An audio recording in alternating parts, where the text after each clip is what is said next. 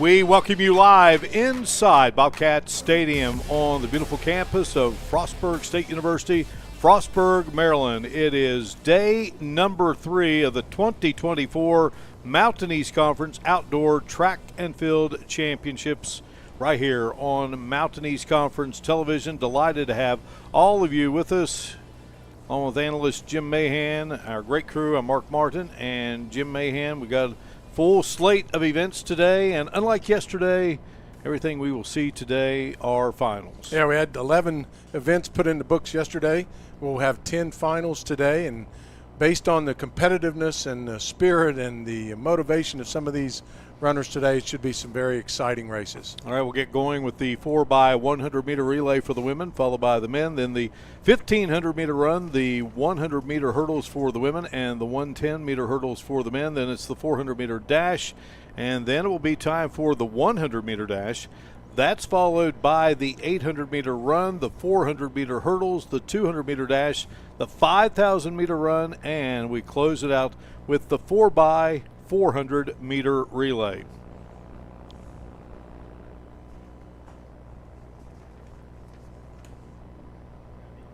We've got the women's 4x1 to get things started, and Glenville State, West Virginia Wesleyan, Frostburg State, West Virginia State, West Liberty, Wheeling, Charleston, and Concord.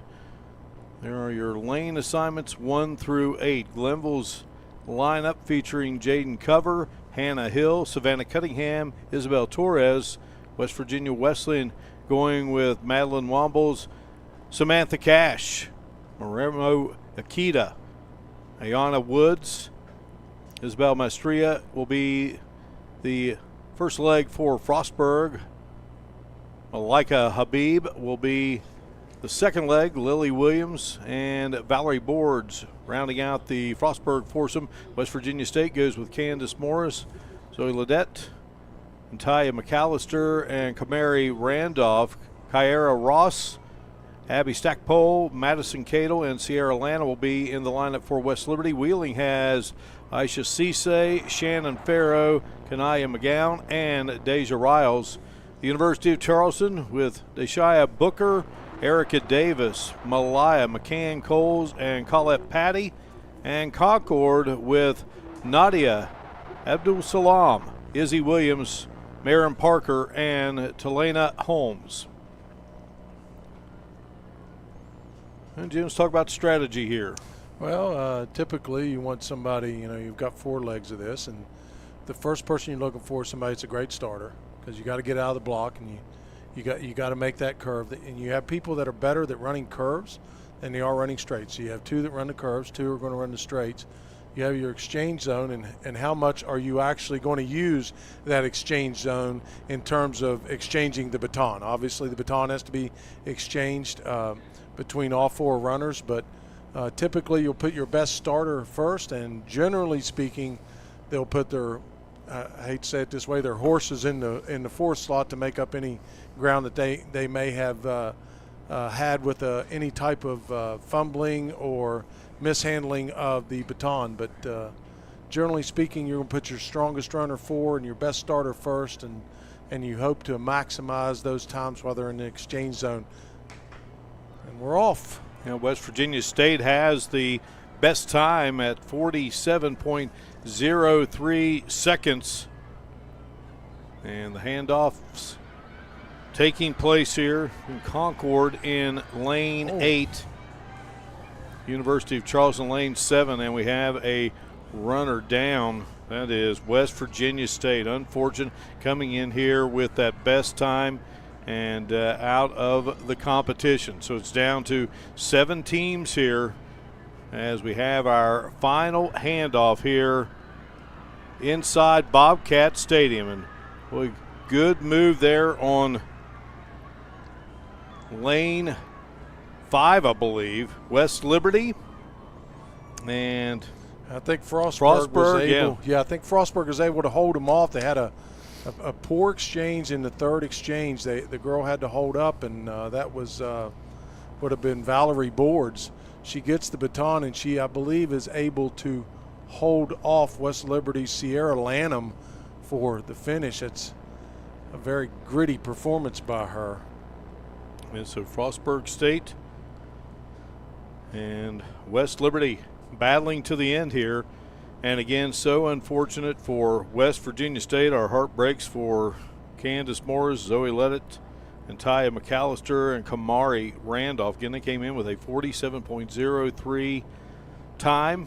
That was the top seeded time, and they were in lane 4. And yeah, it looked like, there was a great exchange between Candace Moore and Zoe Ledet.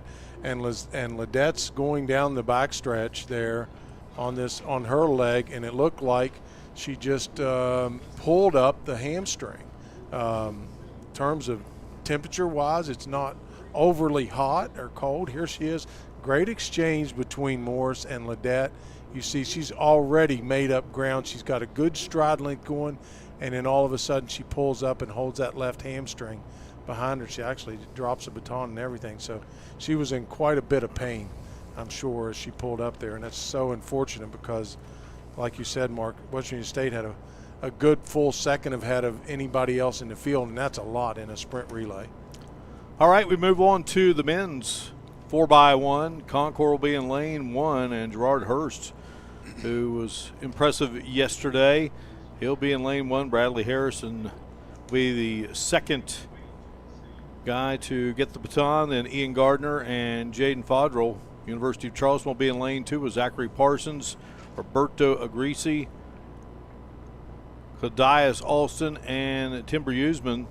For West Virginia Wesleyan, Michael Hansford, Royale Salmon, Sterling Throp, and Taiwo Babawel Throp will be the anchor leg there for the Bobcats. West Virginia State goes with Konami Bryant, Jaden Smith, Caden Trotter, and Tyrell Brooks in lane 4. In lane 5, it's Frostburg State with Marquise Burks, Nathaniel Messi, Nathaniel Shields, and Kevon Turner. Lane 6, you got West Liberty, Nathan Baker, Mikey Anderson, Art Williams, and Lorenzo Ferreira. And Wheeling is in lane 7. Ibrahim Fall, Joshua Boham, Damian Jackson, and Moses Karoma make up that foursome. And the Glenville State unit in lane 8 with Devon English and Mark Fernandez Soler, Marlon Moore, and Aaron Kuffner. Yeah, State coming in with the best time. They're in lane 4. There would be the team to beat. There's about a half-second differential between them and Frostburg State. And Frostburg State and West Virginia Wesleyan are very, very close, very tight. So this will come down to exchanges more than likely because it's less than a half. So you don't want any deceleration in those exchange zones. And we saw a little bit of that, and it almost cost Frostburg. So we'll see how it pans out for the men. By the way, Mark, West Virginia State's really they're less than a half a second away from having a provisional qualifying time in Division II national championship. So we'll see how well they perform here. Yeah, a lot riding on this. Sometimes a championship meet like this, say, well, this is it for the season, but really it's not. It's a chance for you get those right times, the throws, the jumps. Gun is fired, and away we go here with the men's 4x100 meter relay, and Concord's in that inside lane. Konami Bryant got a phenomenal start for West Virginia State. A little bit of deceleration from them on theirs. Excellent handoff there between Jaden Smith and Caden Trotter. And Wheeling at the moment with the slight lead here as we get that final handoff here. And over there in lane 7, Wheeling with the lead, but others coming strong here. And boy, Jim, we got them 4 across. Oh, pick a winner. I don't know. That Tim Rusman's really closed fast. I think he ran out of real estate by maybe a yard or two. This was a bullet from Konami Bryant right out of the gate. He made up the stagger in no time, within about 70 meters. A pretty decent exchange there between Bryant and Smith. And Wheeling had that early lead there in the handoffs, and then we come around here to that final handoff. And wow. You see Throp pulling up there. That's Sterling Throp for West Virginia Wesleyan that was pulling up there. And How fast did Moses Karoma close? He did a great job, and then so did Timber Usman's. That one's just way too close to call, Mark. Yep.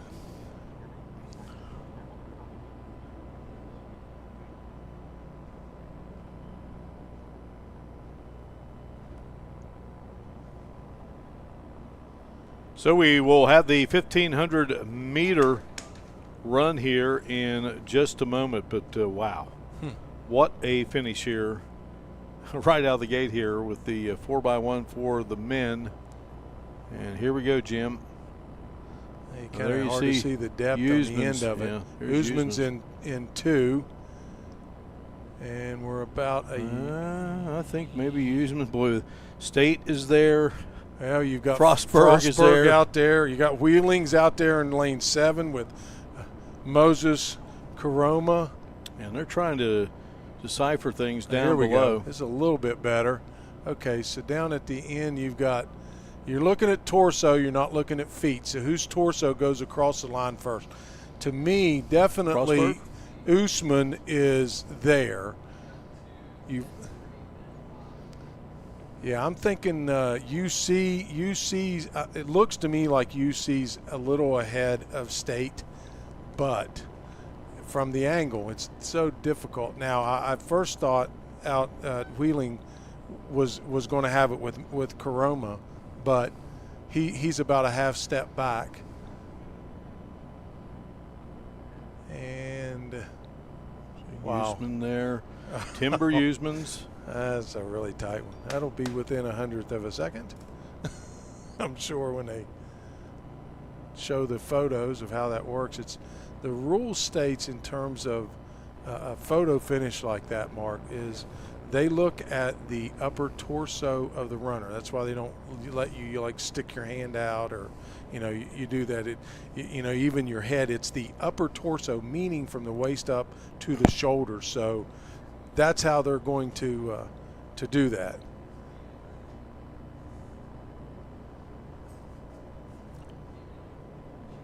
I could put on a jacket if you want me to.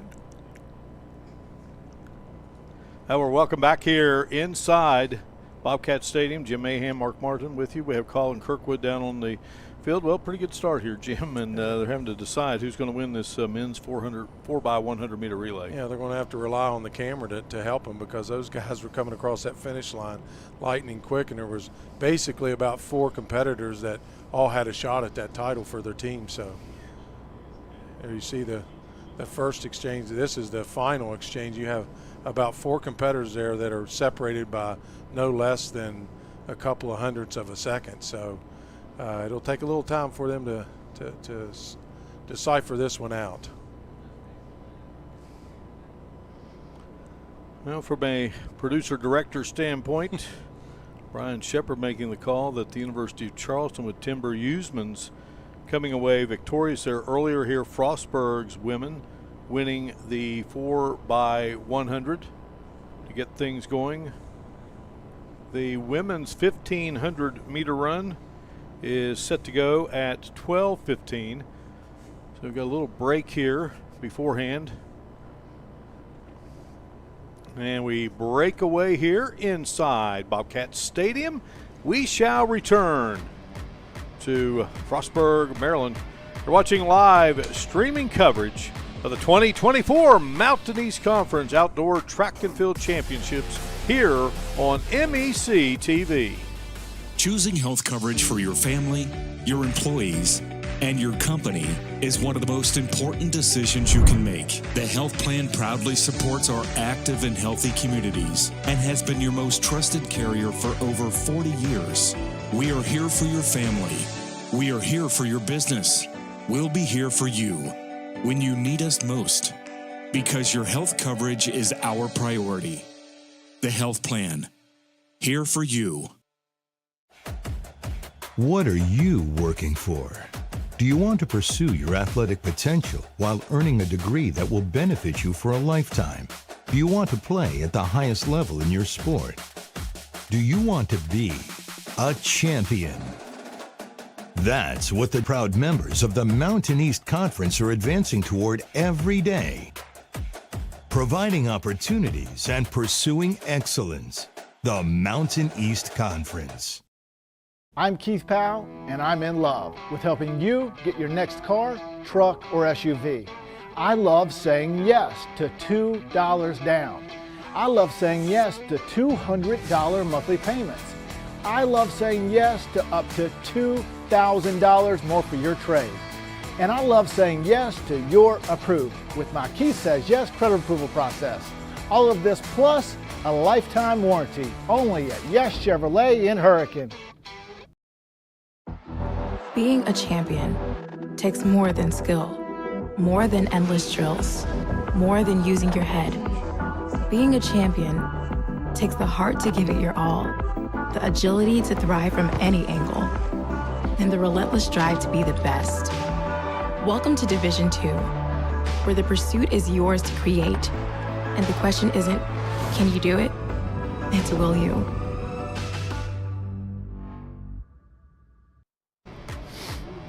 Still awaiting the winning team to be declared in the men's 4x1. Women's 4x1 official results now: Frostburg State 47.46 seconds victorious with Isabel Maestria, Malika Habib, Lily Williams, and Valerie Boards.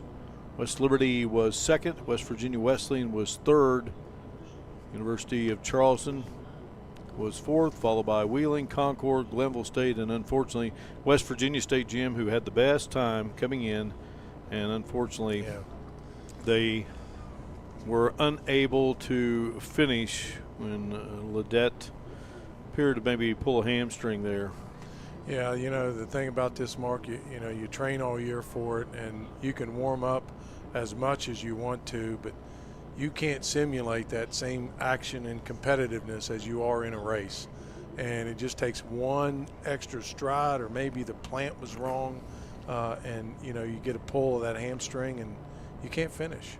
You know, it's that delicate. There's that fine line between, you know, being really trained and being in the right position, having all the muscles working in the right direction, and then you have that happen. It's very unfortunate for the state women's 4x1 team. Start line as the competitor set gun has been fired here for the women's 1,500 meter run, a field that features Beth Sykes of the University of Charleston, Emily Wallace from Concord, Mercy Jepleting of the University of Charleston, Madison Woolwine of UC, Lauren Twyman of Davis and Elkins, Natalie Barr of Glenville, Ella Hessen from Davis and Elkins, Emily Weishart of Frostburg State, Emma Jenkins of Concord, Paige Etnoyer of Frostburg State, Miriam Al-Zubi of West Virginia Wesleyan, Davis and Elkins is Sierra Taylor, Sophia Tamana of Wheeling, Alyssa Kelheller of Wesleyan, Samantha Dawson of Glenville State, and Charlotte McGinnis. You have a fairly competitive 1-2 there with Beth Sykes and Emily Wallace. Sykes, of course, from UC and Wallace from Concord. The qualifying time in this for the Division II National Championship is 4:31. Sykes' best time turned in right now is 4:36, so it's pretty ideal conditions, Mark. You don't have any, you don't have high temperatures, you don't have a lot of humidity.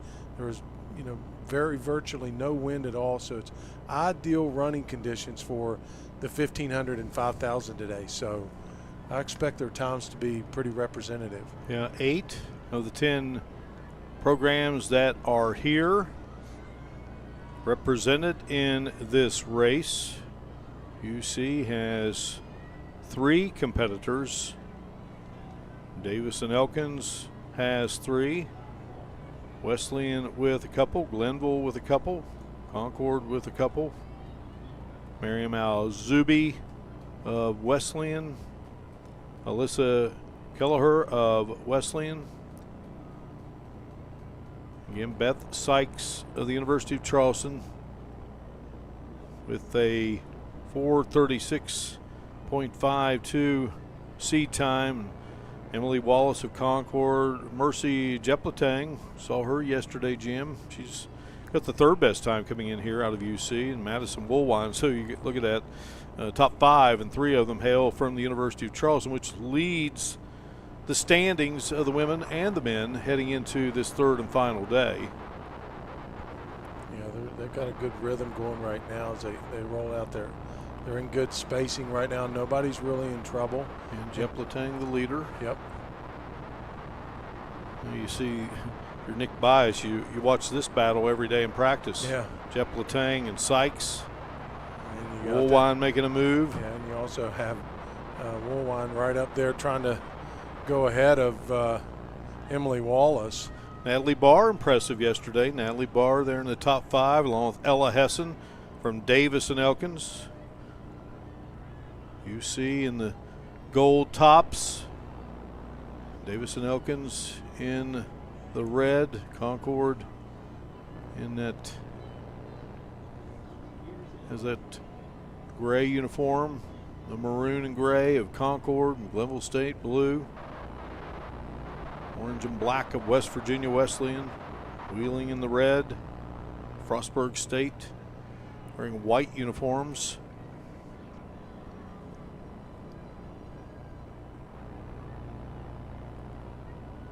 You got a little bit of separation here with the top 4 as we come around this last curve. Yeah, and our executive producer, Butch Mounts, just sprinted across the track there. Very impressive. Yeah. Didn't get a time. Sykes in the lead. Jep Letang is second. And Lauren Twyman now of Davis and Elkins. She's hanging in there. She just passed Jep Letang, and here comes Woolwine from Charleston right on Jep Letang.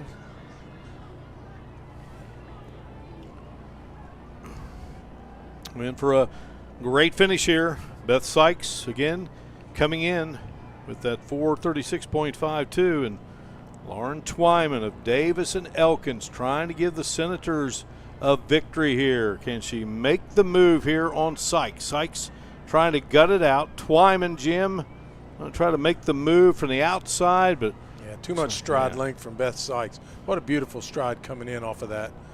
Trying to close it out at 4:39. Nice job by Beth Sykes, the winner here of the women's 1,500 meter run.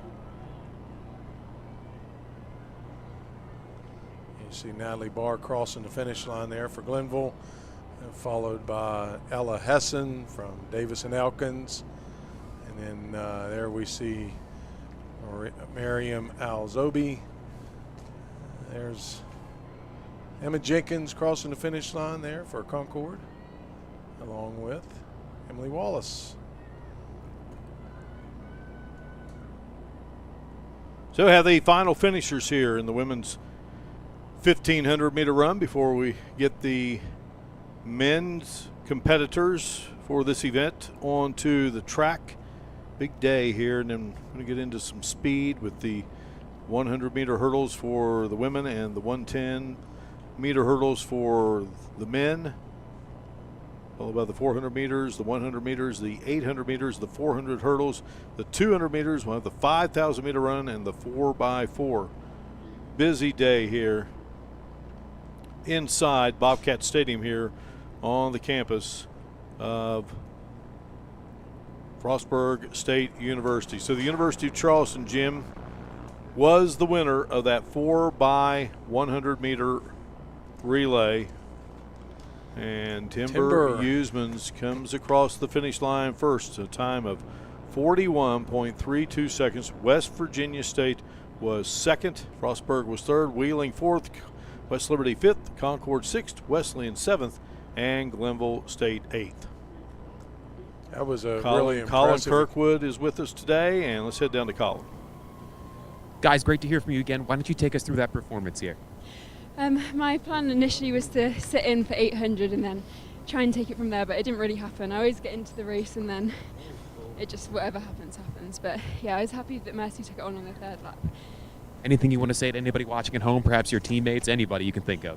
Hi, Mum and Dad in England, if you're watching, and Kath as well, my coach back home. Thank you so much. Congrats. Back to you guys. All right, thank you, Colin. Beth Sykes, the winner of the women's 1,500 meter run. Sykes out of Birmingham, England. Number one in the MEC in the 1,500 meters. 2024 Indoor All Mountain East Conference. First team in the mile and distance medley. She was the 2024 Track Athlete of the year. So big win there for Beth Sykes.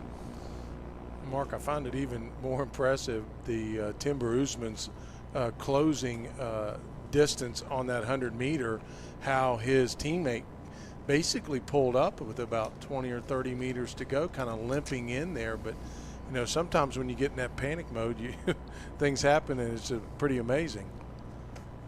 We'll set the lineup now here for the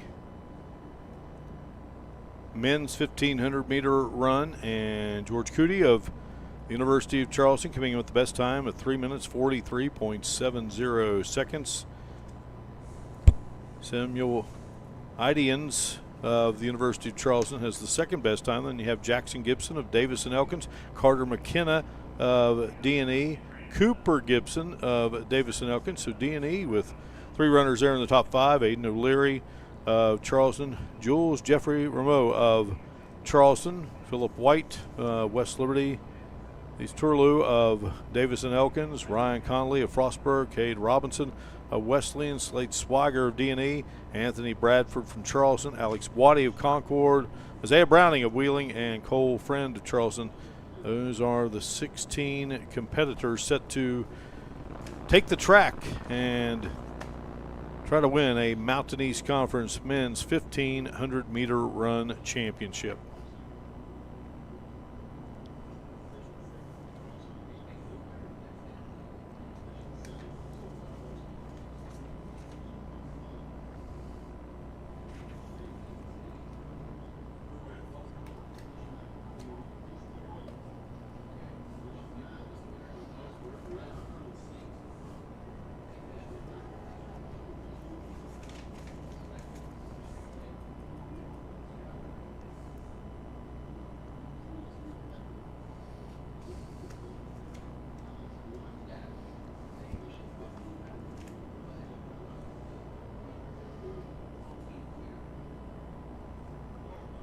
Well, as we look here today, you know, the weather yesterday, Jim, we started late afternoon and that sun was shining brightly. A little overcast here on this Tuesday in this great Mountain East Conference Outdoor Track and Field Championship meet. Got underway on Sunday. A lot of field events. And of course, the trials yesterday. It had the steeplechase final yesterday evening to close out the action. So the runners are on the track here for the men's 1,500 meter event.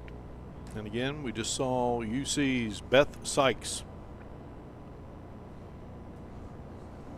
And Mark, I will mention to you that George Cootie from University of Charleston and Samuel Idiams from University of Charleston, UC, both of those competitors have already met the provisional qualifying time of 3:48.91. Matter of fact, they're both below that, so they will qualify for the national championship based on their efforts already. So, of course, they'd like to close it out with a 1-2 finish in the 1,500. So, we'll see how that pans out as this race progresses.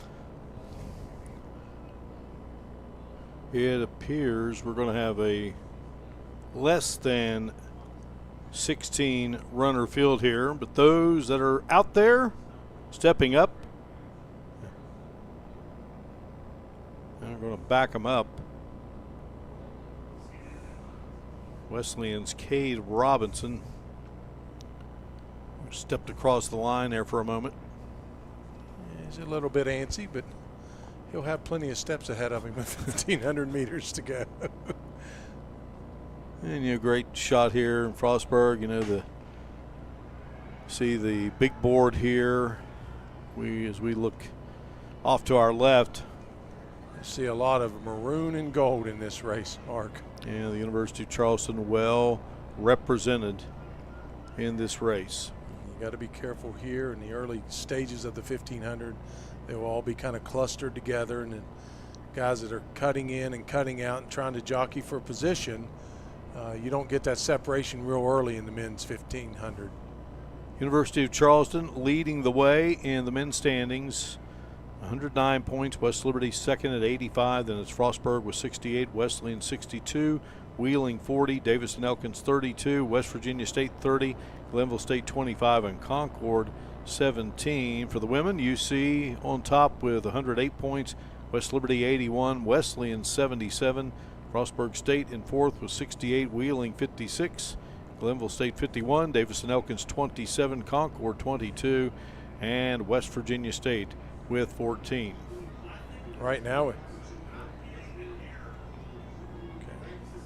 and right now we got out in the early lead, Cade Robinson. Yeah, he was a little bit yeah, antsy. yeah. Now he wanted to show everybody that, hey, I'm here for good right now. Well, and he comes in, he's, seed-wise, the 11th time, best time out of the 16 field, but, maybe saving some things here, but looking strong right now as they're all coming across and just gliding right now, and they're all bunched there nicely together, aren't they, Jim? He's got a good rhythm right now, but when it's difficult, the kind of runner, a lot of that is mental. I mean, do you run by yourself? Do you don't know how fast you're running? Then you see some guys closing on you. Are you able to maintain with them? And what we see here is what we're seeing is Cade Robinson is running in the lead right now with nobody really to gauge, although he can feel them. I know that sounds odd to say that, but because he can't see them, he knows they're over his right shoulder right now. He's a young man out of Bridgeport. Babette Sykes won the women's 1,500 meters. We got the official time, 4 minutes 40 seconds. And Lauren Twyman of Davison Elkins, she put on a pretty impressive show there. She finished second at 4:41. Madison Woolwine was third. Mercy Jepletang of the University of Charleston, Woolwine from UC. They were third and fourth, respectively, Woolwine and Jepletang. Natalie Barr was fifth. Ella Hessen of Davison Elkins was sixth. Miriam Alzubi of West Virginia Wesleyan was seventh. And Emily Weishart of Frostburg scores in that number 8 spot. And we just saw a change. Huge acceleration there from George Cootie from UC, along with his teammate Samuel Idioms. They decided to put a little bit of a burst into this, knowing they got some backwind coming on this backstretch of the last 300 meters to go, and they have really amped it up. Yeah, Cootie and Idians, they get together every day and battle it out. We talked about that earlier in the women's race and what Nick Bias gets to see every day. So, and here comes Jay. Don't count out Aiden O'Leary from Charleston, Mark. He's making his move, trying to get around that curve and trying to do a 1-2-3 yeah, finish. They would love nothing UC. more, would they? Absolutely. Jackson Gibson, Carter McKenna, D&E there. Now here is the battle waging between Cootie and Idians. Who will it be?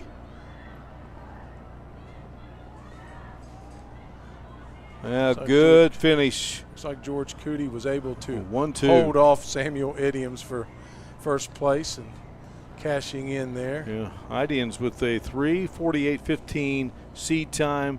Cootie a 3:43.70.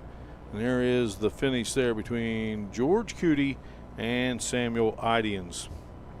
Yeah, nice finish by both of those runners. Just a strong finish. They actually started back there at about the 420, 430 meter mark to make their move, Mark, and then it was just a dead sprint from that point on. And then that just shows you comes from training, a lot of miles put in to be able to amp that up the last 300 or 400 meters. Cootie out of England, ranked 5th in the country in the 1,500. Number 1 in the MEC, and Idians out of New Zealand, number 2 in the Mountain East Conference. In the 800 meters, number 2 in the MEC in the 1,500 meters, and 2024 indoor all MEC first team in the distance medley, indoor all MEC, and he was the 2024 indoor freshman of the year. That's Sam Idians, who battled his teammate there. And a victory for George Cootie, the young man from England. So we get the 1,500 meters in the books. I was, Mark, I have to do a little shout out there to Cade Robinson, who came in with a time of 3:59. in a qualifying time, and he far surpassed that as he placed in this event. So that was good effort by him to get out to the lead and try to do his best to measure where he was going to end up in this. Well, we are going to break away here inside Bobcat Stadium. You are watching live streaming coverage of the 2024 Mountain East Conference Outdoor Track and Field Championships here on MEC TV.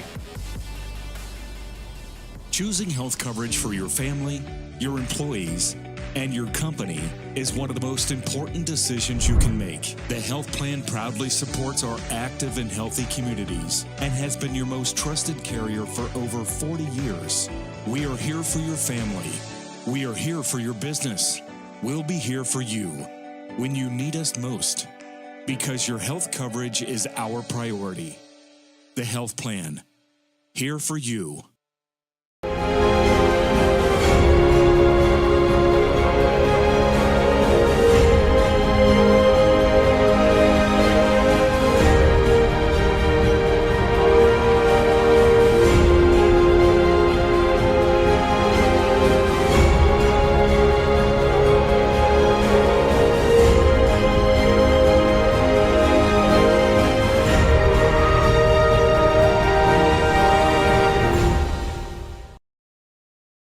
In NCAA Division II, community engagement is an initiative at all 25 national championships because student-athletes want to give back while competing for a national title. Over the course of the year, Division II student-athletes have an opportunity to leave a lasting impression in local communities throughout the country.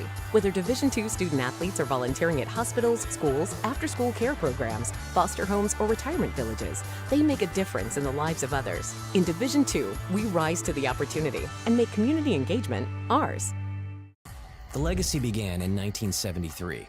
That was the year NCAA Division II was born. And since the very first day, our division has shaped generations of student athletes with a true sense of academics, athletics, and community. That is 5 decades of graduations, championships, teamwork, and personal development. 50 years of shaping student athletes into world-class leaders. NCAA Division II. Our division, our legacy. Choosing health coverage for your family, your employees, and your company is one of the most important decisions you can make. The health plan proudly supports our active and healthy communities and has been your most trusted carrier for over 40 years. We are here for your family. We are here for your business. We'll be here for you when you need us most, because your health coverage is our priority. The health plan, here for you. What's possible when you have the freedom to explore things that inspire you? To be a part of a community that supports and challenges you. Where can you go to find the space and time to reach your goals? Who can you become when you're able to make connections in a place where you belong? Find out what's possible at Frostburg State University.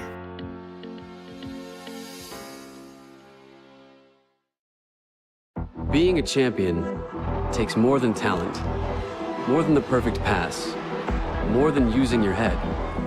Being a champion takes the spirit to always push harder, the ability to overcome any hurdle, and the fire to be the best.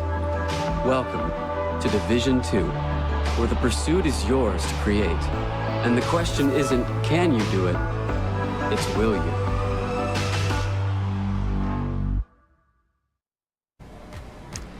Our next event here on day number 3 of the 2024 Mountain East Conference Outdoor Track and Field Championships from Bobcat Stadium here on the campus of Frostburg State University, Frostburg, Maryland, will be the women's 100-meter hurdles. And Bailey DeStefano of the University of Charleston will be in lane 1. Iona Woods of Wesleyan will be in lane 2.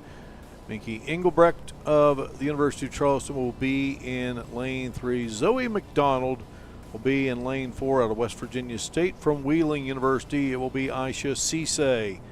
Lane 6 will feature the outstanding Samantha Cash from West Virginia Wesleyan. Janae Samaro of Wheeling University will be in lane 7, and Aubrey Wethy of West Virginia Wesleyan will be in lane 8.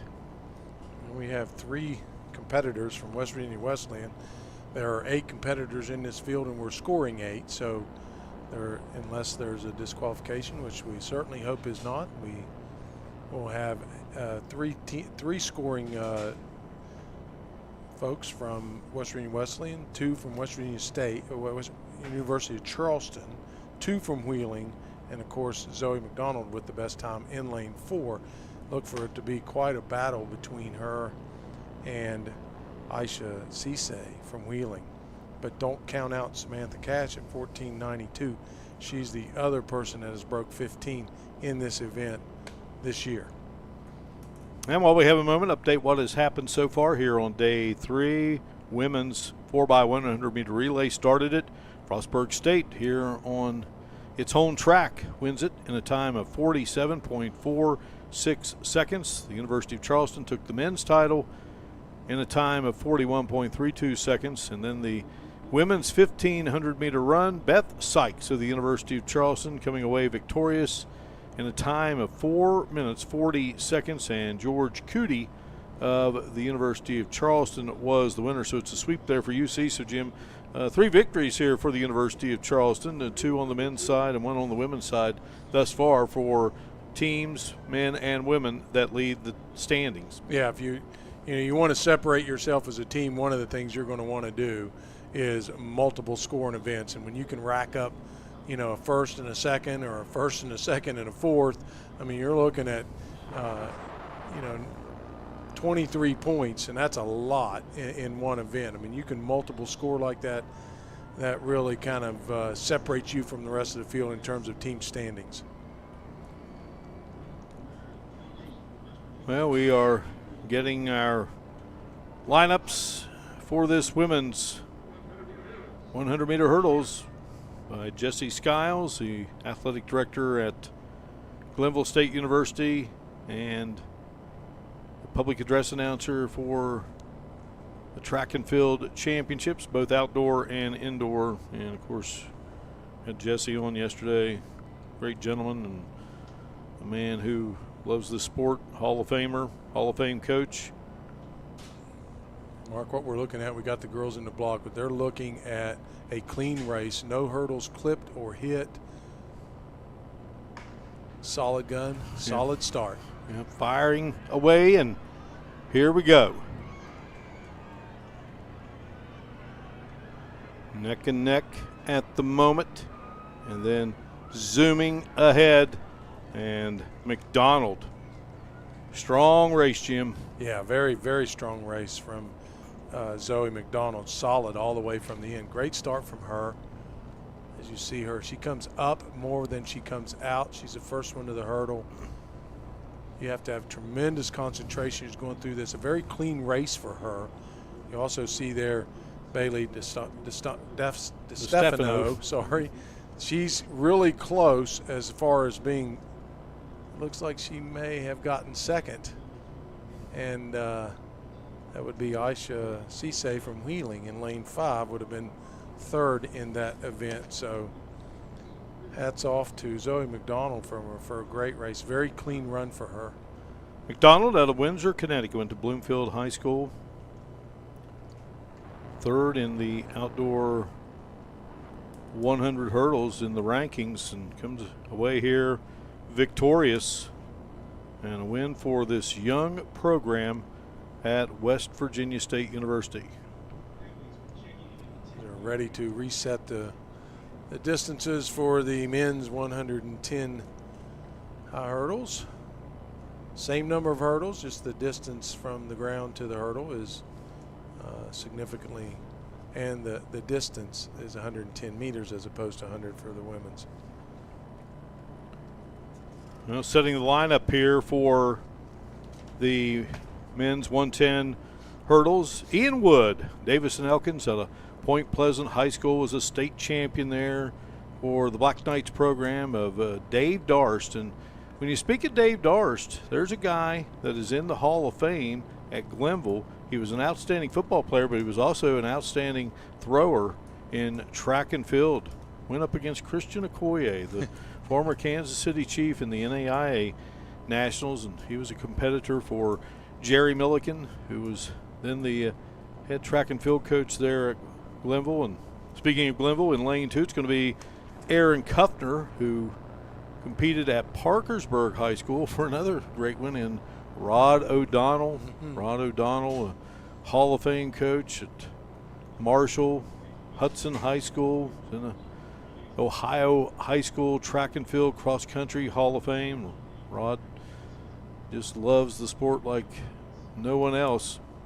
Damian Jackson of Wheeling and Moses Karoma of Wheeling will be in lanes 3 and 4, respectively. Mikey Anderson from West Liberty will be in lane 5. Roberto Agrisi of the University of Charleston will be in lane 6. Marquise Trainer of Wesleyan will be in lane 7. Mason Reed of Frostburg will be in lane 8. Go back to Ian Wood there for a moment. His younger sister, Ellie, she was also a great hurdler at Point Pleasant High School, and she was a kicker in football for Dave Darst's team, and really an outstanding kicker. So going to be interesting to see Ian. He's young, and see how he matches up. Aaron Kuffner started his career at Wesleyan and now with the Pioneers. So this is a good field, Jim. Oh, it's a very good field. You got a really competitive race here when you have 4 guys right there in the way. You have Moses Karoma from Wheeling, and you have Mikey Anderson from West Lib, are separated by 1/10 of a second, which if you're looking at in translation time, that's about a stride. So it's going to come down again to, in most of the cases involving the hurdles, it comes down to who can run the cleanest race, who gets out of the block without a stumble, has a good clean start, has a clean race, meaning not hitting any hurdles, and then being able to finish and close. Because once you cover that last hurdle, you know, you still got a good 12 to 13 meters before you get to the final, before you get to the finish line. So it's who's able to close that out after they've been able to negotiate those 10 hurdles. Well, it looks like they've just about got it all set.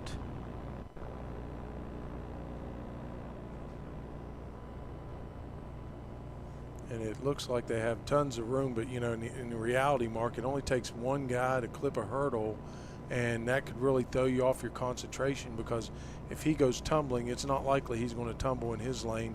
He might tumble in somebody else's lane, which is causing them to be out of their rhythm, and then you know, you could have all sorts of problems. So it's a dangerous race. I mean, anytime you're jumping over something that's stationary, that requires some added concentration as well. So, you know, these athletes have trained all year for that, and they're ready to put their skills and their talents together and see who comes out on top and is the MEC champion 110-meter hurdles.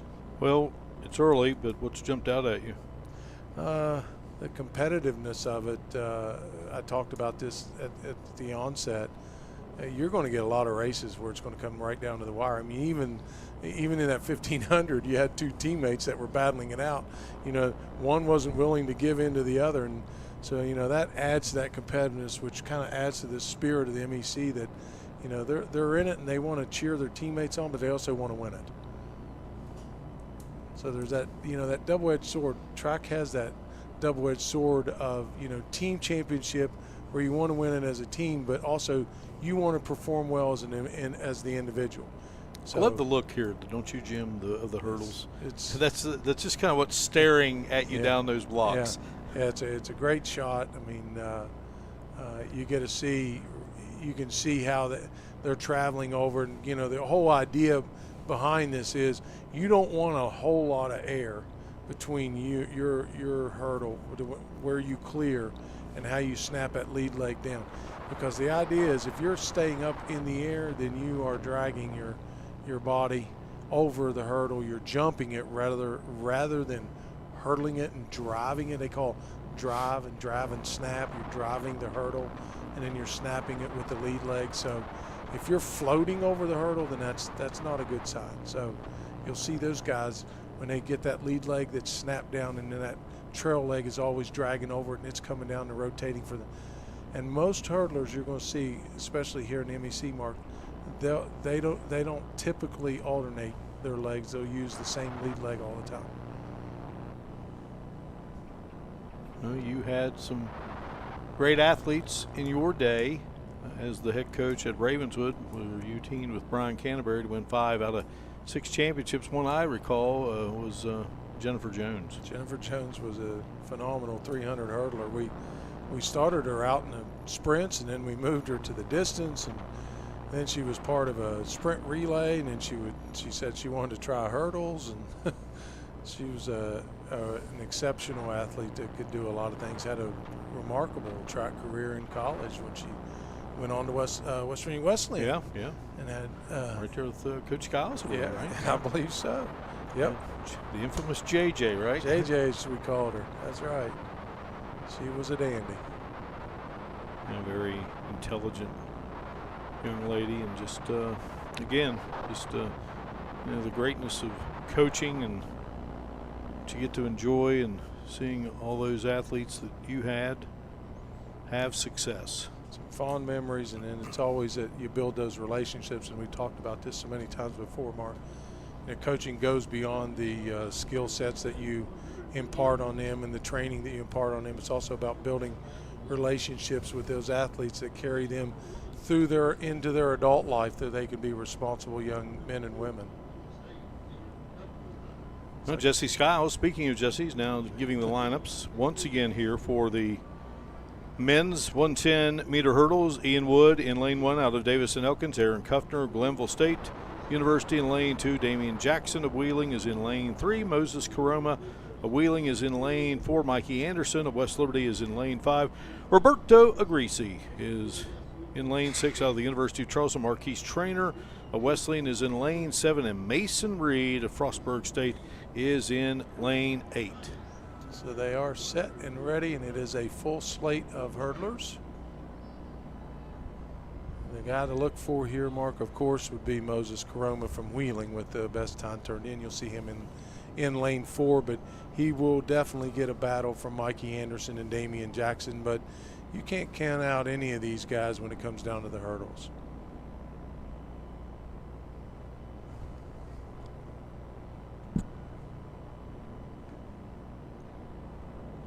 There's so many elements to this. There's the start, the finish, and then, of course, being able to navigate them as they're all set in the blocks.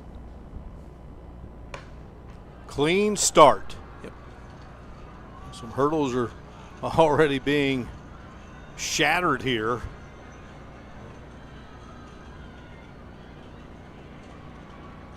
And to the finish. Mikey Anderson. Yeah, out of West Wow. Lib. Battle of the Northern Panhandle, Jim. You're talking about a phenomenal race he ran. He continued to hold off Moses Caroma in lane 4 all the way through this. You look at these two guys. What a great shot. Clipping them as they go, but, you know, they're just so powerful, these runners. And Moses makes a move at him at about hurdle 8, but he hit a little more of the hurdle in 9 and 10 than he did, and that ended up costing him. Boom, right there, too. Damian Jackson of Wheeling. So there was the great battle of the Northern Panhandle. Wheeling University, West Liberty separated by just a few miles. Now we're going to clear the track here and get you ready for 400-meter dash action here from inside Bobcat Stadium on the beautiful campus of Frostburg State University. You're watching live streaming coverage of the 2024 Mountain East Conference Outdoor Track and Field Championships here on MEC TV. Choosing health coverage for your family, your employees, and your company is one of the most important decisions you can make. The health plan proudly supports our active and healthy communities and has been your most trusted carrier for over 40 years. We are here for your family. We are here for your business. We'll be here for you when you need us most, because your health coverage is our priority. The health plan, here for you. What's possible when you have the freedom to explore things that inspire you? To be a part of a community that supports and challenges you? Where can you go to find the space and time to reach your goals? Who can you become when you're able to make connections in a place where you belong? Find out what's possible at Frostburg State University.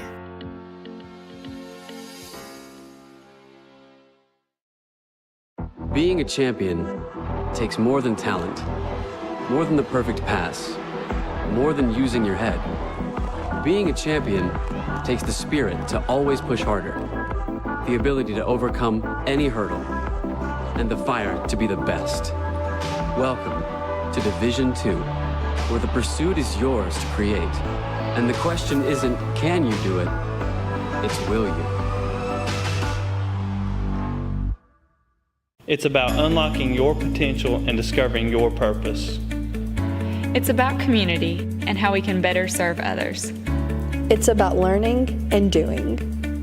It's about the journey and the road getting there. It's about opportunities and the endless possibilities. It's about finding where you belong, and it is here at Concord University. It's about you, and it starts with you.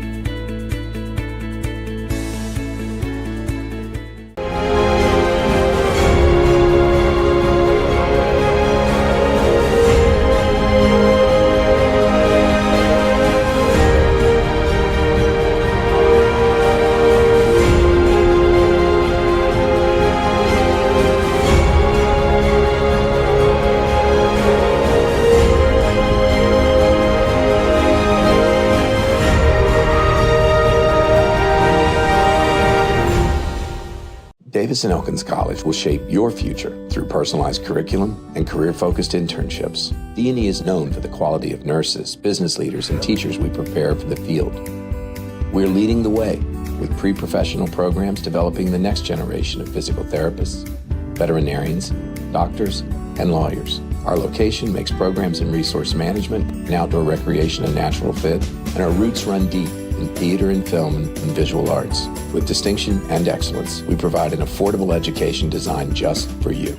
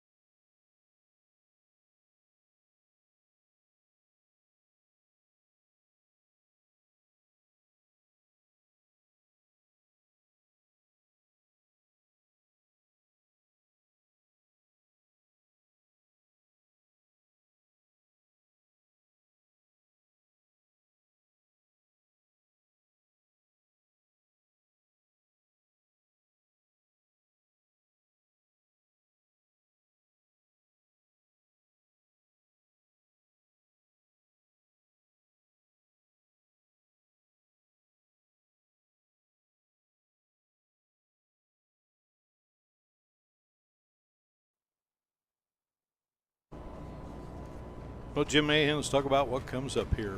Grueling 400 meters. Yeah, it's used to be called just the 400 meter. They actually added the word dash to it because that's basically what it is. One solid sprint around the track in the women's 400 meter dash. To remind you, qualifying standard for the national meet is 55:93, which is picking it up and putting it down. Our best time so far that we have in the finals heat of the ladies competition is Jasmine Scott from Frostburg at 57.11. So ready to go here with our lane assignments. Women's 400 meter dash, Camilla Hoya of the University of Charleston. Lane 1, Dakota Johnson will be in lane 2 out of Wesleyan. Maya Clark of the University of Charleston. Man's lane 3. It will be Jasmine Scott in lane 4 out of Frostburg State. Frostburg State's Isabella Maestria of the Bobcat program on the home track in lane 5. Lane 6 is Jamie Preston of West Virginia State. Brooklyn Reynolds of West Liberty's in lane 7, and Izzy Williams from Concord is in lane 8. Hoya, 59.96 seconds. Jim there in lane 1, and the best time right now, the 57.11 by Scott. Yeah, Jasmine has just a slight advantage, 4/100ths of a second over her teammate Isabella Maestria. She also has the advantage of being on the inside of Isabella, so she'll be able to kind of gauge her as they come around this this one lap event. One lap sprint. No better way to describe it. And just the training for all these events, you know, it takes so much, but certainly this 400 meters. Yeah, one of the things that, you know, you have to really coach kids up on, you know, even these young college athletes, is that, you know, they get so ingrained to the point that the finish line is the finish of the race, when actually you should try to work on training through the finish line. That's a difficult thing to get some of these young runners to realize, that the finish line is the mark of the end of the race, but a lot of races and placements are won and lost by those last 2 meters. Or folks are let up and they see somebody, or they didn't see somebody, and then they come out of nowhere in a lane 4 or 5 lanes over, and end up stealing the placement out of you because you didn't finish strong. That's what we mean by finishing strong. Well, we have a moment, Jim. Chris Thomas of the Mountain East Conference. Certainly want to, you know, salute Chris for all of his great work and absolutely getting us prepared here for the competition. A lot of athletes and a lot of things going on in the sport of track and field, as you know. You have 21 events, and you're trying to organize all these teams and these events, and they've done a fabulous job, and we've been blessed that so far our weather has held off. It's starting to get a little bit of wind, but not a whole lot, and not too much bright sunshine. It's ideal weather conditions for running for sure. Yeah, 3 events in the books here inside Bobcat Stadium.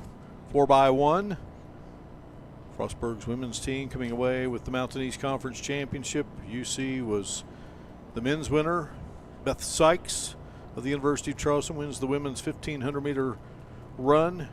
George Cootie of UC takes the men's title of the 100-meter hurdles. Zoe McDonald of West Virginia State was the winner, and Mikey Anderson of West Liberty comes away victorious. It looks as though, Jim, we may have lost Jamie Preston of West Virginia State here in lane 6. You have Dakota Johnson and Lane Toda from Wesleyan with a standing start. In lane 4, our favorite, Jasmine Scott, not favorite in terms of prejudice, I'm talking about in terms of time. She's already made up the stagger on her teammate, Isabella Maestria. Very relaxed on this back stretch. Arms down, good movement, good stride length right now. And things going to amp up now here as they make these turns and head down the far straightaway here. Women's 400-meter championship of the Mountain East Conference is on the line, and Jasmine Scott out in front. Isabella Maestria.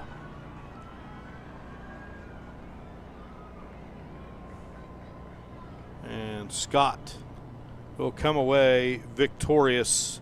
Maestria was second, so Frostburg 1-2 there, Jim. Yeah, nice 18 points on the board for them with this event, but good, strong, smart race from Jasmine Scott. Basically led it from wire to wire, and her teammate followed up, Isabella Maestria, with a nice solid second place finish, but good finish there by Jasmine Scott to crown herself the women's 400-meter dash champion. And that's the second championship of the day here on day 3 for Frostburg. Got that women's 4x100-meter victory a moment ago. Jasmine Scott victorious here. Mark, I would suspect that, you know, we had a pullout in Western State with Jamie Preston in lane 6, and I think that has to do with Zoe Ledette being injured. because they're going to have to make some juggling decisions about who's where and doing what, particularly with that 4x4 coming up at the end of the meet. So they'll probably have to make some adjustments there. Jasmine Scott's a native of Maryland, to Bishop McNamara High School, ranked number 3, 400 meters in school history, and 2023 Mountain East Conference Outdoor 400-meter runner-up. So she betters that here in 2024.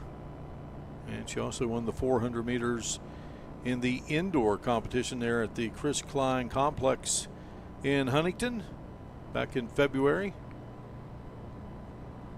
Looking at our lineups here now for the men's 400-meter dash. Sterling Throp of West Virginia Wesleyan slated for lane 1, and I want to look out there and see, because you remember, Jim, I'll be surprised if he actually runs, because he pulled up in that curve right before he handed off to Timber Usman in that 4x1. No, actually, he's from Wesleyan. Oh, I'm sorry. Yeah, you're right. But he came up. Yeah, he came up a little. He finished it out. Yeah, he was the second leg. Yeah, or he was the third leg. Mm-hmm. Yeah, so Throp is gone, Jim, and he had 49. I mean, all these runners, this field of 8, Jim, all under 50. Colin Hunkale of the University of Charleston is set for lane 2. Ian Gardner of Concord, lane 3. Joshua Bohem of Wheeling in lane 4. Nathaniel Messi, we saw him yesterday, Jim, impressed with him, out of Frostburg. And Matthias Watson of West Virginia State, Jaden Smith of State, and Michael Garrett of the University of Charleston.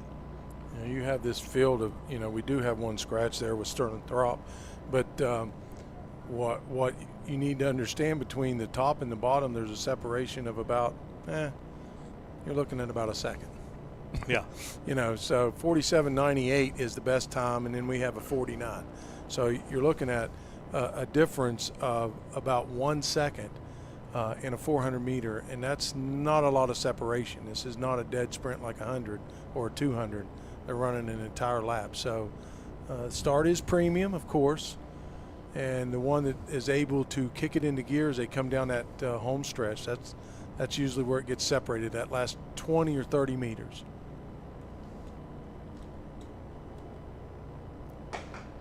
Gun has been fired. Bohem at 47.98 seconds out of Wheeling. Again, he is in lane 4. And you have Nathaniel Messi of Frostburg in lane 5. Ian Gardner from Concord is looking fairly decent with his, he's really using them arms on here. Coming out of this. 48.22 seconds. You see what's left in the tank from Ian Gardner from Concord. He's trying to hang in there. Meanwhile, Bohem trying to fend off Messi. Bohem and Messi, and Bohem, I think. I would have to concur that Bohem held off Messi from Frostburg. It was a tight one. Nice race by Gardner. You see a good start coming out, and it was a really good start from Bohem. Joshua Bohem already made up the stagger on Nathaniel Messi in that first one, but it doesn't matter where you start, it matters where you finish. So you'll see there, you see Bohem coming out. He's in lane 4 on his outside, so you see what kind of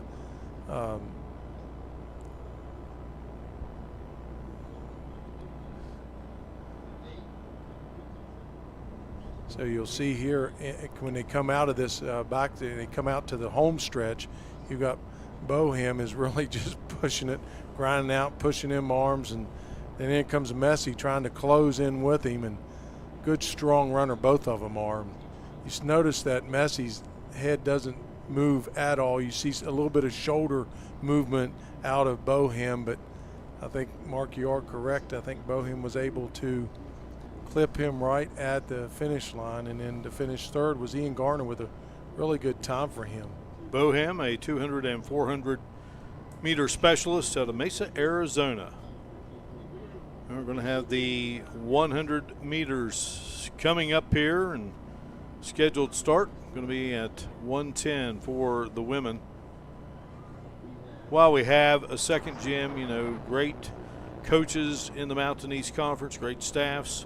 Concord led by Mikey Cox, UC with Nick Bias, Jason Piles at Davis and Elkins, Dan Myers at Glenville, Shane Brookshire of Frostburg State, Michael Larkin of Notre Dame, Jason Falvo of West Liberty, Wheeling with Patrick Stanton, West Virginia Wesleyan, first-year head coach Kelsey Chambers, and of course West Virginia State in that brand new program led by John Boisette. Yeah, Mark, we got the results of the men's 110-meter hurdle. I was going to say, you know, we've waited, Jim, for the we're still waiting on that 1500 meter, but still not available. But we do have the 110 meter. Mikey Anderson actually with an outstanding time, 0.2 of a second faster than the qualifying time for the Nationals. His time at 14:24, 14:44 gets you in. So excellent run by Mikey Anderson from West Lib. Moses Karoma was there. 14.52 seconds. Damian Jackson third. Roberto Agrisi was fourth. Ian Wood fifth. Aaron Kuffner, Marquise Trainer, and Mason Reed.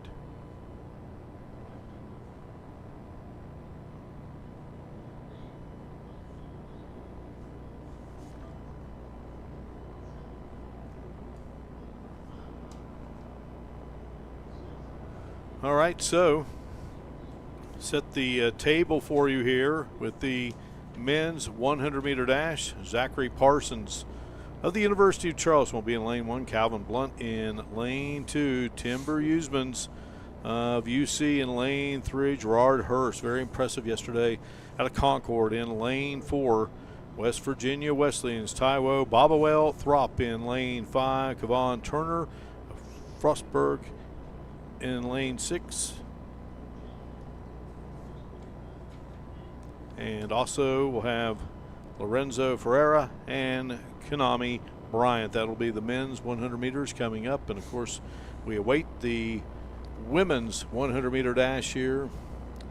And Candace Morris of West Virginia State will be in lane 1. Malika Habib of Frostburg State in lane 2. Sierra Lanham of West Liberty will be in lane 3. And Taya McAllister of State in lane 4. And Kanaya McGowan of Wheeling in lane 5. Valerie Boards of Frostburg in lane 6.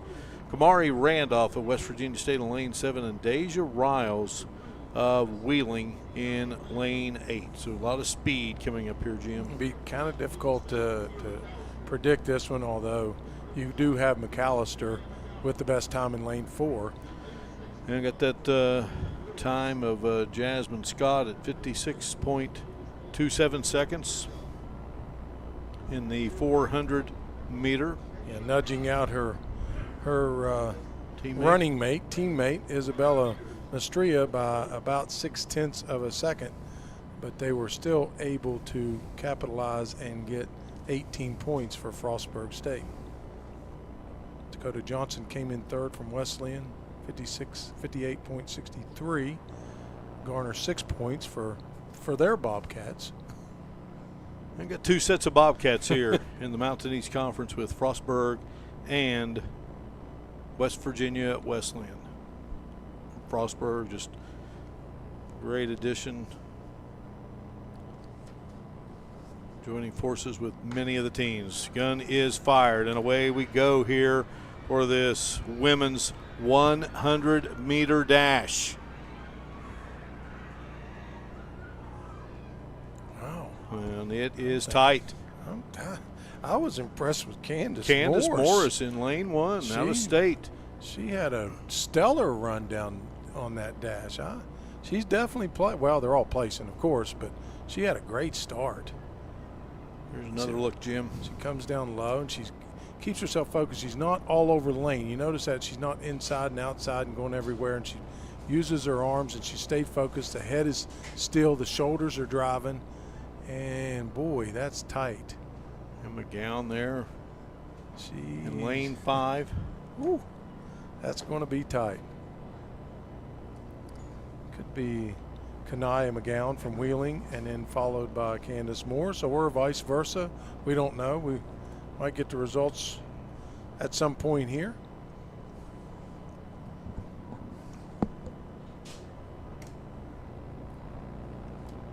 You had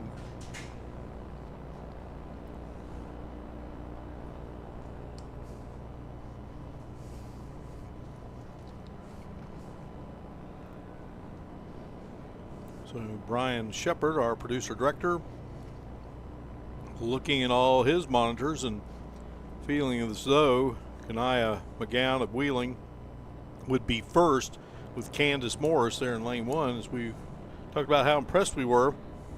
And either way you look at it, Mark, I mean, Candace came in with a 12:47, and if she was battling for first place and maybe she didn't even get it, I'm certain that that's probably a PR for her, and I'm sure she's happy with that as well.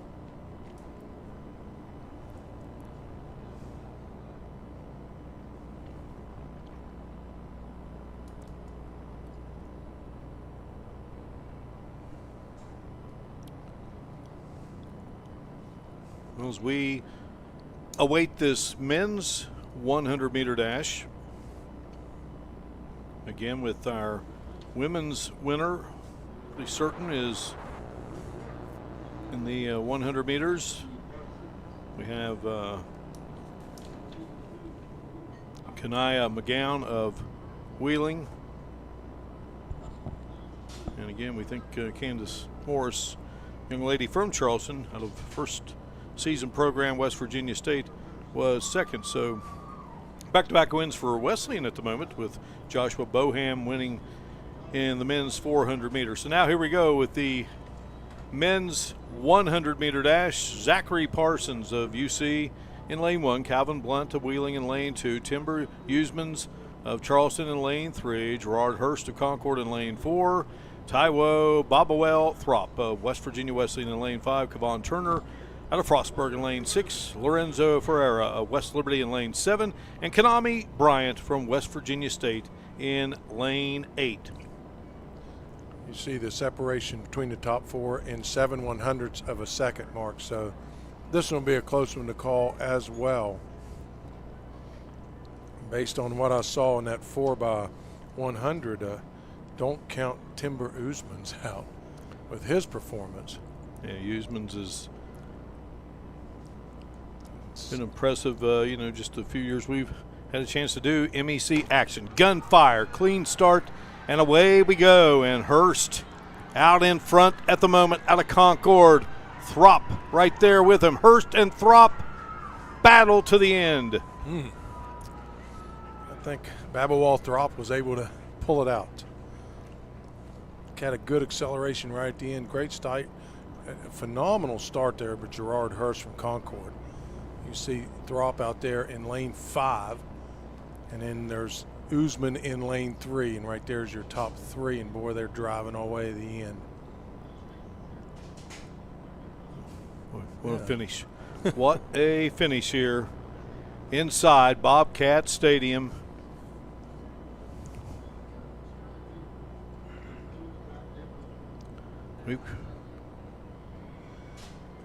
Yeah, Taiwo Babawal Throp may have just barely nipped Gerard Hurst from Concord. Kind of hard to tell. I do believe that Usmans is definitely third.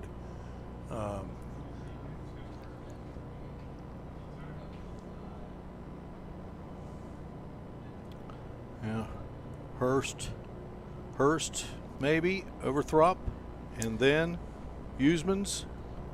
And then I've got Kevon Turner in there at 4th from Frostburg. Well, nevertheless, a great finish. And we got 800-meter action coming up here shortly from inside Bobcat Stadium.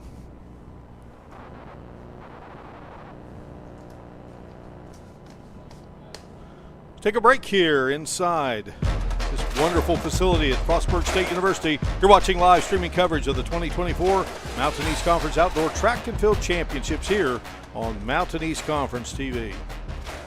The people here are fantastic. My classmates rock. I haven't met anybody that I don't like here. It is definitely a very diverse university. My roommates from Sweden, Germany, Caribbean, so many places. The academics has been stellar as well. The professors are very nice here. Every single person within the classroom feels appreciated. The campus is absolutely beautiful. Everything's a close, easy walk. I will recommend this place to everyone. I feel so at home here.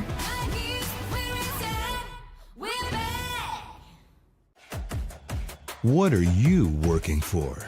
Do you want to pursue your athletic potential while earning a degree that will benefit you for a lifetime? Do you want to play at the highest level in your sport? Do you want to be a champion? That's what the proud members of the Mountain East Conference are advancing toward every day.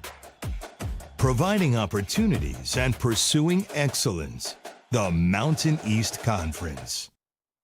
Launch your healthcare career at West Liberty University. We offer health science degrees in programs like nursing, dental hygiene, speech pathology and audiology, medical lab science, pre-medicine, psychology, biomedical science, or the physician assistant program. Our faculty have the experience to prepare you for a rewarding future. There's never been a better time to prepare for a healthcare career, and there's no better place than West Liberty University. Find out more at westliberty.edu/healthcareers.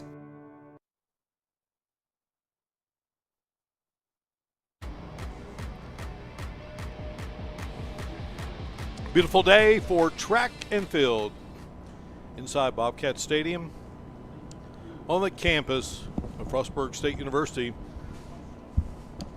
Getting set for the women's 800-meter run.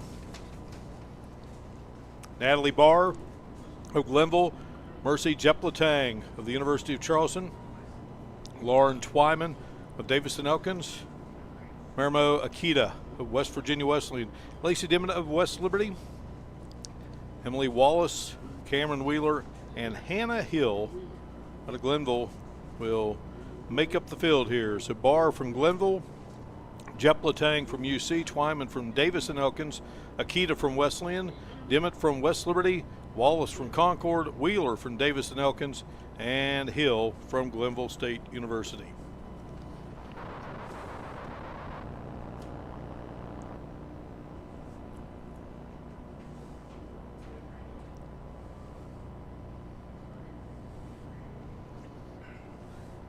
Well, Jim, 800 meters, not easy.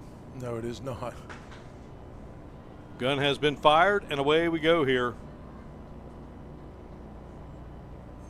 They will stay in their lane in this curve until they come to the brake line. You'll see the judge there on the outside. He's looking at, are they braking too early? And if they do, then he'd throw up a yellow flag. He does not. It's white, it's clear, which means we have a clean brake line. Akita with the early lead. Dimmitt is second, although now Hannah Hill of Glenville and Natalie Barr representing the Pioneers, and Barr coming in at 2:19.66 seconds. Her time, the best. Twyman at 2:19.87. Those are the two best times here in this 800-meter run for the women. The men coming up here, Bobcat Stadium, as we move along here on this third and final day of the Mountain East Conference Outdoor Track and Field Championship meet. And what a day it is here in Maryland as we come to you near Cumberland, Maryland, not too far from Morgantown, West Virginia. And at the moment, still a strong showing here by Akita, the young lady. But here comes Mercy Jepletang and Natalie Barr going to also try to get past, and does, Akita. And now see a Barr, but Akita staying right there even with Barr. Now Akita back in second, gently jockey back and forth. Yeah, they got another 200 meters to go, and you'll see where this difference is made on this last 100. Who's got the legs to finish out the sprint? Lacey Dimmitt is in fourth at the moment, so Jepletang is in first. Akita. Yeah, and Akita out of Bridgeport, Mercy Jepletang. Barr trying to make a move to the outside. Akita nudging ahead of Jepletang. And it's going to be Marimo Akita. Bridgeport native down the road and coming away victorious as she passes up Mercy Jepletang for the 800-meter run victory. Yeah, really smart, actually a smart move by Marimo Akita. She had the lead through the first lap. In the second, when it started the second lap, she lost a little bit, but instead of getting discouraged, she decided to stay with Natalie Barr for a little bit on that backstretch and then was able to reel in Mercy Jepletang from UC to win the women's 800-meter run. She is the MEC champion. And I believe we're going to have her with our Colin Kirkwood down below. And Colin trying to get them set up, and we're ready to go. Colin, take it away, my man. Guys, thanks again here. Mo Akita down here. Talk us through that championship win for you. I told myself I wanted it, and I knew I had to hold on, lead the pack. They're going to go slow after that 1,500, and I knew I could get it. Last 100, I told myself as soon as I passed her, I have it. Tell us what this means to you. I'm feeling a big pair of shoes, Dakota Johnson in indoor. She's one of my best. Glad I can make it up for her because she could run 8. Thank you so much. Congrats. Good stuff, guys. All right. Thank you very much, Colin. Great job. Mo Akita coming away victorious here in the women's 800-meter run. Boy, I tell you, Jim, that is a tough event. And sure is. They just kept fighting. Sure and is. I mean, and not just Akita, but, Barr was fighting on the outside. Jepletang was trying to hang on. Trying to hang on to that. Here comes Akita just trying to drive through it. And you got Barr there on the backside with the best time coming in. But like Mo said, she told Colin when she passed her, she knew she had her. And I like the shout out to her teammate who said wasn't able to run this 800. And she was running it kind of for her as well. I thought that was pretty cool. Yeah, well, it's just the great sportsmanship and the great camaraderie that athletics bring to all of us in some form or fashion. Men's 800-meter run coming up here. Warren Thiel of the University of Charleston, Samuel Idians of Charleston, Brian Rasco of Davis and Elkins, Tavon Richardson of West Liberty, Ethan Board of Concord, Francis Toohey of West Liberty, Cooper Gibson and Jackson Gibson out of Davis and Elkins will be the field of 8 here for the 800-meter run. So you got 3 runners from Davis and Elkins, and you got 2 runners from Charleston, 2 runners from West Lib, and a runner from Concord. Gun fired, and away we go. Thiel in Jim with the best time, 1:52.06 seconds. And also 1:52.54 seconds. Rasco of D&E. All these guys 1:55 and below. You're looking at a really strong early lead from Warren Thiel, and Samuel Idiams right behind him, using him as a pacer. They're not really pacing as they're sprinting basically 2 laps around the track. Warren Thiel looks very relaxed right now in his stride. There's your 4 young men that'll be vying for this title. Cooper Gibson out of Cabell Midland, Jackson Gibson, and these guys. We have Ryan Rasco and Tavian Richardson. Those are 3 and 4 right now, respectively, Mark.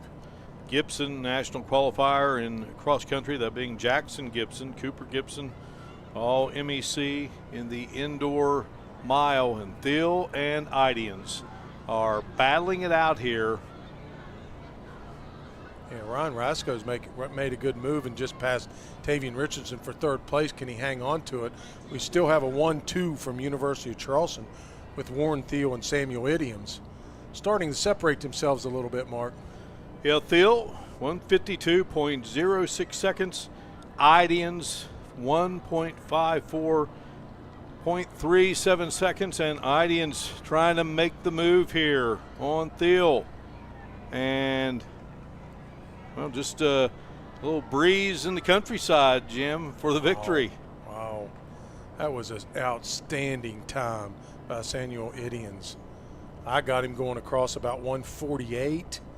He came in with a qualifying time 154. That is phenomenal. I mean, he just had the feel for it down the home stretch.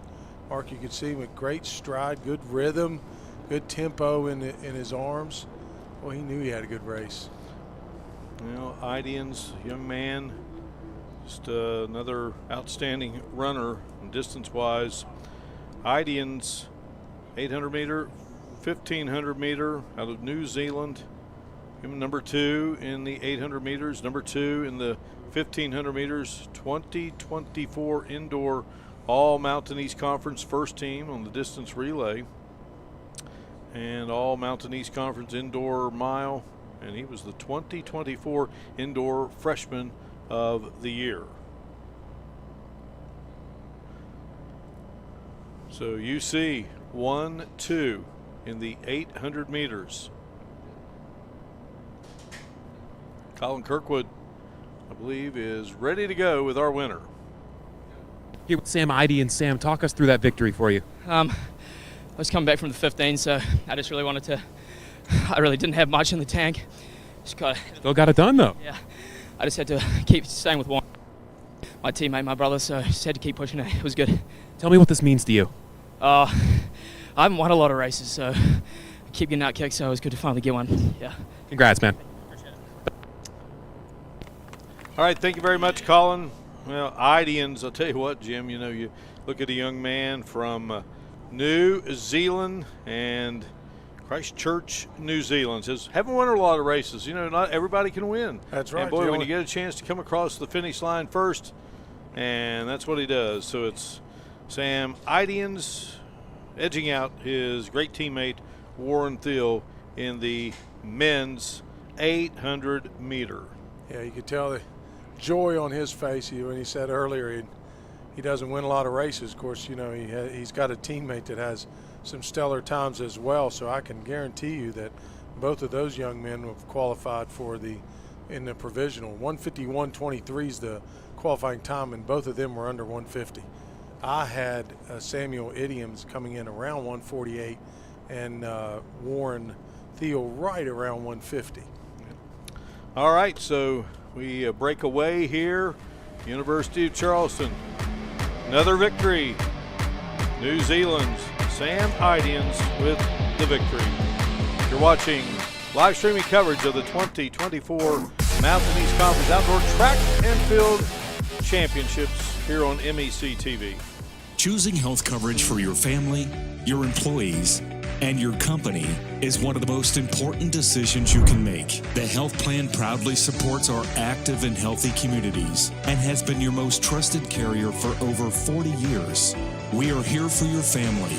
We are here for your business. We'll be here for you when you need us most, because your health coverage is our priority. The health plan, here for you. You have dreams. A better life, a better job, a better you. So where do you start to build the skills necessary to get there? At West Virginia State, you are not just a number, you are who you choose to be. You receive personal attention from award-winning faculty. You study in nationally recognized programs. You learn the skills that will get you the job you know you can have. No matter where you want to go or what you want to do, it starts at State. The legacy began in 1973. That was the year NCAA Division II was born. And since the very first day, our division has shaped generations of student athletes with a true sense of academics, athletics, and community. That is 5 decades of graduations, championships, teamwork, and personal development. 50 years of shaping student athletes into world-class leaders. NCAA Division II. Our division, our legacy.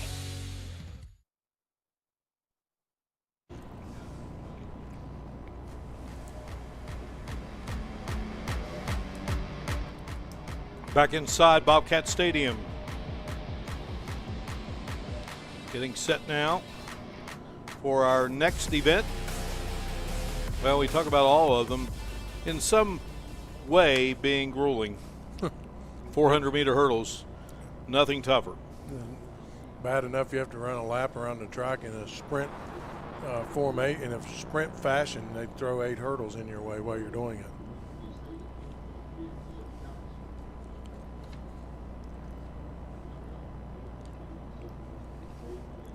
Well, we've had finishes. We go back to the 100-meter finals, and we still do not have the results of that as we look at the 400-meter hurdles here for the women in the lineup. Brea Klopper of Wheeling will be in lane 1. Janae Samaro of Wheeling in lane 2. University of Charleston's Bailey DeStefano in lane 3. Aubrey Wheathy of Wesleyan is in lane 4. Samantha Cash in lane 5 out of Wesleyan. Maya Clark of the University of Charleston will be in lane 6. Delaney Miller in lane 7 out of Wheeling. And Zoe McDonald of West Virginia State in lane 8. Zoe McDonald with a victory here today. Fresh off of her 100-meter victory. So now she's going to try to her wares at the 400-meter hurdles. Just talk about the strategy here, Jim, with this race. Yeah. Gut, grit, and determination. Hope that you can make it through all these hurdles, and by the time you get down to the last one, it's very grueling. Great look here at the facility at Frostburg State University. Bobcat Stadium. They have to manage 10 hurdles, Mark, and 400 meters, and again, the start is not nearly as finished as what you're looking for here. If you're going to try to make up time, is the time in between the hurdles is where you have to really make it up, and you do that by your strength and training and conditioning and doing all the interval work, because the ones when you get down to hurdles 8, 9, and 10, if you're stuttering by then you're losing precious time. Another angle here of Bobcat Stadium. Well, recapping what's happened thus far today. The 4x100-meter relay, Frostburg State coming away victorious. The University of Charleston won on the men's side. 1,500-meter run, Beth Sykes of the University of Charleston was the winner. George Cootie of UC captured the men's crown of the 1,500. The 100-meter hurdles, Zoe McDonald, just mentioned that young lady, 14.41 seconds, was victorious. Mikey Anderson of West Liberty won the men's 110 hurdles. 400 meters, Jasmine Scott of Frostburg was the winner on the women's side.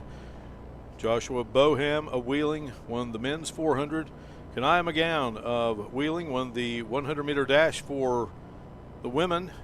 And we think Gerard Hurst of Concord was the winner for the men. And Mo Akita of West Virginia Wesleyan just won the 800 meters. And Sam Idians of the University of Charleston victorious in the men's 800 meters. Now set here for the women's 400-meter hurdles. 6 is open. That would be Maya Clark. Gun sounds. Another clean start. Yeah, Jim, I was just about to say, I almost hate to say it, but we have had clean start after clean start, and that's going back to yesterday. So the first hurdle here now. Yeah, you've got Cash and Wheathy neck and neck. Right now, Cash is just a little bit ahead in terms of clearing hurdles. You look at how they're clearing the hurdles, that gives you an indication of where they're at. Right now, Samantha Cash is running very strong in lane 5. Cash, again, starting her career at the D1 level before making her way to Buchanan out of North Carolina. And Samantha Cash has been superb so far. A very, very strong race from her. All she needed to do was clear that hurdle. Now we got us a race for second. Yeah, we certainly do. The battle on there between DeStefano and I believe that was Wheathy. Yeah, DeStefano just clipped Wheathy right at the finish line for runner-up, but Samantha Cash, what an impressive run by her. Yeah, so I guess you could say Wesley and Cash is in. They get first and third here. There's Cash, and there you see the good battle there as DeStefano knocking off Wheathy for second, but great run, and Wheathy and Cash battle day to day. You see Samantha Cash in a lot of things, Mark. She's so versatile in the things that she can do, and she's just impressive. Like, you see her here and you think, well, she's got the second fastest time. I mean, maybe she should win, but I mean, she ran away from the field. I mean, it wasn't like she nipped them at the wire. She won by a good 8 or 9 meters. Yeah, well, Cash, again, just talented young lady, and can do a lot of different things. And she comes away victorious here in the 400 hurdles. Again, she's out of Denton, Maryland. Started her career at North Carolina. And down to Colin with Samantha Cash. That performance. So all season, me and my teammates and my coaches, we have been training for breaking school records, doing fast the entire race. So just being in this race with my teammates and just everything means everything. And all the teammates rounded up all over the field cheering us on. It really means a difference, and it really helps push everyone, seriously. Congratulations. Great stuff, guys. Back up to you. All right, Samantha Cash, not only a great runner, but a great interview. Yeah, she's a fine young lady, just did a great job. And there she is again talking about her teammates who'd lined up all the way around that track to encourage her and just keep her going with the motivation and stuff. So excellent job by Samantha Cash, and a great race by her. And hats off to the Bobcats as they finished 1-3 in this women's 400-meter hurdle. Well, she's conference champion, the pentathlon, the heptathlon in 2022-2023, all Mountain East Conference in the 60-meter hurdles, long jump, triple jump, high jump, 100 hurdles, 400 hurdles, ranked nationally in the triple jump and the pentathlon 2024 indoor conference champ. So I'd have to classify her, Mark, as a very well-rounded I was going to say athlete. versatility. It would be a good word to describe Samantha Cash. So now we're on to the men's 400-meter hurdles, and Quentin Cooley of Wesleyan will be in lane 1. Certainly probably works out a lot with Samantha Cash there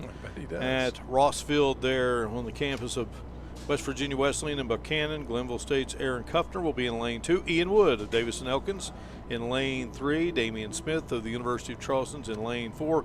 Moses Caroma of Wheeling will be in lane 5. Mark Fernandez-Soler of Glenville State is in lane 6. George Donovic of West Liberty is in lane 7.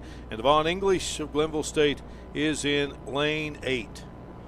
Yeah, and there's a razor-thin edge for Damian Smith in lane 4 from the University of Charleston over Moses Caroma from Wheeling. And what I mean by razor-thin edge in terms of time, 4/100ths of a second difference in their times coming into this race. And Jim, 100-meter finals in. And Gerard Hurst of Concord. And Bobwell, Throp was second. Huseman's was third out of UC. Throp from Wesleyan. Von Turner of Frostburg was fourth. Konami Bryan of West Virginia State was fifth. Lorenzo Ferreira of West Liberty was sixth. Calvin Blunt of Wheeling was seventh. And Zachary Parsons of the University of Charleston was eighth. Times, Jim Hurst at 10.63 and Bobwell Throp at 10.64. Yeah, 1/100th of a second. That's how close they were separated. And they'll need the photo finish to help them clear that out. They are in the blocks.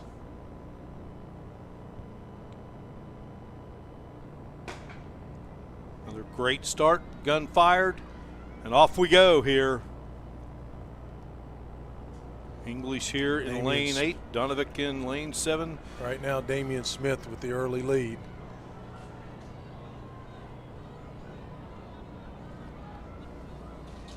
And Smith, boy, Jim, he's got a nice stride. Yeah, he does. Very smooth at the moment in lane 4. Lead leg left. He keeps the lead leg left all the time. We're on his outside, of course, to no surprise, Moses Caroma from Wheeling. So those two will battle down the stretch here. Let's sit back, relax, and enjoy these guys going at it. Kuffner is third at the moment. There was a stagger, a little bit of a stagger there. And Caroma by Smith. And Caroma and Smith battle to the end. Wow. Lanes 4 and 5. Smith of UC in 4, Caroma in lane 5. There's the start. Yeah, it was a good start by Damian Smith. He had the lead after the first hurdle. Was running very well. And then came here on the back stretch, still doing well. There's Caroma out in lane 5. You see where he is. Okay, he's got about a 4-meter lead on him right now. A couple of seconds right now, still going into the curve from Damian Smith. And there's Caroma still on his outside. We get to the 7th hurdle. So when you get to this is the 8th hurdle. Here comes the 9th hurdle, which he did well, but here's the 10th hurdle. The last one, you're going to see this stutter. There's right that stutter right there. It comes in, and that gave the opening for Moses Caroma to come. And then a nice job by him to recover. Yeah, he does recover. It's down to the wire, and it looks like I think Caroma may have nudged him by 100th of a second. Wow. Brian Shepard working his magic up above. Yeah, that's there you go. Great kinda work, tight. Brian. Great work, Brian. That was excellent camera work. Yep. Great work by our camera crew, our producer director Brian Shepard. Butch Mounts, our executive producer of video productions, in conjunction with the Mountain East Conference, producing coverage of this 2024 Mountain East Conference Outdoor Track and Field Championship. Still to come, 200-meter dash, 5,000-meter run, and the 4x4.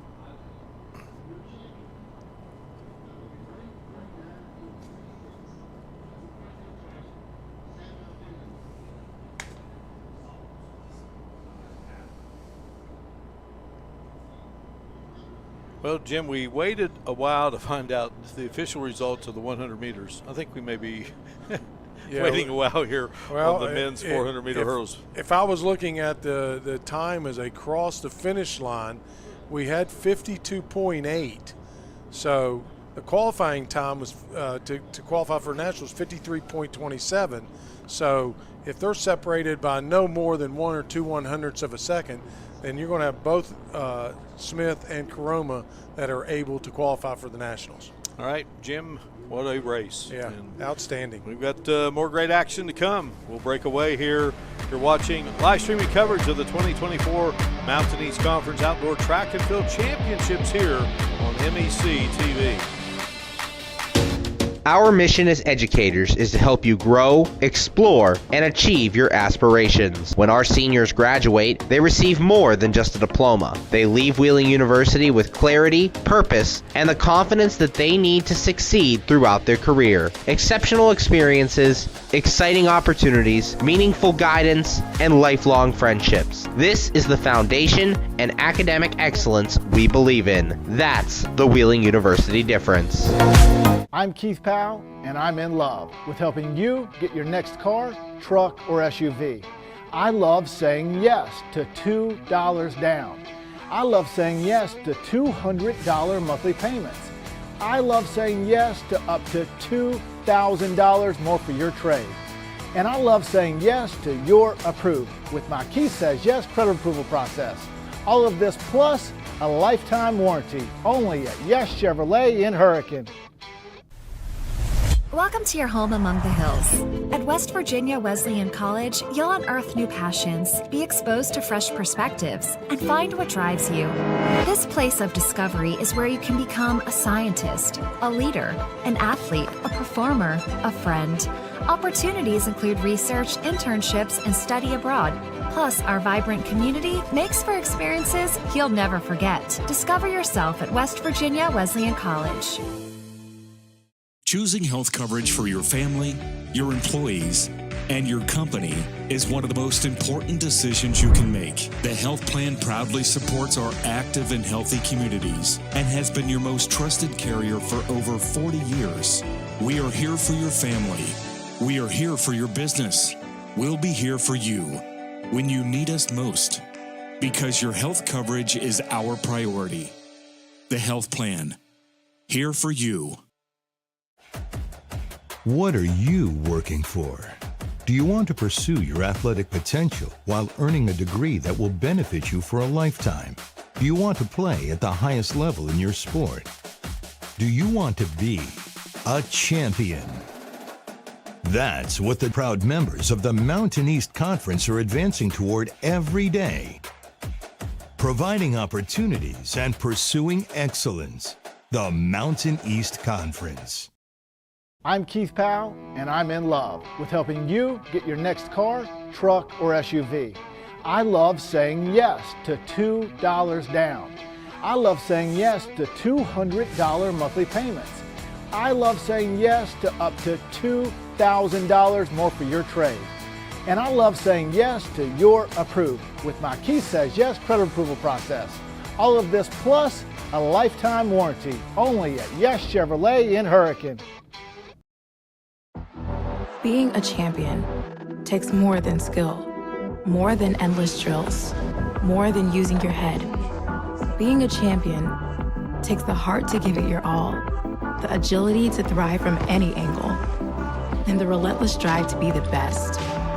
Welcome to Division 2, where the pursuit is yours to create, and the question isn't, can you do it? It's, will you?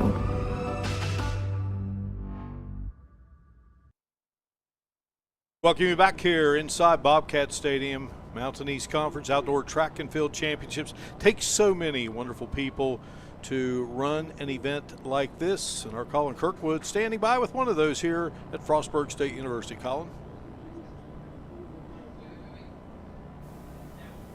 Thanks, guys. I'm here with Will Leckenby. He's part of the crew that's been working all weekend long to make all the changes needed to make this event run smoothly. Will, thanks for your time. Yeah, of course, Colin. Good to see you. So let's talk about this here. What goes into just putting through all these different events and making this weekend run smoothly for you? It really helps having a bunch of athletes from all the other sports on campus come and volunteer throughout the weekend, and definitely having the help of the coach. And because I'm not a track and field athlete or anything, I had to ask a lot of questions. Retired basketball player. Yeah, had to ask a lot of questions this week, and I learned a lot about hurdles and everything. So, but Will, thank you so much for your time, man. We appreciate it. Guys, cool stuff on here. Yeah, no doubt about it. And again, just takes so many to make it all happen and run so smoothly. So Kyara Ross of West Liberty in lane 1, Jamie Preston of West Virginia State in lane 2, Kanaya McGowan of Wheeling in lane 3, Valerie Boards of Frostburg in lane 4, and Taya McAllister of West Virginia State in lane 5, Sierra Lanham in lane 6 out of West Liberty, Jasmine Scott of Frostburg in lane 7, and Isabel Mastria of Frostburg is in lane 8. Those are your lane assignments here. Gun fired for the women's 200-meter dash here at the Mountain East Conference Outdoor Track and Field Championships. Lane 5, McAllister of State out in front, and McAllister comes away victorious. Pretty strong run there, Jim. Yeah, excellent run by her. You see how she's reaching out with those arms and that stride length. She's got great stride length for her height, and she was able to power through that finish and come away with the championship. All right, great run by Atia McAllister. Well, and while we have a moment, we've had some great performances here today, and I want to do one correction here. Malamo Akita, Mo Makita as they call her, for West Virginia Wesleyan. I believe I said that young lady was from Bridgeport, but she is a Parkersburg South athlete, and I knew that, but somehow I believe I said Bridgeport. Two great athletic programs there on the high school level in West Virginia. But congrats to Mo, and certainly congratulations to McAllister, who just comes away with the victory here. West Virginia State, again, that young program, Jim, and boy, anytime they get that taste of winning these Mountain East Conference championships, indoor, outdoor, and it's just going to grow and going to bring people to your program. Exactly right. That winning has a level of contagion to it. People want to do it. They get success breeds success, and you have programs there that have that expectation. And they're going to bring in the athletes that's going to help them win championships. Ty McAllister victorious, and now we move on to the men's 200-meter dash. We're going to have Kanami Bryant of West Virginia State in lane 1 and a couple of wheeling runners in lanes 2 and 3, Joshua Bohem and Ibrahim Fall. Lane 4 is going to be Timber Usmans of the University of Charleston, and we're going to see Taiwo Babawel Throp once again out of West Virginia Wesleyan, Royal Salmon of Wesleyan. They're in 5 and 6 respectively. Jaden Smith of West Virginia State in lane 7, and Caden Trotter of West Virginia State in lane 8. So the Yellow Jackets going to pick up some points here, the Bobcats, and also wheeling with multiple runners. Yeah, this is a very rare field, Mark. When you look at it from top to bottom, every single sprinter in this race is sub 22. That's very impressive. I mean, your lowest time in this is 21:84. Qualifying standard time nationally is 21:21. We've got 2 guys in Timber Usmans and Taiwo Babawal Throp who have already excelled beyond that time limit. So those 2 are already qualifying for the nationals, but they'd like to hang, either one of them would like to hang a championship banner on this men's 200-meter dash. And you want to know how fast McAllister was? She got away from Colin for the post-race interview. And Colin was trying to track her down. He just said she just kept running. Well, you know, Colin thought about it for a moment. He's like, I think I can. No, I don't think I can catch her. He's done a great job here today. He's caught most of them. Yeah, he has. That's right. All right, so we are to believe down here to 2 events to go after this, the 5,000 meters and then the 4x400 meter relay. Been great fun here inside Bobcat Stadium, Frostburg State University, Frostburg, Maryland.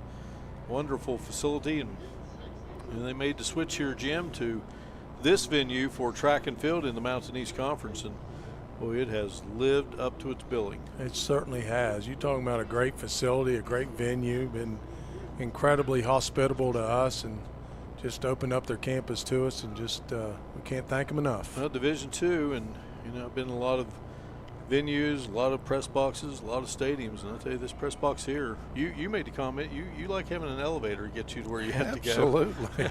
Absolutely. We've done enough high school football games together. We've climbed a lot of ladders together in our time. And I'm nothing against South Charleston, but I don't like their ladder going to their press box. So. Well, Timber and Taiwo, Mark. Yep. 4 and 5. Let's see how they start. And Bohem is in this field. Of course, he won the solid 400 start a moment ago. Well, they blaze quickly around that curve. And there we go. And there is Usmans out in front at the moment. And Usmans, it's going to be. Well, I tell you what, Jim, Timber. he just blazed. Yeah, Timber didn't let up. He was just solid from start to finish. Excellent time. He did not let up at all. Used the curve well. Yeah, when you talk about sprinting, you have to be able to lean into that curve, because you got to run that curve and then come out of that, and then you have to use your power down the stretch, or whether you're using your arms to get down there. And you see Timber has about a half a meter lead right here, and he stretches it out to about a 2 meter lead and just doesn't let up. He does a great job all the way to the end. You got Taiwo trying to close in on him, and Royale, his teammate, trying to close in on Taiwo. Well, kind of, the day and the meet that it's been for UC, combined women and men, it's the 5th victory of the day for the University of Charleston. So we get the 5,000 meter run for the women coming up here inside Bobcat Stadium.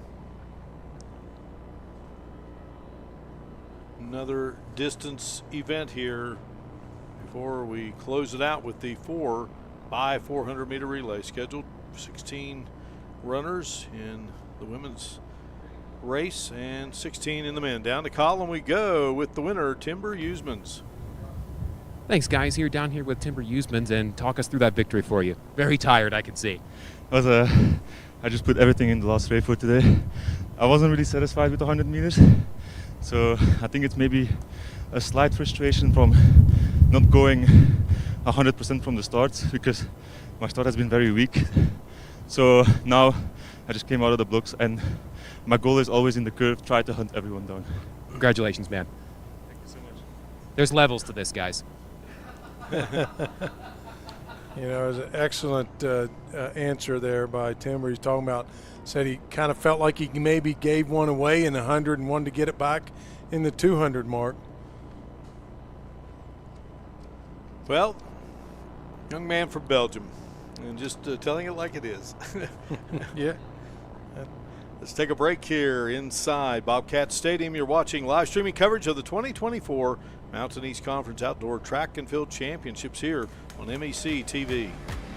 Choosing health coverage for your family, your employees, and your company is one of the most important decisions you can make. The health plan proudly supports our active and healthy communities and has been your most trusted carrier for over 40 years. We are here for your family. We are here for your business. We'll be here for you when you need us most, because your health coverage is our priority. The health plan, here for you.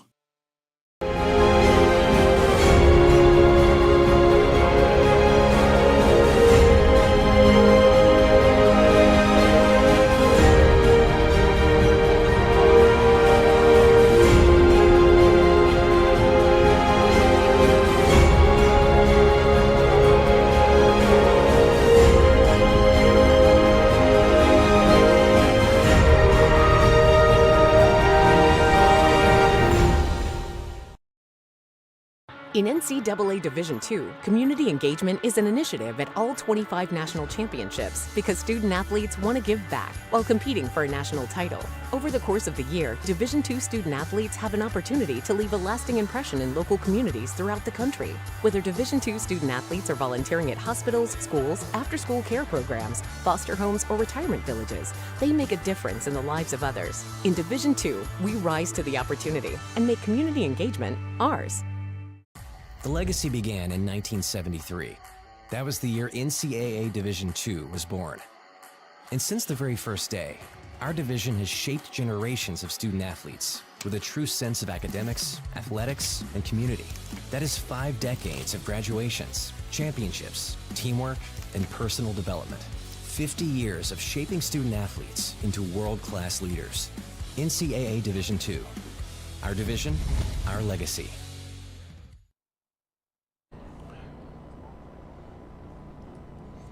Back inside here at Bobcat Stadium, getting set for the women's 5,000 meter run. Julie LaFair of the University of Charleston, Emily Wallace of Concord, Madison Woolwine of Charleston, Leah Hall of West Virginia Wesleyan, Savannah Hardman of Davis and Elkins, Mercy Jeplatang of the University of Charleston, Zoe Belshan of Davis and Elkins, Sydney Hamble of Wheeling, Natalie Barr of Glenville, Morgan Lesnansky of West Liberty, Ella Hessen of Davis and Elkins, Hannah Muir of Frostburg, Leah Markert of Charleston, Katie Walkup of Concord, Hannah Shawman of Frostburg, and Amanda Brent of the University of Charleston. That's the 16 runner field here for the women's 5,000 meter run. What's the strategy here, Jim? Yeah, the strategy is consistency. You're trying to hit as many of your times as you can. You got 12 and a half laps around here. So good thing that they'll keep track of how many laps you're needing. But the best runners are the ones that run with the solid times that are straight up and just consistent throughout. Gun has been fired, and away we go here. And of course, time here for a recap of what has happened so far, Jim. And I know you were looking at team standings there a moment ago. The University of Charleston well out in front in both the men's and women's divisions. Yeah, they're 180 in the men's division, 187 points, 105 for West Liberty. They're separated by 82 points. That's a pretty big margin with only two, well, an insurmountable margin with 2 events left to go, because one of them being a 4x4, you can't multiply score in that event. you can only have one team in it, obviously. Right. That goes without saying. So hats off to them. A little bit closer in the women's side, 145 for the University of Charleston. West Virginia Wesleyan coming in at 118. That's with 3 events still left to be posted or competed against. So looks like University of Charleston might pull off a double here to go with their double last year.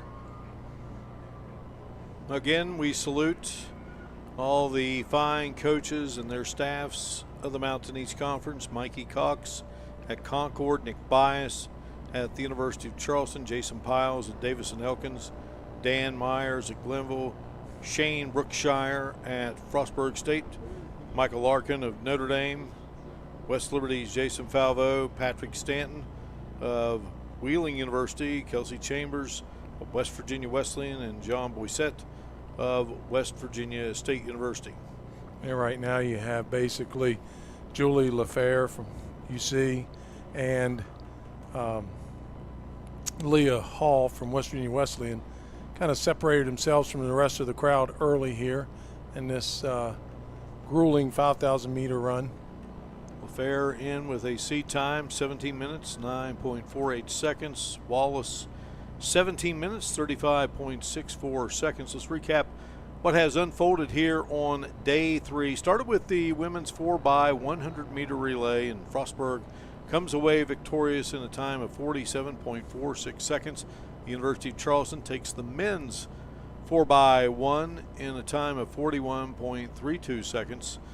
1,500 meter run on the women's side. Beth Sykes of the University of Charleston was victorious, and George Cootie of the University of Charleston wins the men's title. 100 hurdles, Zoe McDonald from West Virginia State was the champ. Mikey Anderson, in a great race out of West Liberty, comes away victorious and takes the title. In the 400 women's dash, it was Jasmine Scott of Frostburg. Great race by her. And then Joshua Bohem of Wheeling, in another great race, wins the 400 men's title.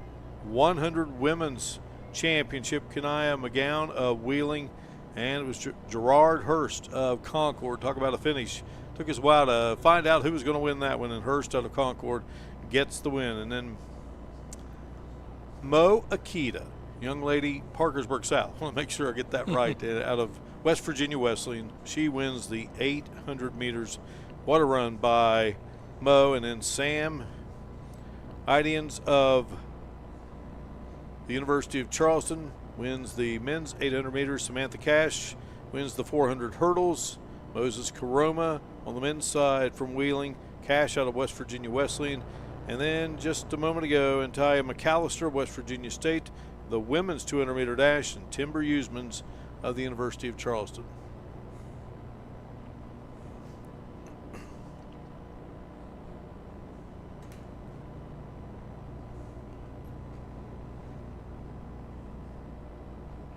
On this 5,000 meter run at the moment, Jim, you would think that Julie LaFair, joined there by Leah Hall, and they're just out for a Sunday stroll. But the rest of the pack within striking distance. What was interesting, Mark, not to interrupt you, but they had a pretty decent lead, and that's been shrunk a little bit.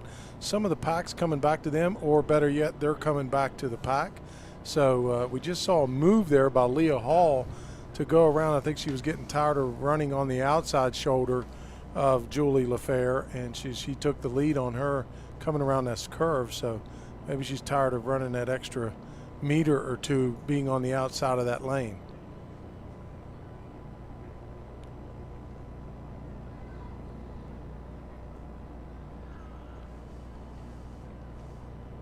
About to complete lap 4 here in this 5,000 meter run. Mountain East Conference with a lot of great spring sports championship action still to come. Softball coming up in Virginia.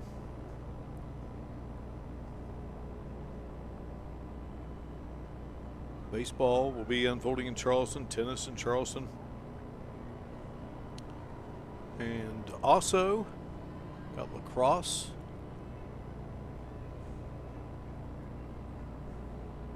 And there you are allowed to have water on the race. People may be asking that, but not necessarily something that she needed to speed up to get to, but that's what Julie LaFair wanted.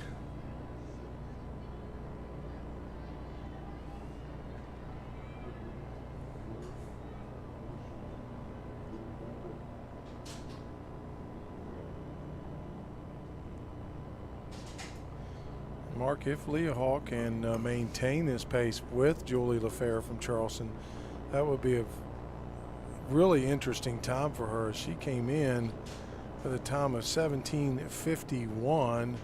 When you compare that to Julie LaFair's time of 17:09, that's a 42-second differential. If she can keep pace with her throughout this race, I would dare say that would be a PR for Leah Hall.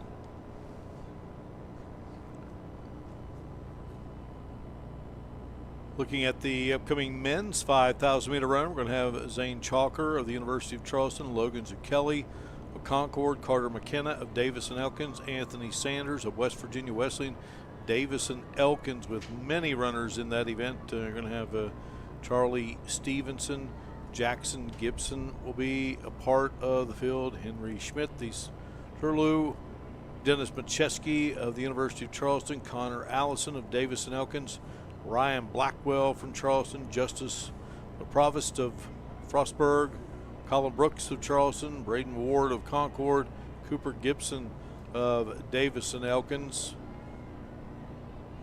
Running third right now behind LaFair and Hall is Savannah Hardman from Davis and Elkins. She is going to be challenged here coming up by none other than Mercy Jepletang. We've seen enough of her today. No doubt. Jan Tay is also going to be in that field coming up. Jim talked a little about Jan yesterday. And we're going to have the women's 4x4. We'll have two sections, Concord, Glenville, and West Virginia State in the first section for the women. Second will be West Liberty, Davis and Elkins, Frostburg, Wesleyan, Wheeling, and Charleston. For the men, it will be Davis and Elkins, Notre Dame, Glenville State in the first section. The second section will have Wheeling, Frostburg State, West Virginia State, Charleston, Concord, and West Virginia Wesleyan. At the moment, out on the track, the women's 5,000 meter run unfolding here. Julie LaFair of the University of Charleston, along with Leah Hall. Right now, they are side by side. And then you see back of the pack there, Mercy Jepletang is third at the moment. Savannah Hardman from D&E is fourth. And you got Madison Woolwine.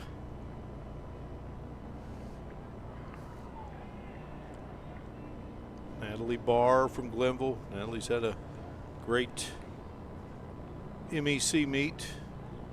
And a lot of nice things here.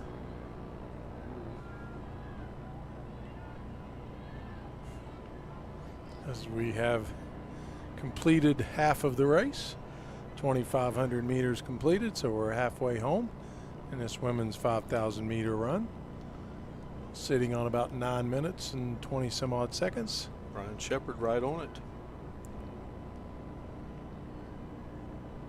Brian has done a fantastic job. Yeah, our great crew, you know, all of our folks manning cameras, Colin Kirkwood, Butch Mounts, our executive producer. A lot of fun here in Frostburg as we're down to just a couple of events. And the team title has been decided, and now it's all about, you know, a few more championships to try to conquer here.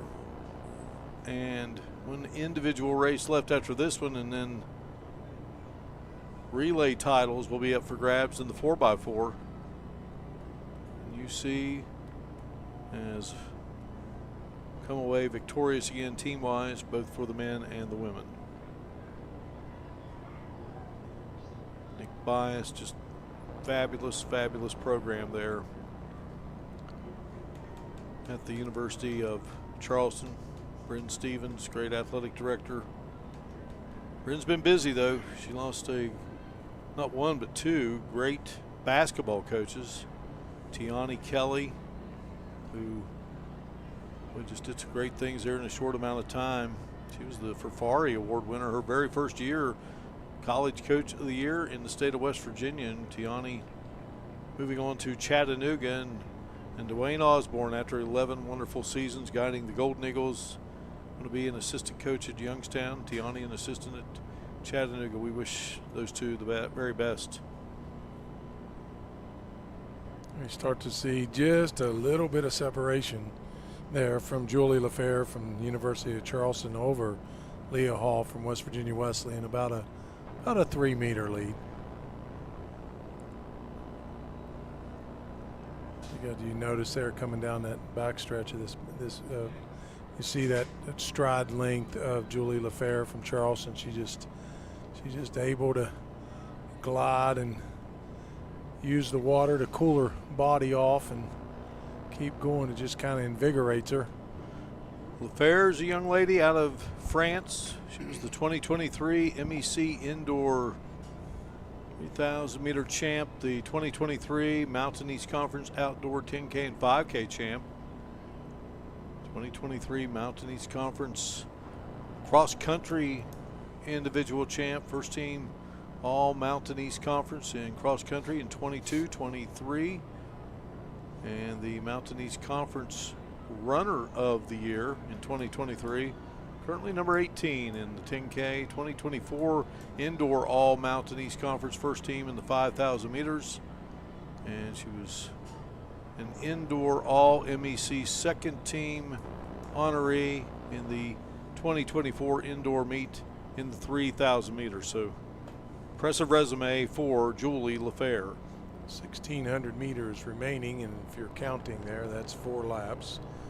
They got an interesting little side race going on there for 5th and 6th with Natalie Barr from Glenville and Madison Woolwine from University of Charleston battling out for 5th and 6th spot right now. But in the lead, of course, Julie LaFair, Charleston, looking very strong right now, Martin.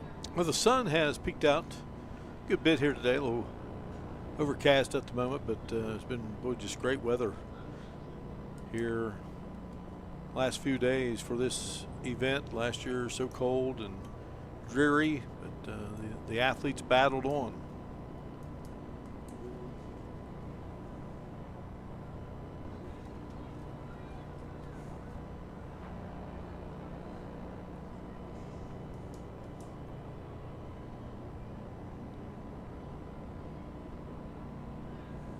Interesting thing with LaFair, she's actually looking a little bit more relaxed than she was in the first part of the race, but some of that comes down to rhythm. Obviously it comes down a lot to training.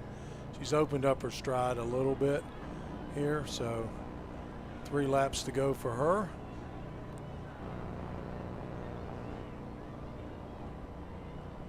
With about a 12 to 15 second lead on Leah Hall. Talked about things coming up in the Mountain East Conference, May 4th and 5th. Schoenbaum Courts in Charleston. Jim, one of your favorite sports, tennis. And it'll be Charleston and Frostburg. Charleston, the number 1 seed. Frostburg, the number 4 seed.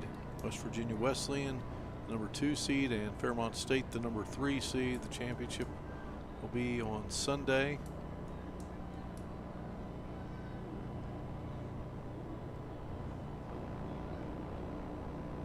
Good job by the officials at keeping an eye on the runners so that they don't try to shave off any more distance. In other words, meaning, are they going to run consecutive times inside and step on that line? And that judge is watching every single runner. You notice there when they draw up the white flag, meaning that there isn't a foul involved in that. In MEC softball starting tomorrow evening there in Virginia. University of Charleston and West Liberty will go at 5:30. Frostburg and Davis and Elkins at 5:30. Glenville and Notre Dame at 8, and Fairmont State and Concord at 8. Double elimination, of course. And 2 laps remaining for our current leader, Julie LaFair from the University of Charleston. She passed the 15:20 mark with 800 meters left. In second Leah Hall from West Virginia Wesleyan. Davison Elkins and Charleston will meet in women's lacrosse.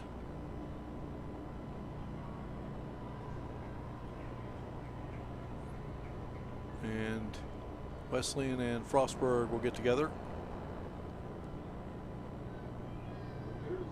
That'll be at UC for the D&E Golden Eagle matchup, and here at Frostburg for the Bobcats and the Bobcats. Battle of the Bobcats.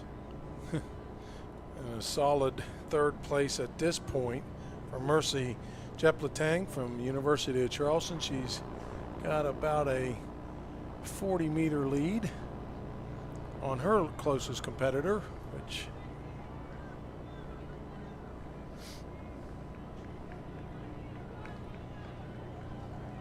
well, grueling race, and you fight to the end here in the 5,000 meters. right behind Jepletang is Savannah Hardman from D&E, and we should be closing in on the last 400 meters, the bell lap as they call it.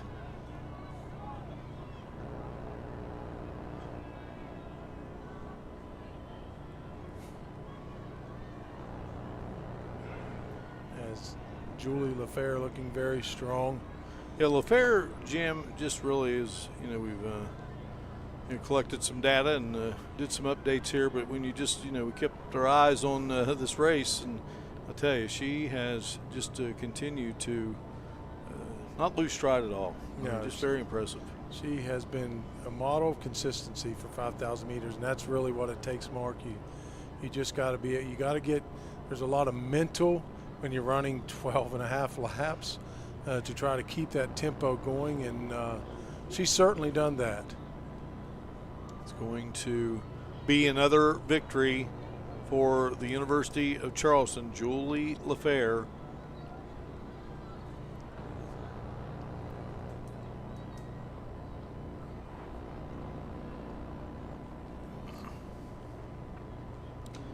Julie LaFair, winner of the women's 5,000 meter run, and congratulations to LaFair. And then second, Leah Hall out of Wesleyan. You're looking at time-wise, Mark. Here comes third. We had Leah Hall coming second. Now third, we've got Mercy Jepletang from University of Charleston.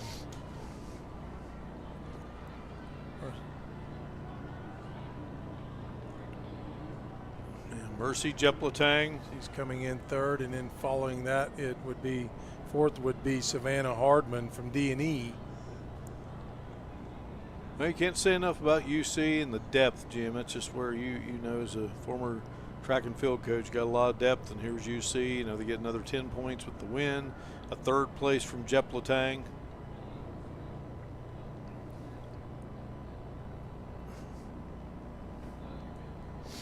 Hardman finishes fourth.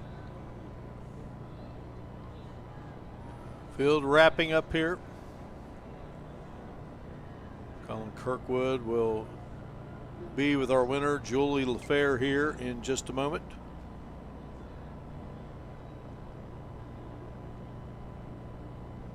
And let's take it down to Colin. Here with Julie LaFair. Julie, talk about that win for you. So I ran the 10K 2 days ago, and I wanted just to run and take the win. What happened? That was fun to race with Leah. That's a good win, and I'm proud of all my teammates because they ran like 15.8 today. So they are really strong. Congratulations. Thank you for your time. As always. Colin, thank you, my man. And Julie LaFair, another victory for the University of Charleston. We got the men's 5,000 meter run coming up. And Mark, I don't want to sound critical, but she had an extra 6 or 7 ounces of jewelry on her, bracelets and rings, and that, when you're trotting around that 12 and a half laps, that can make a little bit of a difference. Nonetheless, she's a class act. Julie LaFair, University of Charleston, the women's MEC 5,000 meter run individual champion to add to their team standings as well.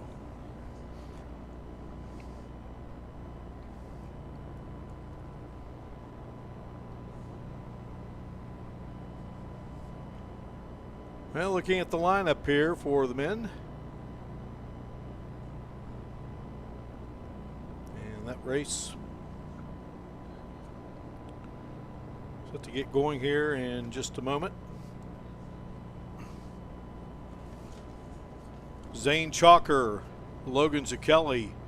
Chalker from Charleston, Zucchelli from Concord, Carter McKenna from Davison Elkins, Anthony Sanders from West Virginia Wesleyan, Charlie Stevenson, Jan Tays of Davison Elkins, Jackson Gibson of Davison Elkins, Henry Schmidt of Davison Elkins, East Turlow of D&E, Dennis Macheski of Charleston, Connor Allison of D&E, Ryan Blackwell of Charleston, Justice LaProvost of Frostburg, Colin Brooks of Charleston, Braden Ward of Concord, and Cooper Gibson from Davison Elkins, making up our men's 5,000 meter run field here.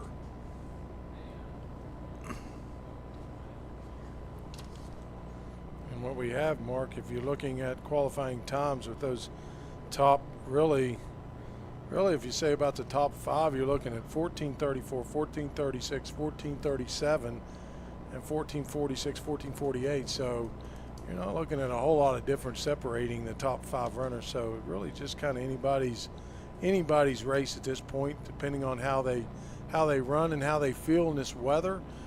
We didn't get outstanding times in the women's 5,000. That doesn't mean that we won't get it in the men's, but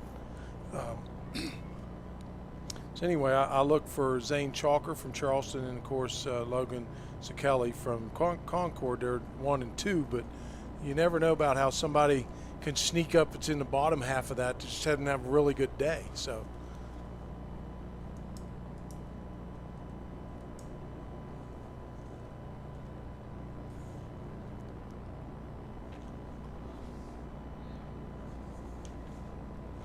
again, we'll have the women's 4x4 and the men's 4x4 coming up here following this men's 5,000 meter race. I think we have somewhat of a record, Mark, of the 16 competitors in the men's 5,000. 8 of them are from Davison Elkins. Well, your head coach, Jason Piles, great. He's familiar with runner. Yeah, no doubt. Absolutely. He was a great one. Yep.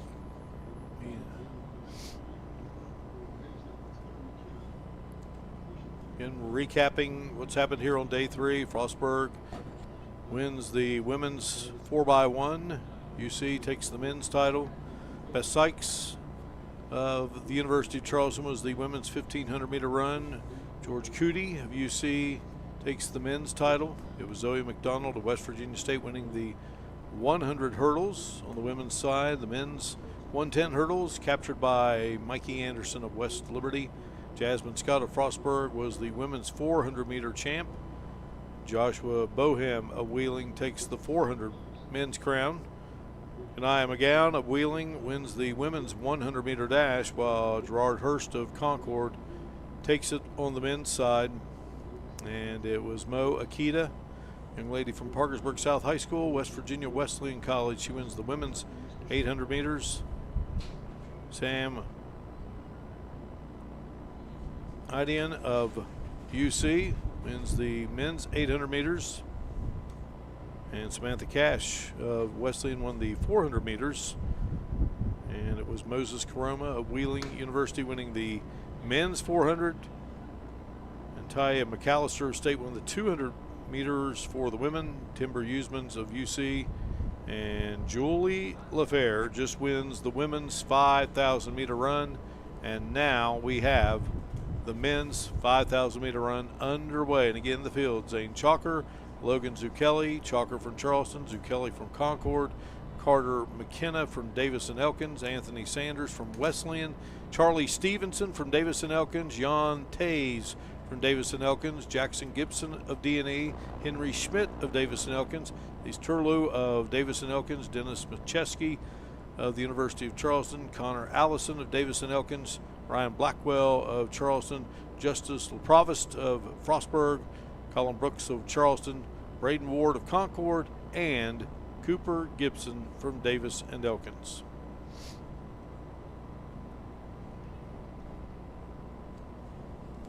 And they're all stacked together in a row, separated by about 10 meters. Chalker grew up here in Maryland with that time of 14:34.66 seconds out of Williamsport, Maryland. 2003 outdoor MEC 5K champ, a 2023 Mountain East Conference individual runner-up in cross country, currently ranked first in the 5,000 here in the Mountain East Conference. 2024 indoor all Mountain East Conference second team in the 500 meters.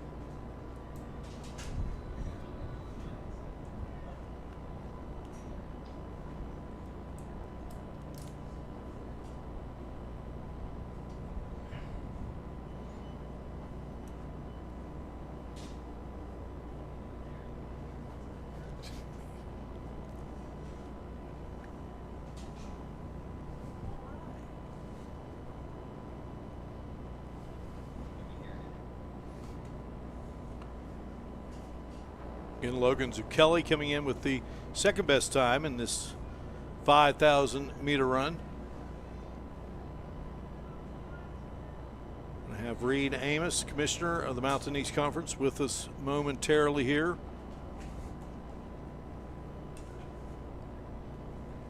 From Frostburg State University here in Frostburg, Maryland.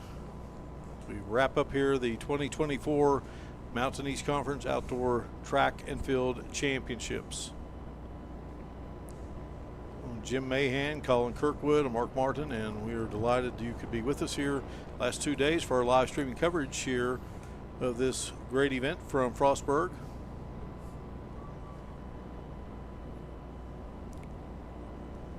And I believe we are set to go here with Reed Amos, and I see ourselves there on the big screen out there in the stadium. Good to see you, my man, as always. And I know for you, good to see you. I know for you, you know, it's nothing new to have headsets on, right? No. It did take me a while, Mark, to get comfortable with being on the other side of the questions. I was used to asking them for many years, but certainly have enjoyed what is now year 11 of the Mountain East Conference, as hard as that is to believe in this role. And so pleasure to be with you both, and we've been blessed with some really good weather and an enjoyable event for this year's Outdoor Track and Field Championship here in Frostburg. Yeah, we certainly have it. I know last night you and I were talking. I remember the first time I met you, Cedar Lakes there in Ripley, and you were just years ago getting set to be the voice of the Fighting Falcons of Fairmont, and then of course you moved on to West Liberty. So you had some great times with two great institutions, first in the West Virginia Conference, and of course now they're both members of this great conference in the Mountain East. And when you say 11 years, that's just hard to believe. Yeah, it really is. 2012 was the formative year when the Mountain East Conference came together with 12 original members with the idea of creating a conference that had institutions with similar budgets, similar goals, similar enrollments, similar capacities to compete. And we believed that that if we had that, we'd have a highly competitive conference and that all ships would rise on a rising tide. And that's exactly what has occurred over the last decade plus. When we started the league, if you would have told me that a decade later we'd have 6 national championships in 4 different sports from 4 different institutions, I don't know that I could have predicted that. So, but more importantly, I think that we have created many more opportunities for student athletes. We had 16 sports when the conference started, and we've now expanded to 23. We're hopeful that there may be some continuing expansion over the next handful of years, and as we increase those championships, we're increasing opportunities for our schools to recruit student athletes to their campuses. So we have the mantra of providing opportunities and pursuing excellence, and we've continued to deliver on providing those opportunities to student athletes. Yeah, I know, Reed, and I know you probably can't talk about it in detail, but I know you've got some schools that you think you might be adding in the future that you've got your eye on that can really just bolster this MEC. So if you'd like to touch on that a little bit. I know you can't go into a lot of detail about it. Well, I can certainly start by talking about that historically we've wanted to be a 12-team conference as much as possible. So over our first 9 years, we had consistently been at 12 members. So we'd had a little bit of change over that period of time, but every time that we had an institution depart, there was one that was very interested in joining us. Right. And so,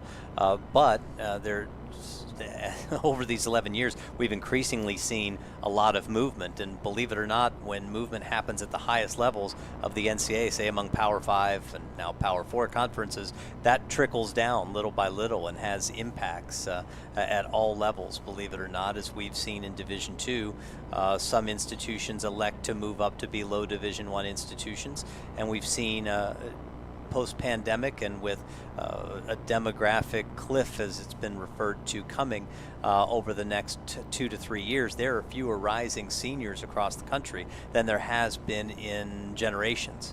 And so that impacts particularly smaller enrollment institutions. So what we do with athletics not only provides opportunities for students, it also helps to support enrollment at the institutions.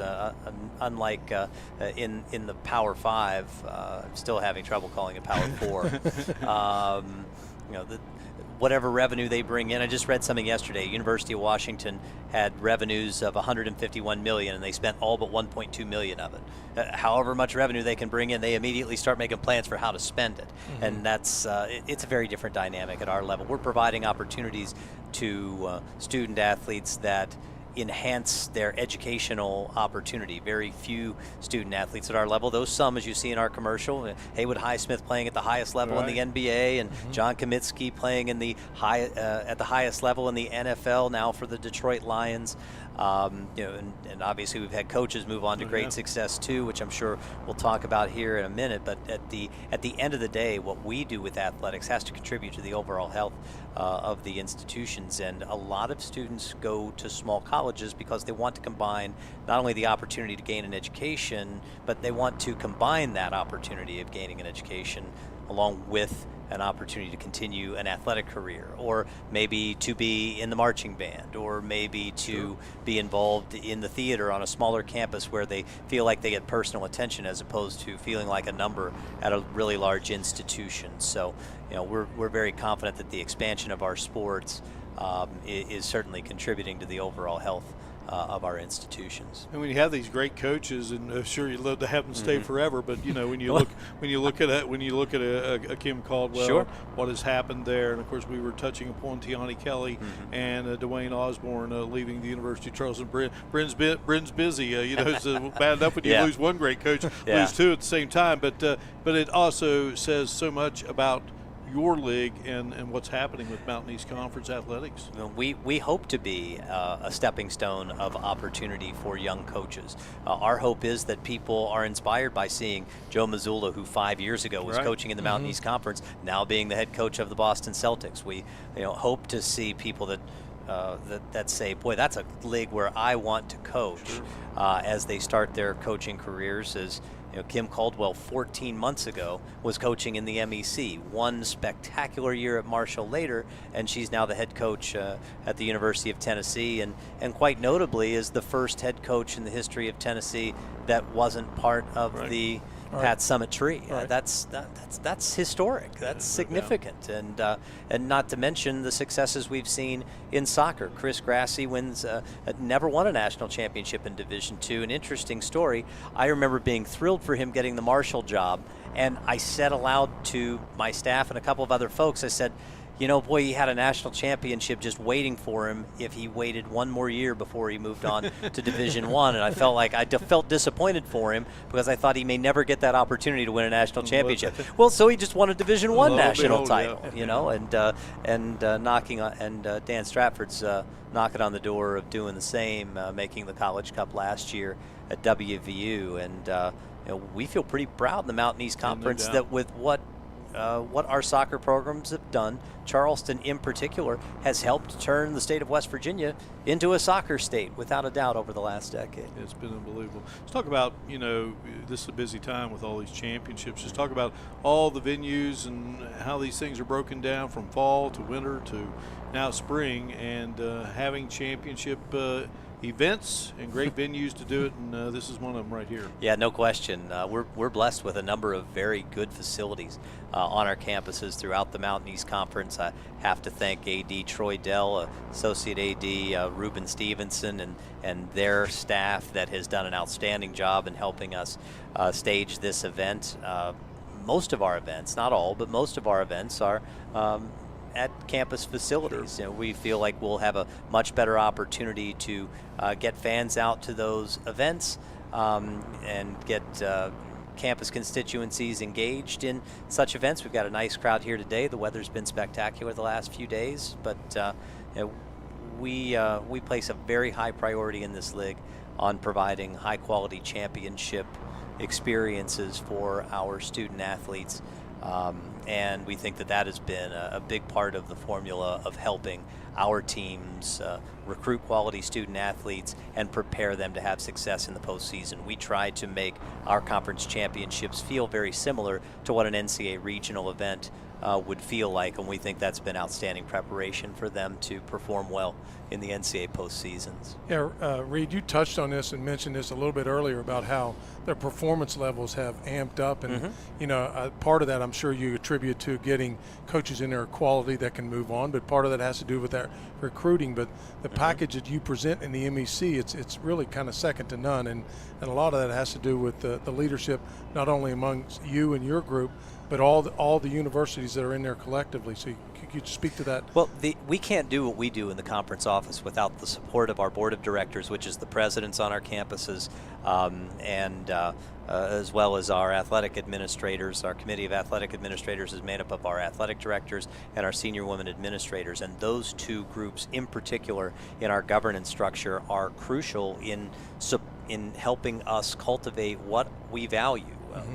What our collective mission is as a conference, and so we can't do it without them. Ultimately, the conference office is here to serve our member institutions, and we certainly hope to be doing that well. So we love to hear those wonderful compliments about the championship experiences we create for student athletes. But if it wasn't for our board and our athletic administrators and our coaches as well, making that a high priority, we wouldn't be able to do so. Well, we got tennis, we got lacrosse, we got softball, and baseball. You got plenty still to go. Right? Yeah. So this is day 3 of a 15-day stretch of 7 spring championship events in the Mountain East Conference. This is always one of the most challenging yet most fun times of the year. Quite frankly, among the best parts of my job is when I get to shake a student athlete's hand and hand them a trophy, which is significant in their athletic histories as a significant accomplishment for them. And so we take that very seriously, and this is the event where we hand out the most hardware. I mean, literally, it takes more than a half an hour, and we'll be covering it here on our stream in a little while. And so for every one of those student athletes that accomplishes winning one of these events or gets on the podium as top 3, I mean, that's a significant part of their lifetime story. And so we try to consistently remember that and create the highest quality championships that we can, in hopes that it makes it even more meaningful for the participants. Yeah, when you talk about hardware, there's no more beautiful trophy, I think, than the Mountain East Conference. It's just absolutely beautiful. Give you just a chance here, and it's a kind of a tough situation, but Notre Dame and what they've meant. Well, they've meant a ton. They were a charter member for the Mountain East Conference. We're so saddened to lose them.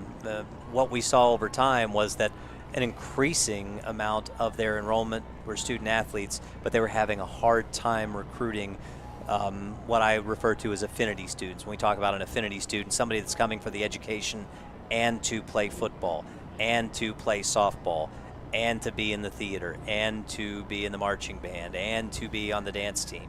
And unfortunately, Notre Dame was just having a difficult time post-pandemic, which a lot of institutions had. I saw a report yesterday that this year we are seeing, on average, a college per week close across the country. Wow. Incredible. Absolutely incredible. And it comes down to that demographic cliff that I noted earlier, where smaller, particularly private institutions that can't rely on state funding face challenges. So we try and, believe it or not, we operate our 23 championships in our conference office on less than $1 million a year, and yet provide all that we provide for our student athletes and in all of these events. And we have to have the cooperation from our campuses. And if we provide those quality experiences, it helps our campuses recruit students. But at some institutions, it's become very difficult if you're not recruiting them to come be a student and something else. And unfortunately, I think that's been part of Notre Dame's story. A century-old educational tradition comes to a close, 101 years at Notre Dame College. So we're certainly saddened for our friends there. Our first thoughts go to, student athletes will land on their feet. They'll have to transition to another institution, right? But we think a lot about the coaches and the staff and the people there who will be without employment and need to look for other opportunities in their lives. And we're disappointed for the students too, of course, but it seems simple enough to say that they'll go someplace else. Bottom line is that that's roughly 400 fewer student athlete opportunities that now exist in college athletics when a school goes away. So we think about it in those terms too. There's now fewer seats on the bus, so to speak. Well, we'll keep all those good folks in our thoughts, and meanwhile continue the great work here Mark, with the Mountain East Conference. It's always fun. Well, we really appreciate you all being with us consistently at these events, and look forward to working with both of you more in the future. Thanks so much for what you do for us. All right, Reed. Enjoy the rest of the Spring Sports Championships. Congratulations. Appreciate it. Reed Amos with us here inside Bobcat Stadium here in Frostburg. We'll break away here. We'll come back with the 4x4 coming up, and we'll recap what has happened in the men's 5,000 meters. That's all straight ahead here on Mountain East Conference Television. Choosing health coverage for your family, your employees, and your company is one of the most important decisions you can make. The health plan proudly supports our active and healthy communities and has been your most trusted carrier for over 40 years. We are here for your family. We are here for your business. We'll be here for you when you need us most, because your health coverage is our priority. The health plan, here for you. What are you working for? Do you want to pursue your athletic potential while earning a degree that will benefit you for a lifetime? Do you want to play at the highest level in your sport? Do you want to be a champion? That's what the proud members of the Mountain East Conference are advancing toward every day. Providing opportunities and pursuing excellence. The Mountain East Conference. I'm Keith Powell, and I'm in love with helping you get your next car, truck, or SUV. I love saying yes to $2 down. I love saying yes to $200 monthly payments. I love saying yes to up to $2,000 more for your trade. And I love saying yes to You're Approved with my Keith Says Yes credit approval process.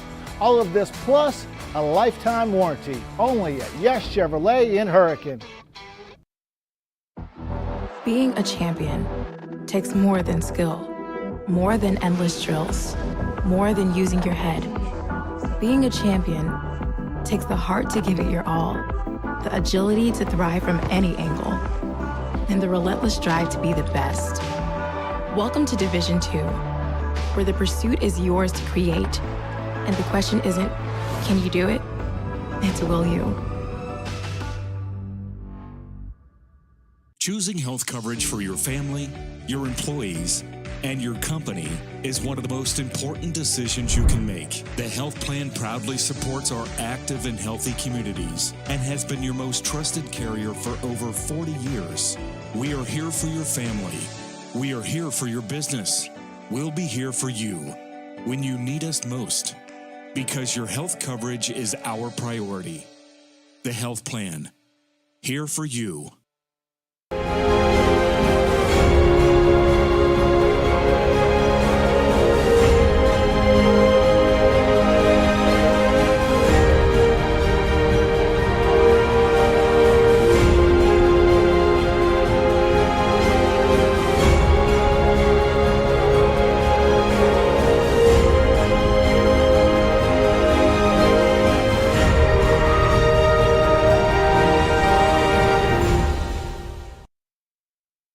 In NCAA Division II, community engagement is an initiative at all 25 national championships because student athletes want to give back while competing for a national title.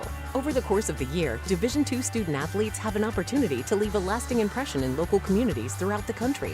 Whether Division II student athletes are volunteering at hospitals, schools, after-school care programs, foster homes, or retirement villages, they make a difference in the lives of others. In Division II, we rise to the opportunity and make community engagement ours. The legacy began in 1973. That was the year NCAA Division II was born. And since the very first day, our division has shaped generations of student athletes with a true sense of academics, athletics, and community. That is 5 decades of graduations, championships, teamwork, and personal development. 50 years of shaping student athletes into world-class leaders. NCAA Division II. Our division, our legacy. And go. You're watching live streaming coverage of the 2024 Mountain East Conference Outdoor Track and Field Championships here on Mountain East Conference Television. Coverage of day number 3, our final day.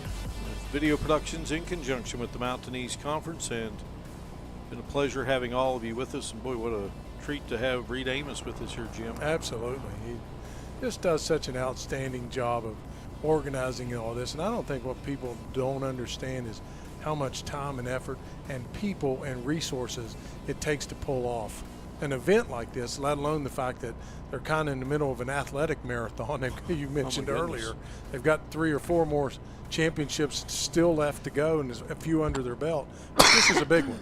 Sorry. Championships coming up still in softball, lacrosse, tennis, baseball.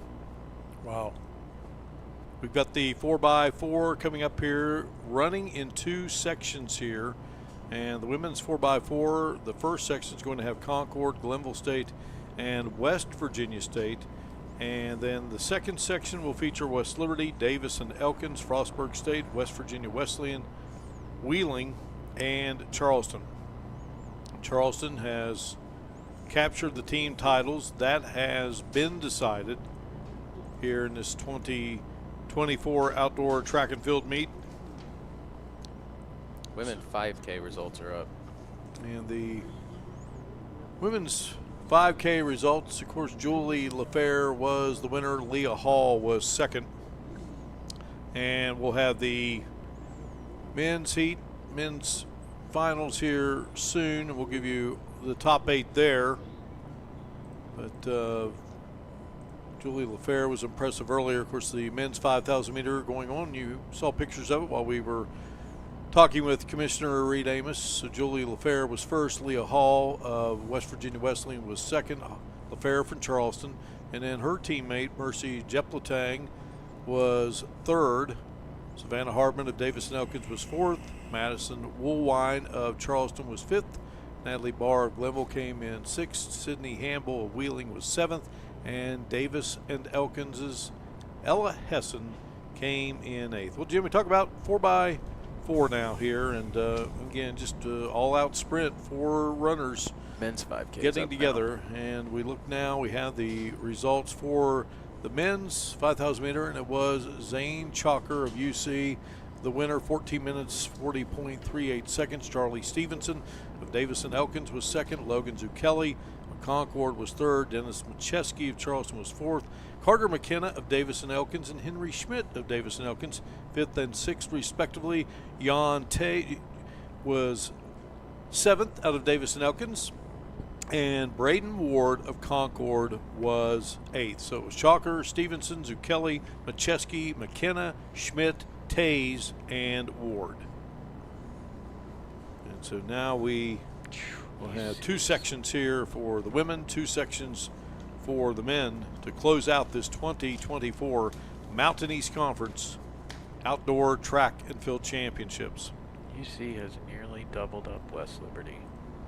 We have 3 teams competing in the first of these 2 heats. In lane 3, we will have Concord. In lane 4, Glenville State, and in lane 5, West Virginia State in the women's 4x400 meter relay. Looking at team standings, the University of Charleston at 202, West Liberty 105, Wesleyan at 89, Davis and Elkins 84 with Frostburg and Wheeling. So a three-way tie there with D&E, Frostburg, and Wheeling. So Jim, we got the team title's been decided for the men, but boy, we got a race here now for D&E, Frostburg, Wheeling, all at 84, and for the women, University of Charleston at 165, Wesleyan at 126, Frostburg at 108, Wheeling 97, West Liberty at 96, Glenville 61, West Virginia State at 55, Davis and Elkins 40, and Concord 24. So we're off and running here. Concord's foursome consisting of Izzy Williams, Maren Parker, Haley Collins, and Emily Wallace. Glenville with Hannah Hill, Isabel Torres, Samantha Dawson, and Savannah Cunningham.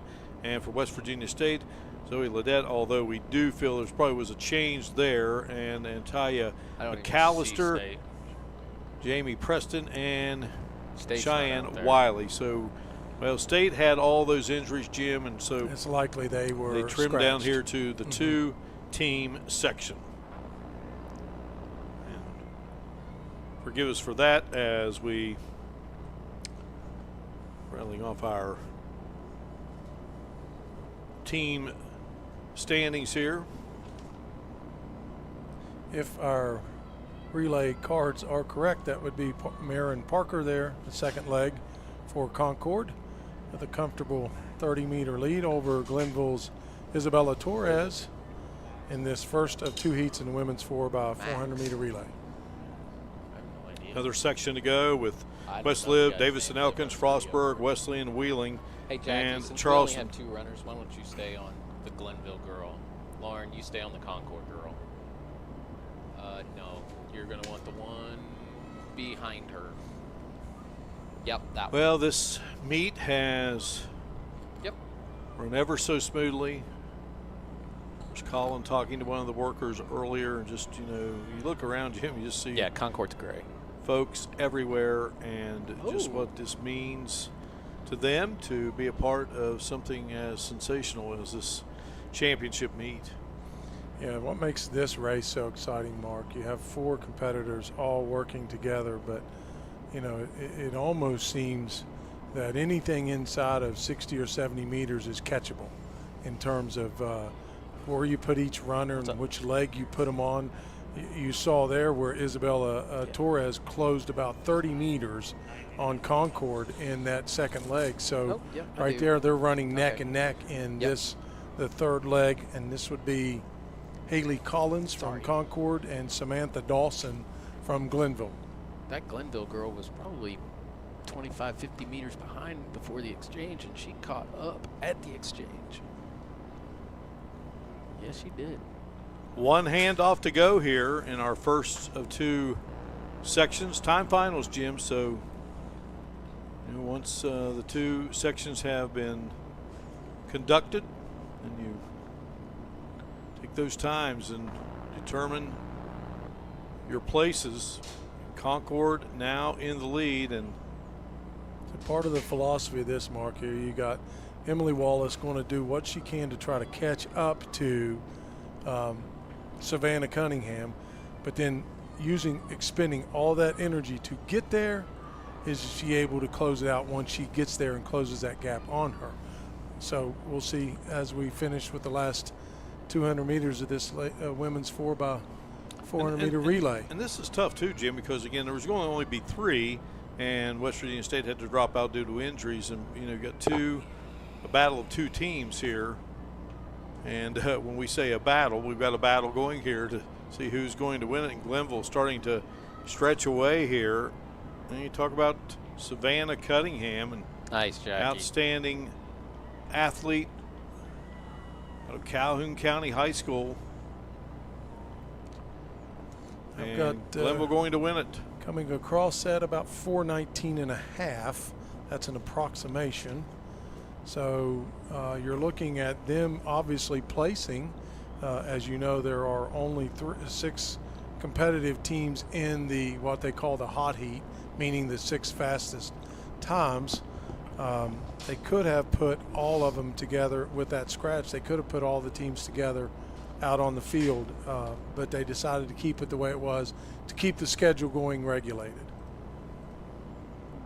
So West Liberty, Davis and Elkins, Frostburg, Wesleyan, Wheeling, and Charleston. So Savannah Cunningham comes across the finish line running that anchor leg, and she's down there with Colin. Go. Thanks, guys. Down here, like you said, with Savannah Cunningham. Savannah, talk us through that final stretch. Had a lot of ground to make up. Yeah, that hurt. That hurt bad. I know Talena was on team with her. I knew I probably had her, but I haven't ran a 4 in 2 months, so it's like that was. Could have fooled me. Yeah, that was everything I had, so there was nothing left. But it was a good race. I'm really proud of my teammates.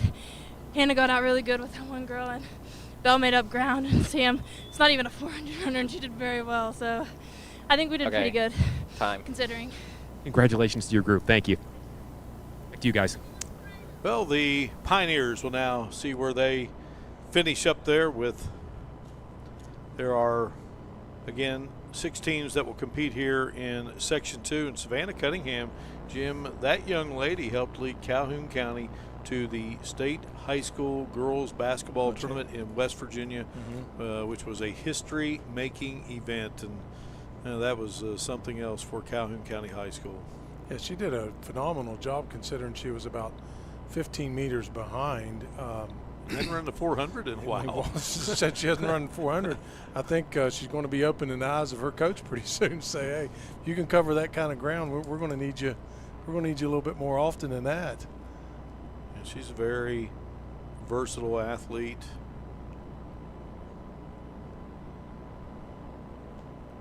We're looking at 6 teams in this section, second section of these timed finals. Again, we remind you that Glenville came across the line, give or take 4:19 and some change. So they're placing 8, and obviously there's only 6 competing teams in the 400 in the second heat, so they will certainly place.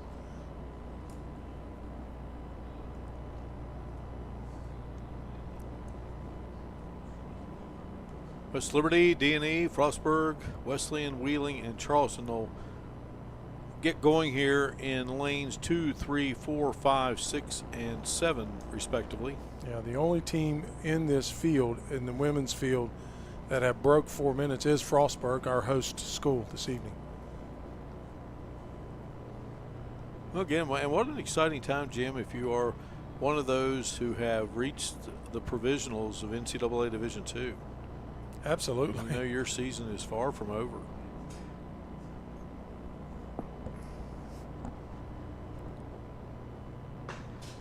Gun fired, and away we go here. Second of 2 sections here.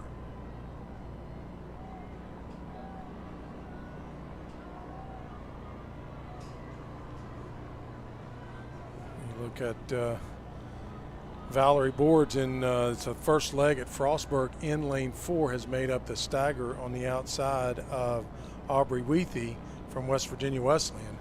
Looking very strong in that second curve. See what she has left in the tank as she finishes the last 100 as we come out of that curve. Looking very smooth right now. First leg of the 4x400 meter relay, our second of 2 sections here. Great to have you with us here in the Mountain East Conference Television Network. Video Productions producing in conjunction with the MEC our live streaming coverage.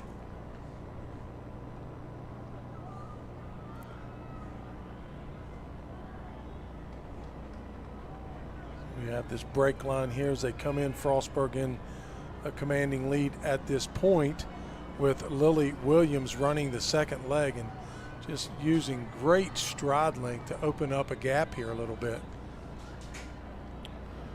And Williams is set to hand it off to Isabella Estrella, who's had a great meet. Mentioned her name a lot. We sure have. You're really hearing the, Jim, and I think one of the great things about track is just when you see the teammates. I mean, look over there. Oh, yeah, cheering them on. I mean, and just running with from each side. Yeah. Get a workout in just keeping up with your teammates, cheering them on. So now on to The third leg here of the 4x4 should be for West Lib, Abby Stackpole, Suze Gipsmans, Isabella Mestria, Sophia Pancos, Eva Tolliver, and Maya Clark. Stackpole with West Liberty, Gipmans from D&E, Mestria from Frostburg, Pancos of Wheeling, Pancos from Wesleyan, Tolliver of Wheeling, and Clark from the University of Charleston. Good battle right now, Jim. Yeah, that was an interesting move. And this there. is for first place right here. I mean, this is going to be the one. Glenville did win the first section. Right. See where the Pioneers finished, but this is your fast heat. And we got one more exchange to go here, and the title up for grabs here. And at the moment, Frostburg, boy, did a nice job there.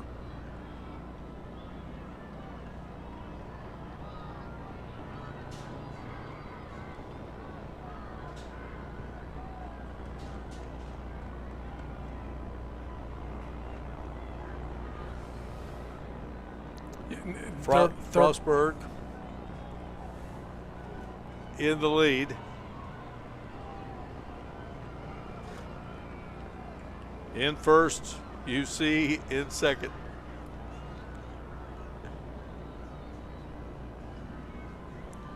Well, Jim, you know you're on your home track. Last event of the season, unless you're moving on to the NCAA, but you're not going to be here in Frostburg. And how about this? Jasmine Scott bringing it home for Frostburg State, the Bobcats.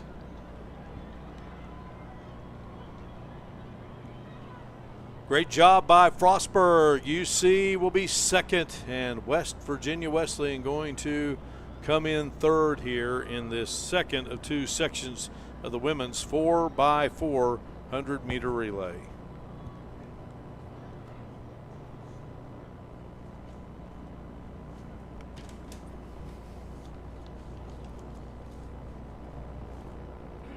Nice run by the Bobcats.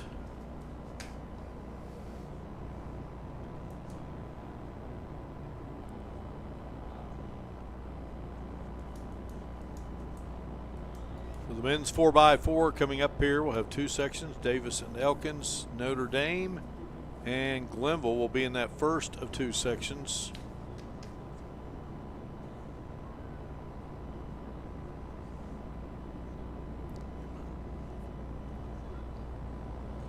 What we're looking here is this is the third leg of the 4x4 in the fast heat.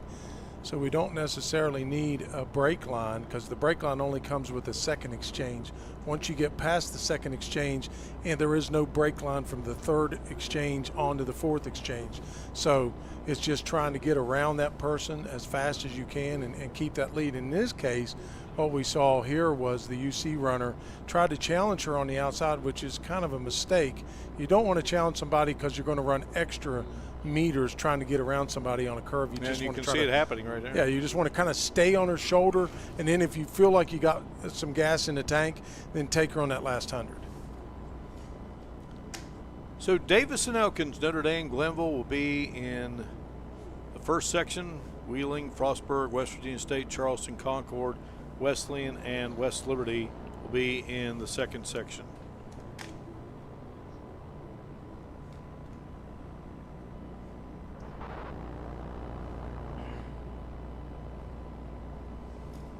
Our lane assignments for the first of two heats in the men's 4x400 meter relay. Davis and Elkins, they have not had a time in yet. In lane 4 is Notre Dame at 3 minutes 32.2 seconds, and in lane 5 Glenville State at 3:39.1. This is the first of two heats in the men's 4x400 meter relay championship. And all lanes in those three are been occupied.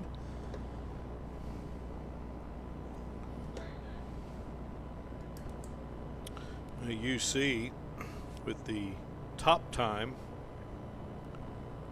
among those competing. Concord not too far behind them, mark at 3:18, 3:15 for UC, so that should be a battle there. You know, Jim, it's going to be fun to see Notre Dame here. Yes, it is. You know, this is going to be the last track event that in school history. That's correct. And wow. So we're seeing history, not really the kind we want to see, but nonetheless we'll still be seeing it. Diaco Curry, he'll be leading them off for Notre Dame, handing off to Matthew Griffin, onward to Patrick McElroy, and then off to Dante Abrams as Notre Dame will finish up their last track event in their school history.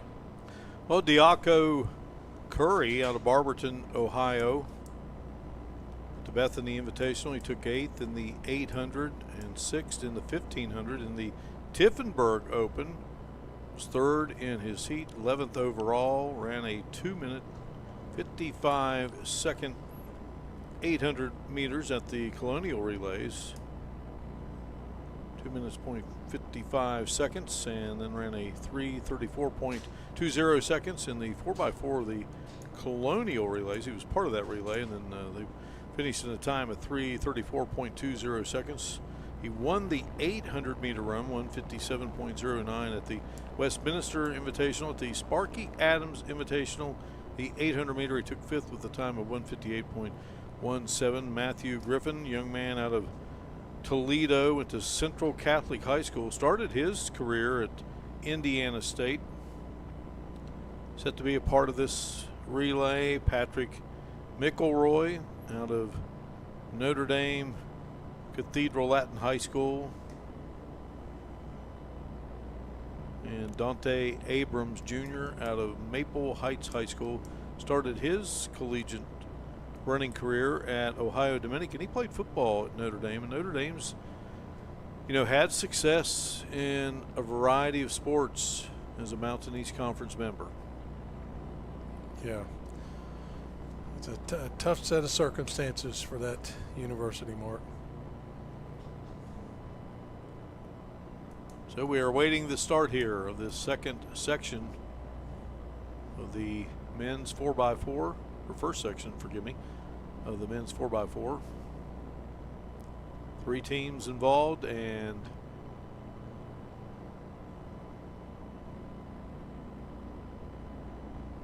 seven teams will go in the second section.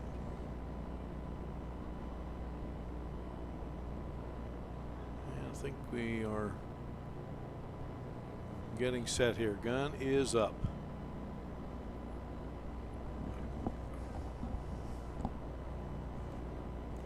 We run through the men's real quick at 21 events in the men's. Charleston, University of Charleston 202, West Liberty 105.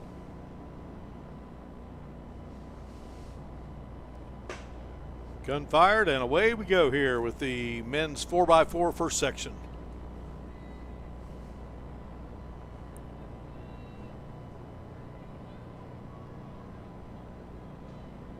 D&E in lane 3, Notre Dame lane 4, and Glenville State in lane 5.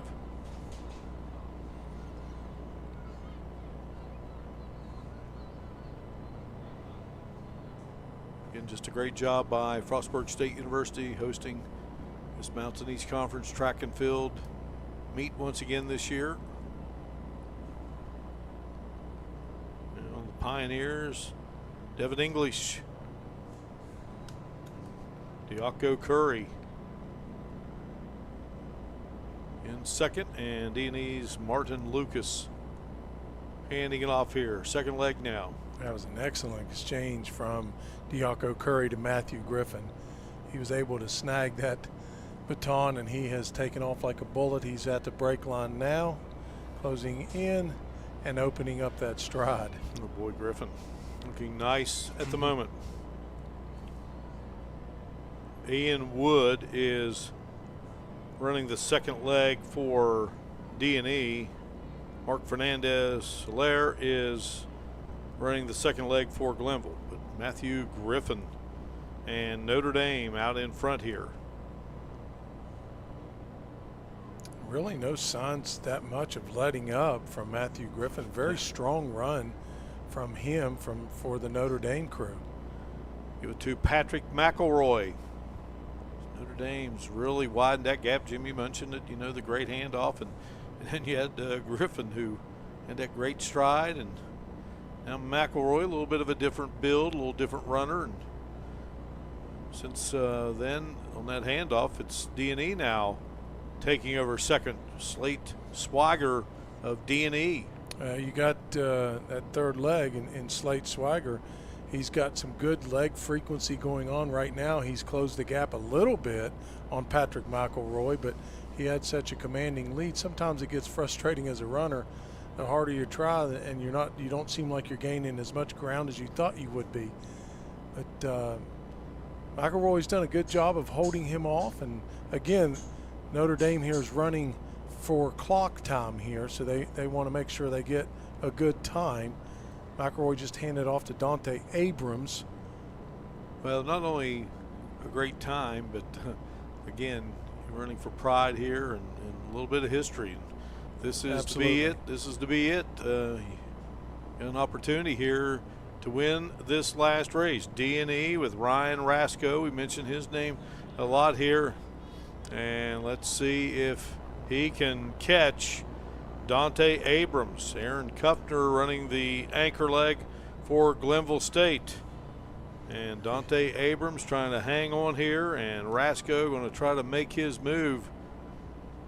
Rasco's ran a good race here, but Dante Abrams, Notre Dame, the Falcons, the final track and field race in Notre Dame, Ohio college history.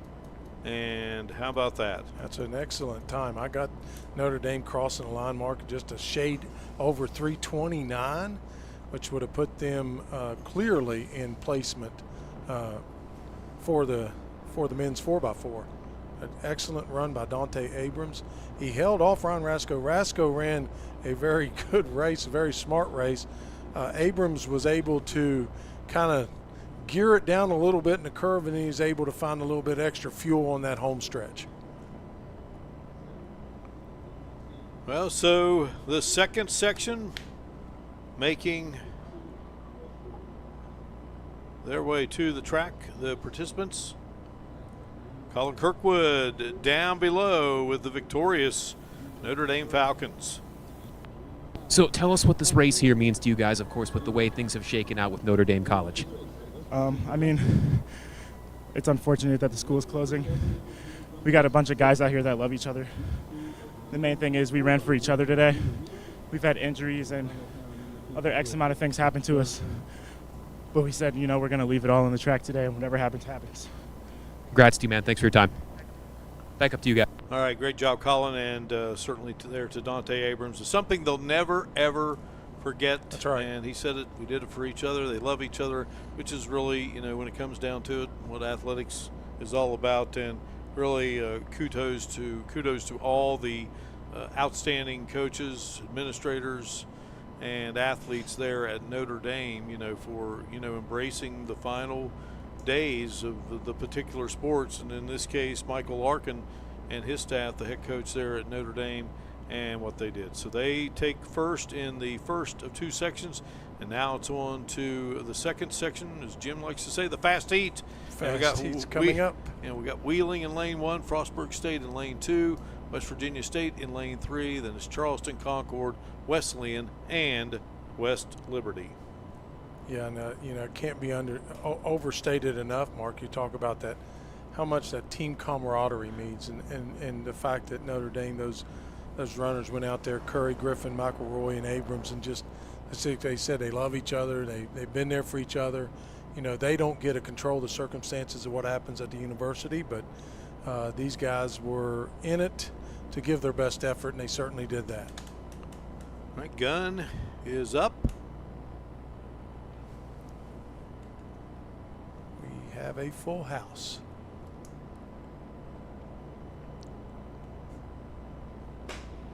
Gun is fired. Clean starts all the way through today, Jim, and yesterday. Yep. Calvin Blunt is running the first leg for Wheeling. For Frostburg State, it's Justin Dow. West Virginia State, Matthias Watson. Charleston Scott, Cullen Hunkale. Jaden Fodrell of Concord. Joseph Lavillo of West Virginia Wesleyan. And Art Williams of West Liberty. Faudrell making a move out there in lane 5 from Concord right now, showing some really good jets coming down the straight stretch. Getting a little bit of close from Joseph Livio from West Virginia Wesleyan.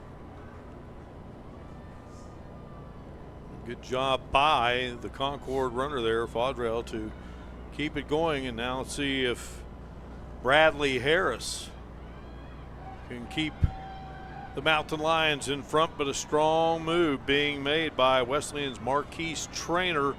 And at some point, Harris wanting to make that move to the inside, finally does, maybe a little wider and than he had hoped for a little longer time, right, Jim? Yeah, he probably could have closed that gap a little bit sooner. I'm really surprised he didn't do that, but let's see what he's got left with the last 100 meters to go. We're getting a close here from UC, from Alejandro Salgado. He's trying to close in on Bradley Harris, and it is tight. Harris gets the handoff there into the hands of Ethan Board. It goes, and UC now with its third leg and Damian Smith, and we've seen what Smith's all about today. Yeah, we've definitely seen him for sure, and it's a great run here by Concord. They're only 3 seconds behind in terms of time from the University of Charleston, but we're getting a good push here in the third leg from West Virginia State. State with Kanami Bryant. Wow. Kanami Bryant making his move here. Well, you got that UC State rivalry that's one of the best in the Mountain East Conference, and Kanami Bryant trying to catch Damian Smith, and now Smith with the handoff here and into the hands of Joshua Sterner. Caden Trotter for State. Concord is third. Ian Gardner running the anchor leg for the Mountain Lions. But UC at the moment looking strong. Gardner trying to surpass West Virginia State's Trotter for second, and Gardner going to do so. And now he's going to see if he can attack and get the UC Golden Eagle, who's out in front, Joshua Sterner. If he has any gas left in the tank, he has put forth maximum effort. Ian Gardner has. He certainly has, but Sterner right at the 50, the 40, the 30, and Sterner going to give UC the 4x4. What a way to end it for the Golden Eagles, who win another championship here today.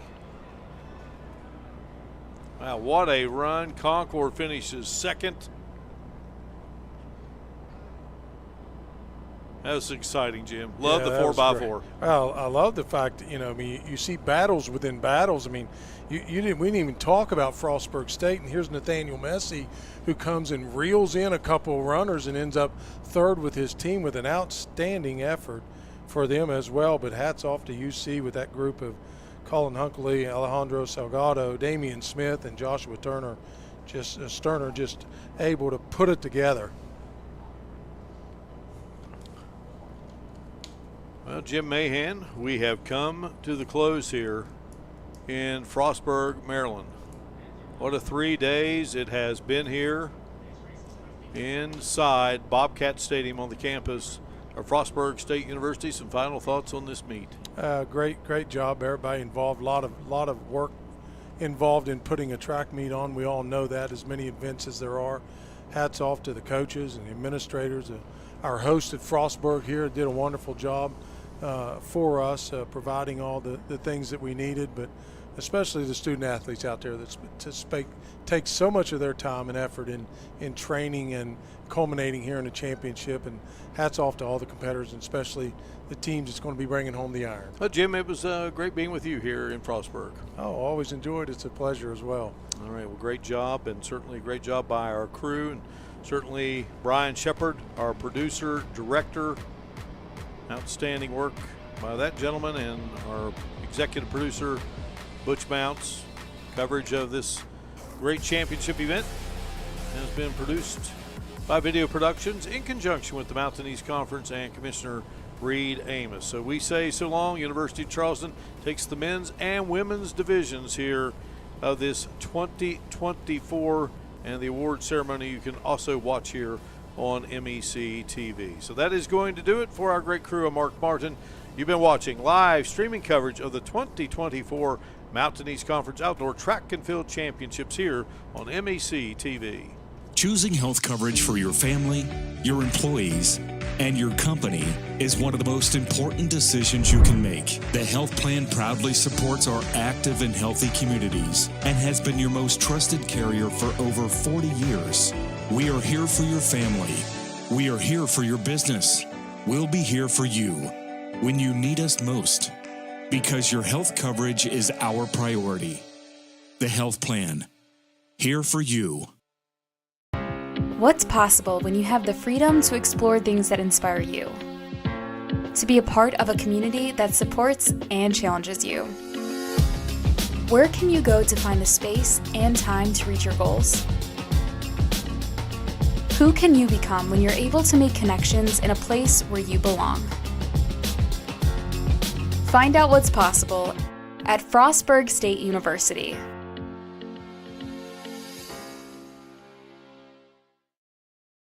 Being a champion takes more than talent, more than the perfect pass, more than using your head. Being a champion takes the spirit to always push harder, the ability to overcome any hurdle, and the fire to be the best. Welcome to Division II, where the pursuit is yours to create. And the question isn't, can you do it? It's, will you? It's about unlocking your potential and discovering your purpose. It's about community and how we can better serve others. It's about learning and doing. It's about the journey and the road getting there. It's about opportunities and the endless possibilities.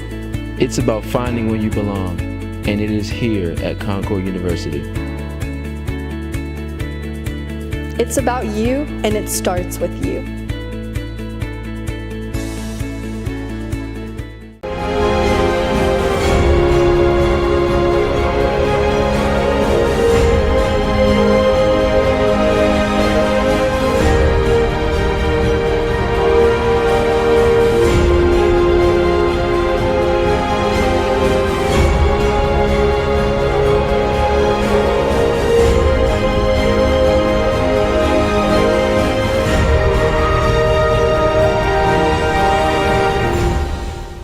Davidson Elkins College will shape your future through personalized curriculum and career-focused internships. D&E is known for the quality of nurses, business leaders, and teachers we prepare for the field. We're leading the way with pre-professional programs developing the next generation of physical therapists, veterinarians, doctors, and lawyers. Our location makes programs in resource management and outdoor recreation a natural fit, and our roots run deep in theater and film and visual arts. With distinction and excellence, we provide an affordable education designed just for you.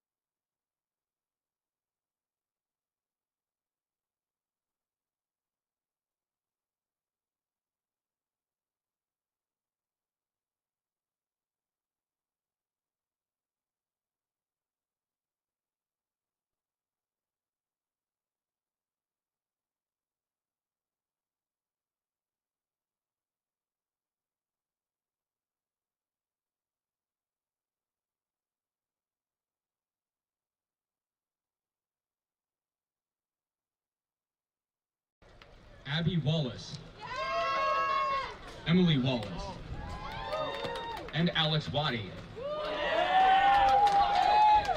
From Davis and Elkins, Henry Schmidt and Tice Turlou.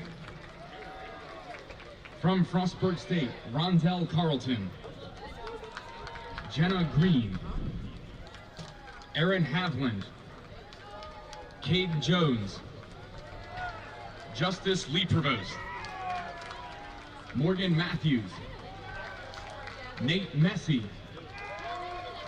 Tia Moye, and Hannah Muir. From Glenville State, Brandon Bowie, Michael Clay, Adam Davis, Sam Dawson, Sadie Eddins, Logan Fisher. From Charleston, Patricia Alonso Munoz, Ryan Blackwell, Anthony Bradford, Bailey DeStefano, Miriam Drahir, Lily Dowdell, Michael Garrett, Mercy Jepleting, Emily Kupner, Amara Mason, Dennis McChesky, Sage McLaughlin, Lethoganolo Ramos Avila, James Shamblin, Antonio Sneed, Warren Field, and Kellen Tropek. From Notre Dame College, Dante Abrams and Matthew Griffin. From West Liberty, Zane Breakall, John Brown, Emma Haley, Brody Cermak, Hannah Kemp, Kennedy Martin, Bailey Pack, Amari Poole, Tavian Richardson, Kaylee Savage, Abby Stackpole, JJ Stout, Philip White, and Art Williams. From West Virginia Wesleyan, Alyssa Kelleher, Jordan Lopez, Roman Moore, Destry Nelson, James Sams, and Aubrey Wheat. From Wheeling, Isaiah Browning, Tyler Crook, Camille Graham, Damar Ivy, Damian Jackson, Moses Karoma, Jalen McLaren, Kiala McCurry, Kanaya McGowan, Delaney Miller, Deja Riles, Jenna Smith, Janae Sumaro, Eva Tolliver, Susan Trammell, Elijah Young, and Nick Zauer. Ladies and gentlemen, your 2024 MEC Track and Field Senior Athletes.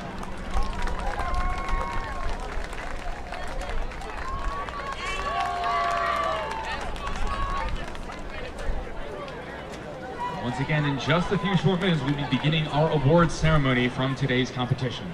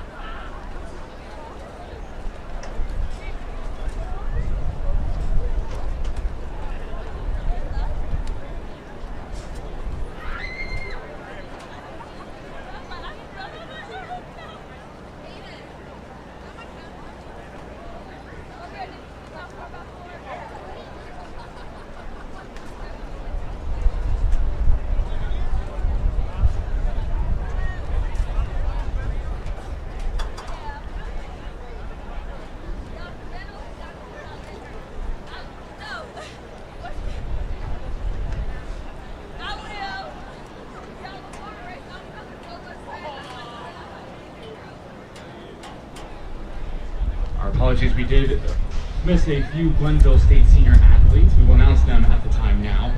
Kim Halsey, Christian Hanna, Summer McShane Kale, BJ Utt, and Bruce Williams.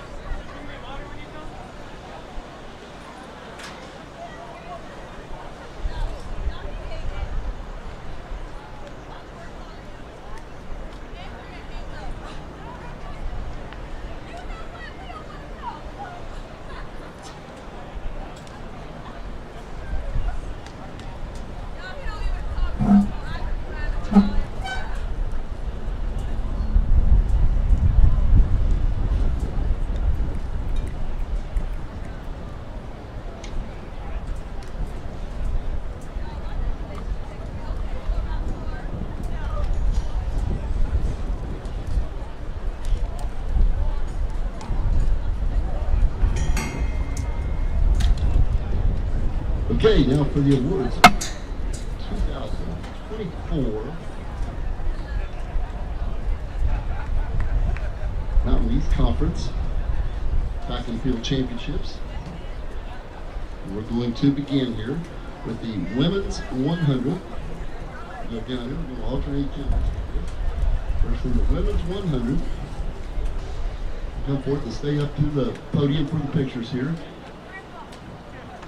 Your third place finisher from West Virginia State, Antia McAllister.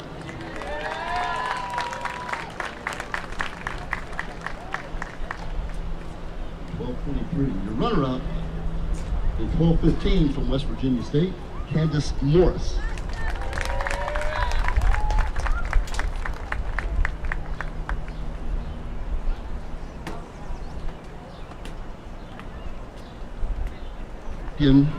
With a time of 12:14 from Wheeling, Kanaya McGowan.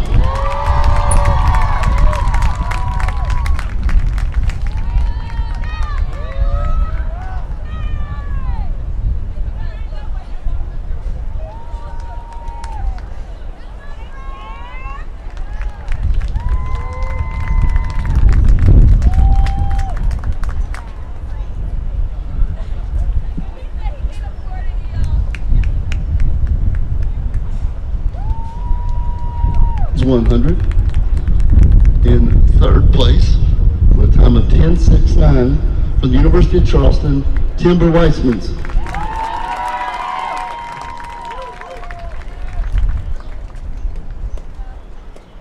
Your runner-up from West Virginia Wesleyan in a time of 10:64, Taiwo Babwala Throck.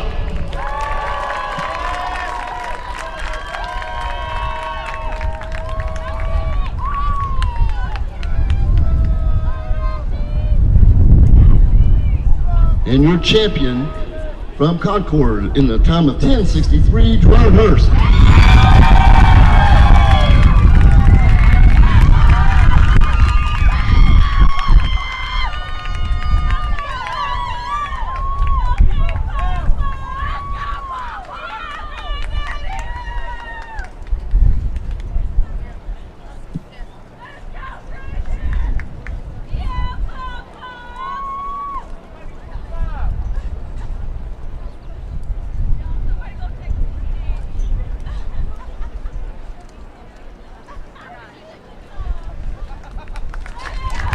Okay, for the women's 200,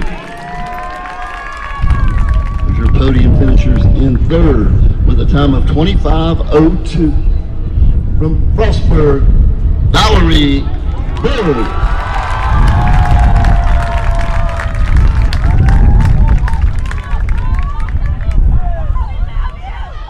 And your runner-up with a time of 24:94 from Wheeling, Kanaya McGowan.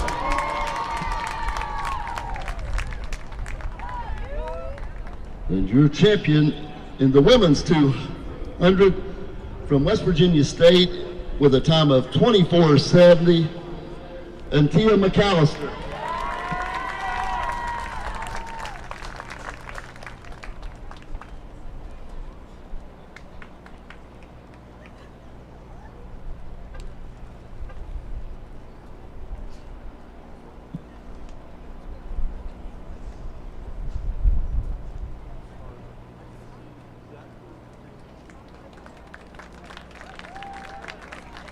Okay, in the men's 200, in third place with a time of 21:45 from West Virginia Wesleyan, Royale Salmon.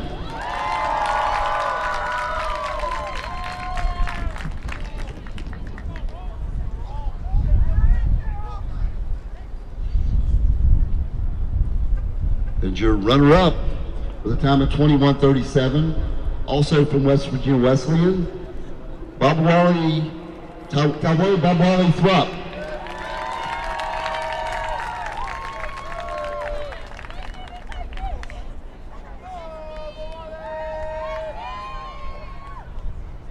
And your champion in the men's 200 with a time of 21:17 from the University of Charleston, Timber Weisman.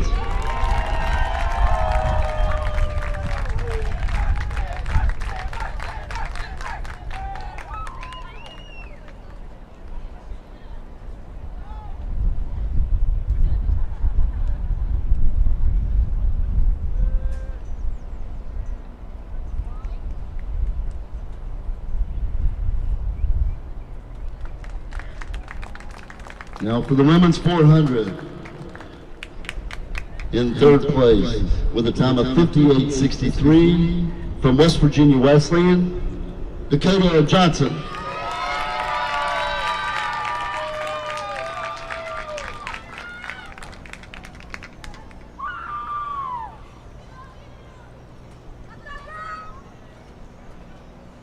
And your runner-up with a time of 56:84 from Frostburg, Isabella Mastria.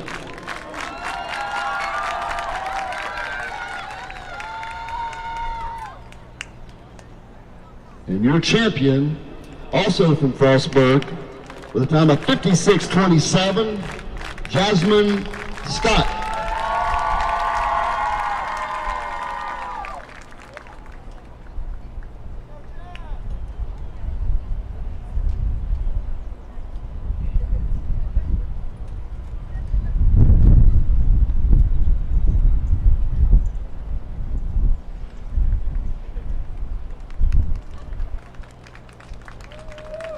And on to the men's 4, in third place with a time of 48:67 from Concord, Ian Gardner.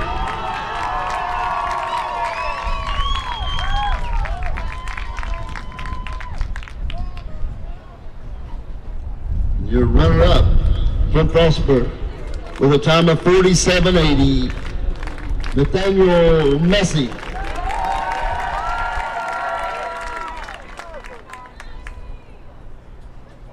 And your champion in the men's 400 with a time of 47.73 from Wheeling, Joshua Bone.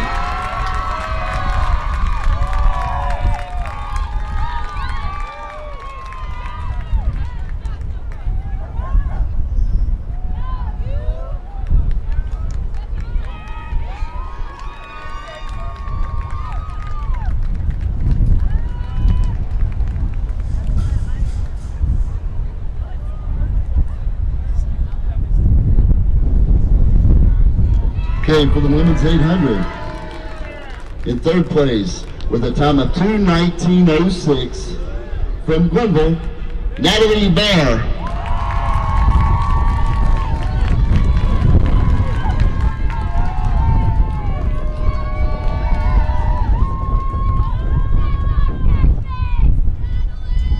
Your runner-up from the University of Charleston with a time of 2:18.82.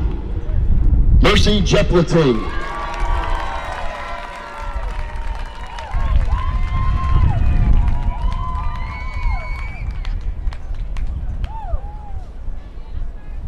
And your champion in the women's 8 with a time of 2:18.46 from West Virginia Wesleyan, Marimo Akita.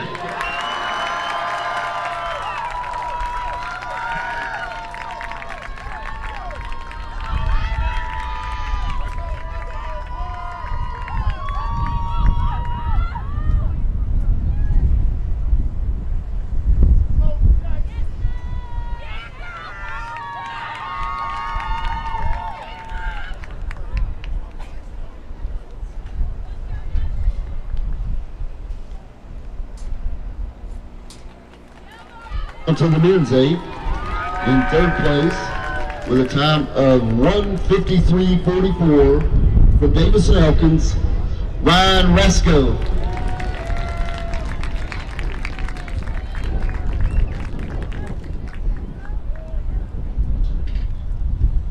And your runner-up with a time of 1:50.16 from the University of Charleston, Warren Thiel.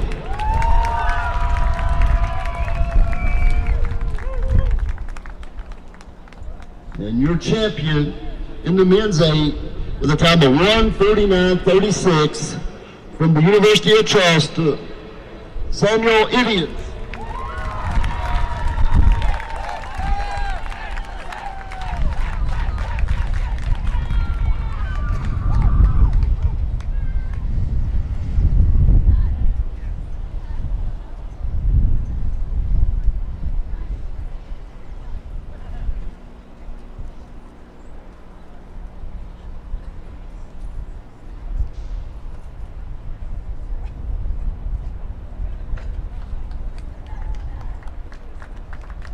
Okay, on to the women's 1500. In third place with a time of 4:42.83 from the University of Charleston, Madison Woolwine.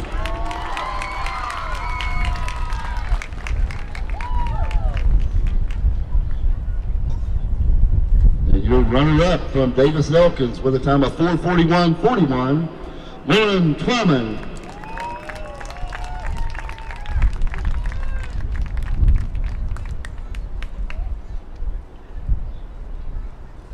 And your champion in the women's 1500 with a time of 4:40 flat from the University of Charleston, Beth Sykes.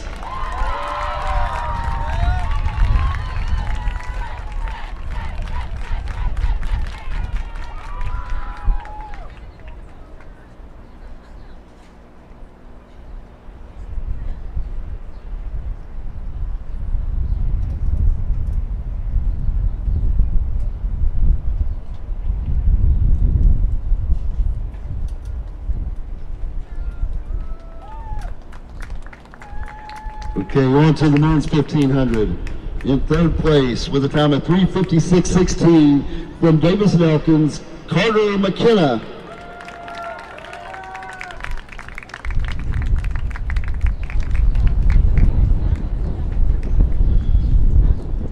And your runner-up with a time of 3:53.80 from the University of Charleston, Samuel Idians.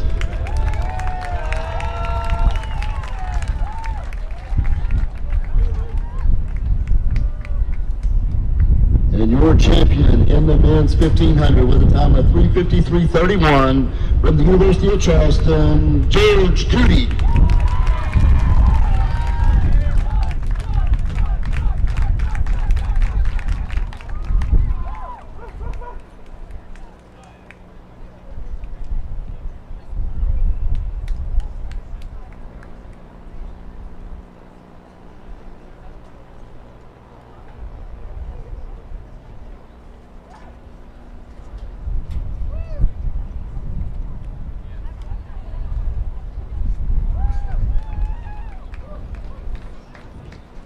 Okay, on to the women's 5,000. In third place from the University of Charleston with a time of 18:58.45, Mercy Jepleting.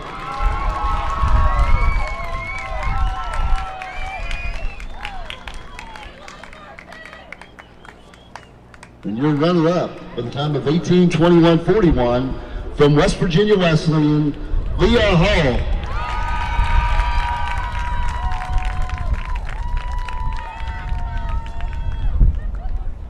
And your champion with a time of 18:08.83 from the University of Charleston, Julie LaFair.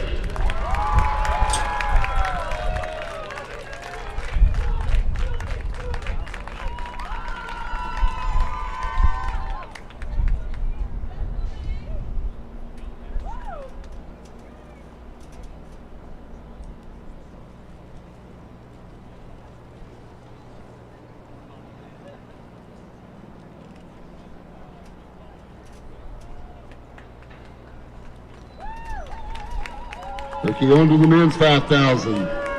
In third place with a time of 14:50.54 from Concord, Logan Zucchelli.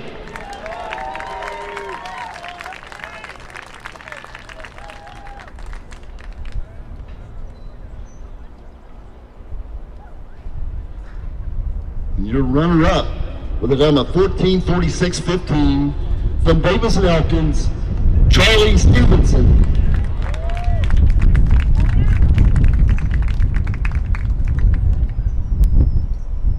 And your champion in the men's 5,000 with a time of 14:40.38, Zane Chalker.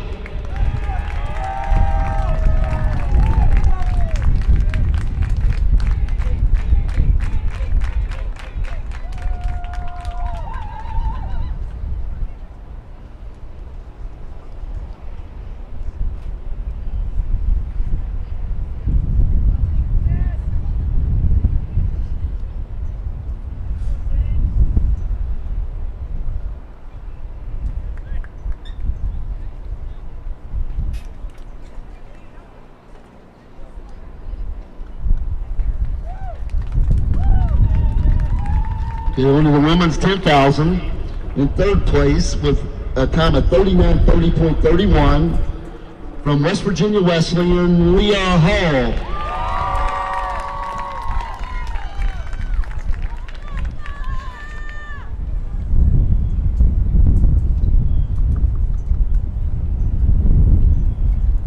And your runner-up with a time of 39:16.12 from Davis and Elkins, Savannah Hardman.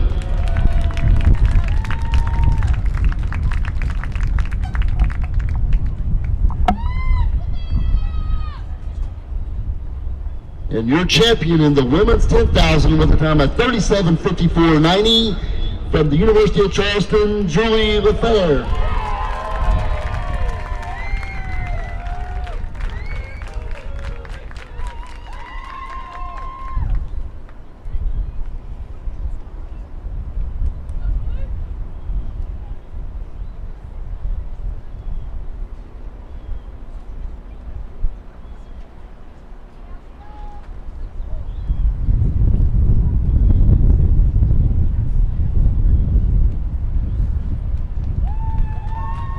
On to the men's 10,000. In third place with a time of 31:29.42 from Davis and Elkins, Henry Schmidt.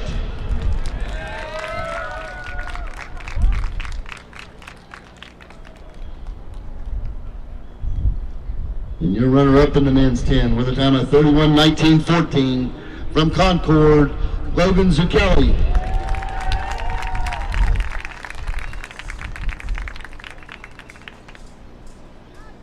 And your champion in the men's 10 with a time of 30:53.57 from the University of Charleston, Zane Chalker.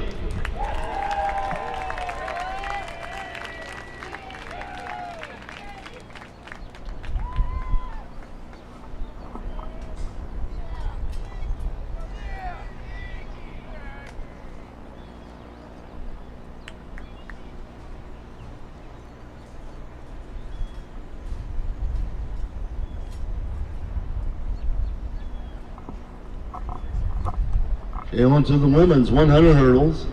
In third place with a time of 14:67 from Wheeling, Isha Cisse.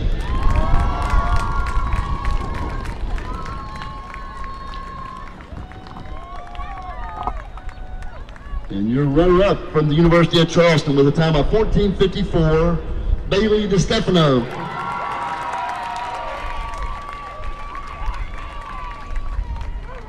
And your champion with a time of 14:41 from West Virginia State, Zoe McDonald.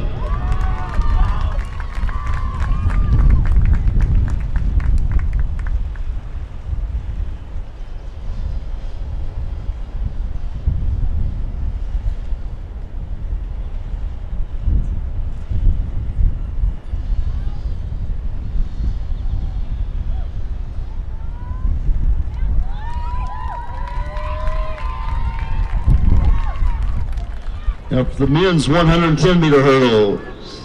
In third with a time of 14:68 from Wheeling, Damian Jackson.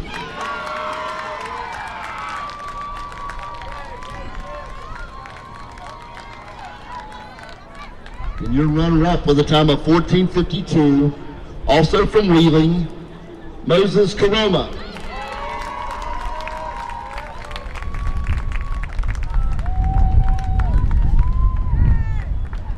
And your champion with a time of 14:24 from West Liberty, Ty Anderson.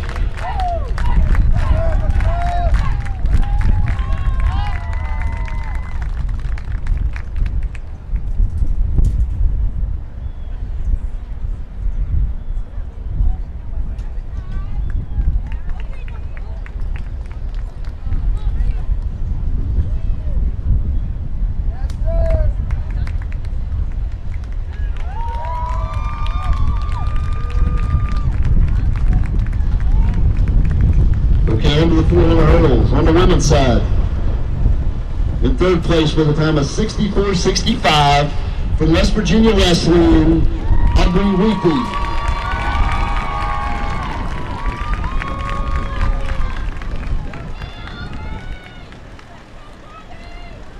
And your runner-up with a time of 64:20 from the University of Charleston, Bailey DeStefano.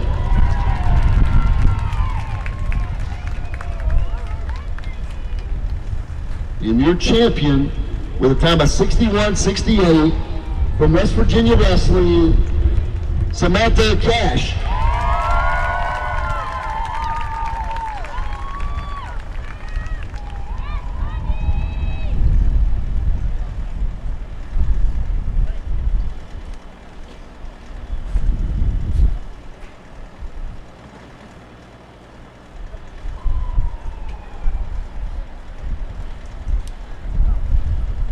Okay, on to the men's 400 hurdles. In third place with a time of 54:56 from Glenville State, Aaron Kefner.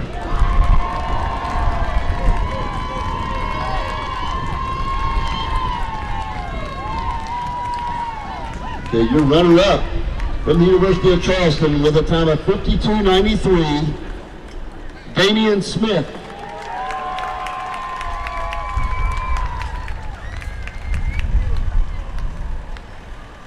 And your champion from Wheeling with a time of 52:91, Moses Karoma.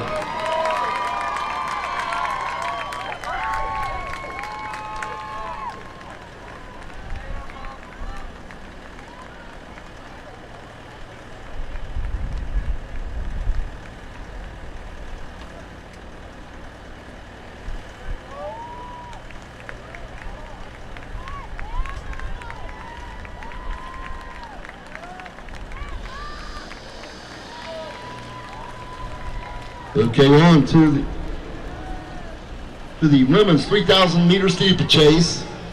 In third place with a time of 11:55.01 from the University of Charleston, Leah Markert.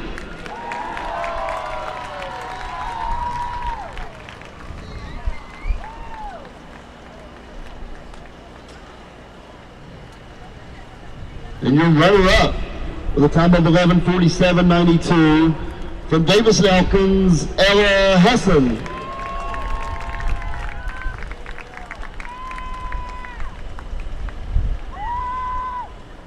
And your champion with a time of 11:15.45 from West Virginia Wesleyan, Leah Hall.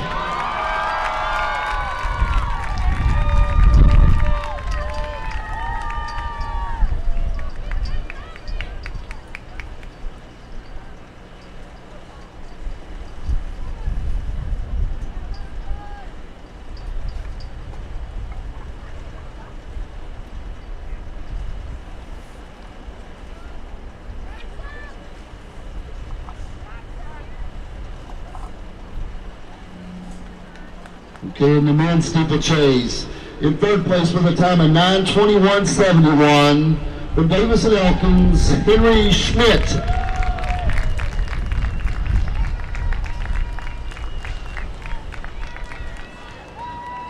And your runner-up with a time of 9:13.89 from the University of Charleston, Dennis Macheski.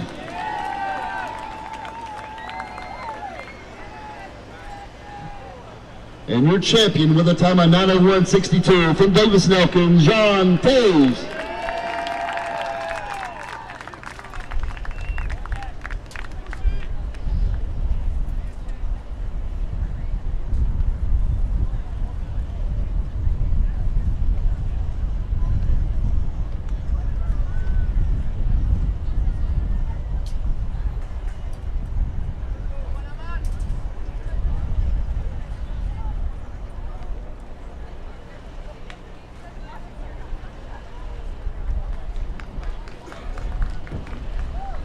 Okay, now to the relays in the women's 4x1. In third place, with a time of 48.53, West Virginia Wesleyan. The team of Madeline Wamblace, Norma Akita, Samantha Cash, and Alana Woods. Let's work together here for the photo ops at the podium with these relay teams.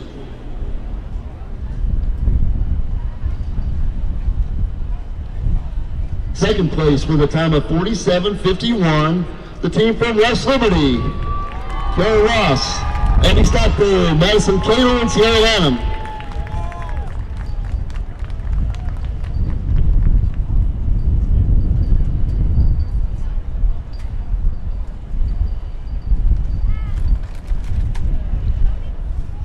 And your champions with a time of 47.46, the team from Frostburg, Isabella Mastria, Malika Habib, Willie Williams, and Valerie Birds.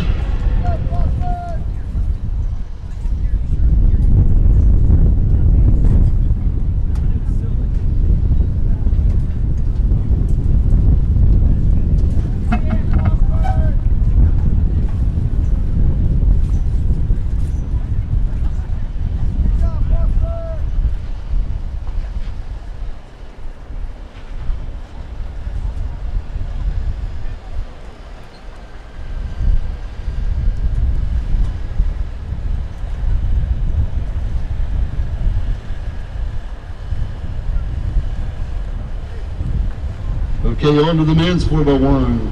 In third place with a time of 41.34, Frostburg. Team of Marquise Burks, Nathaniel Messi, Nathaniel Shields, and Kayvon Turner.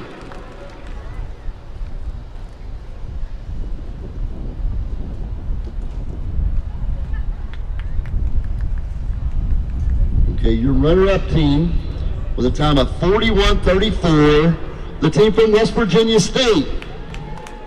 Konami Brad, Jaden Smith, Caden Trotter, and Terrell Brooks.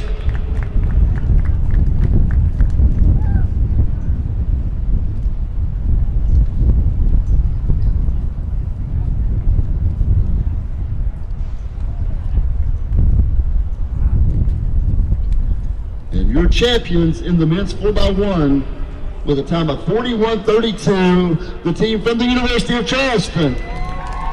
Zachary Parsons, Roberto Legrizzi, Darius Austin, and Timber Winston.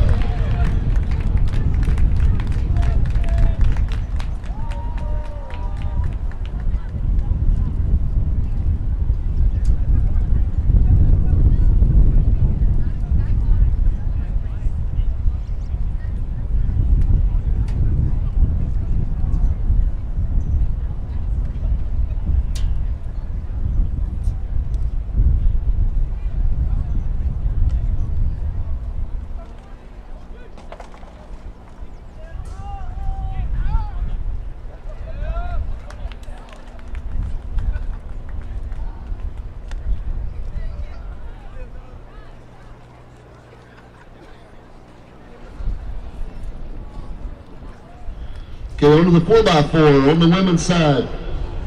In third place with a time of 4:92, the team from West Virginia Wesleyan.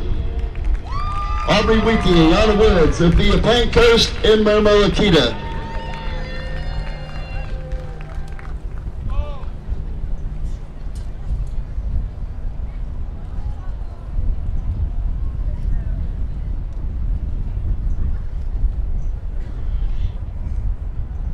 Okay, your runner-up team with a time of 3:59.88.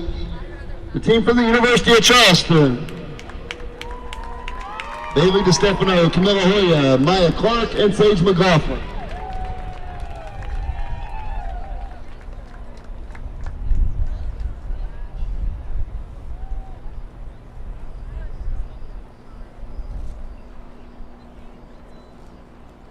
And your champions in the women's 4x4, time of 3:56.29, the team from Frostburg. Valerie Boards, Lily Williams, Isabella Mastrella, and Jasmine Scott.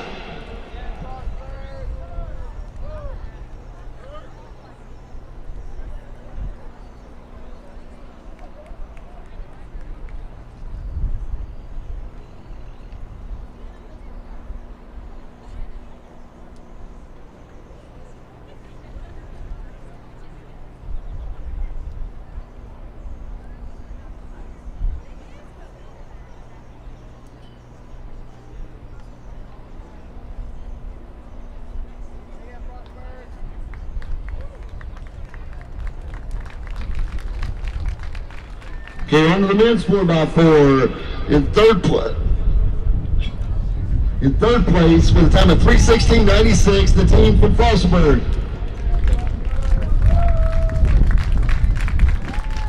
Justin Dow, Isaiah Stewart, Jack Hines, and Nathaniel Messi.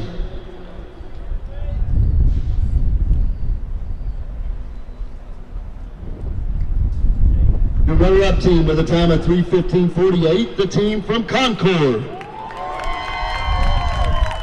Jayden Fodrell, Bradley Harris, Ethan Board, and Ian Gardner.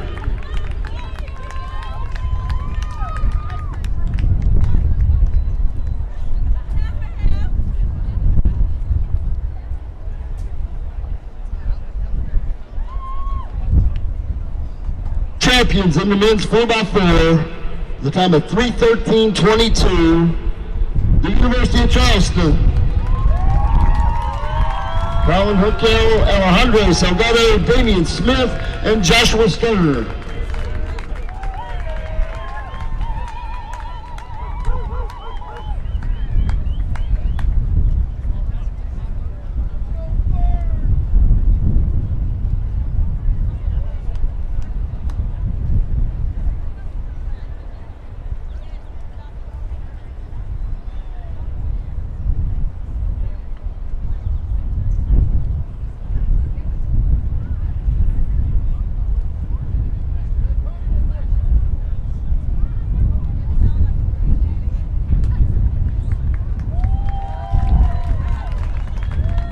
Okay, on to the field events. We'll begin with the women's high jump.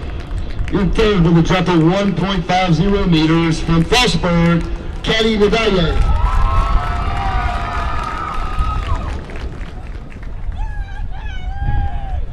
And your runner-up with a jump of 1.60 from Wheeling, Tara Perry.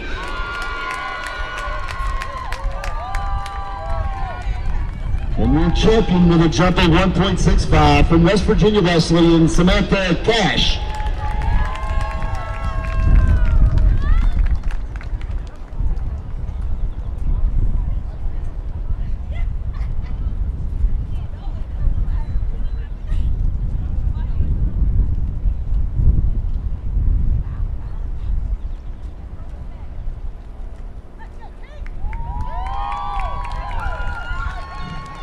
On to the men's high jump. In third place with a jump of 1.85 from West Liberty, Ethan Furby.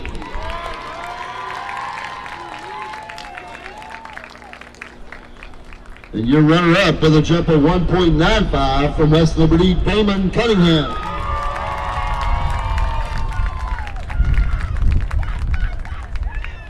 And your champion in the men's high jump with a jump of 2.05 from West Liberty, Makai Anderson.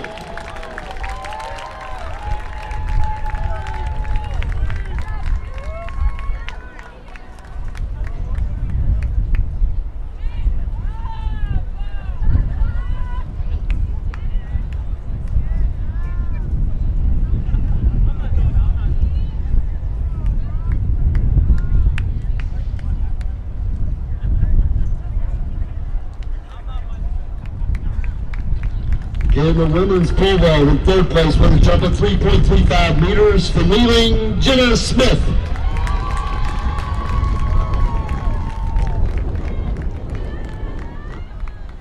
And your runner-up with also with a jump of 3.35 from Wheeling, Callum McCurry.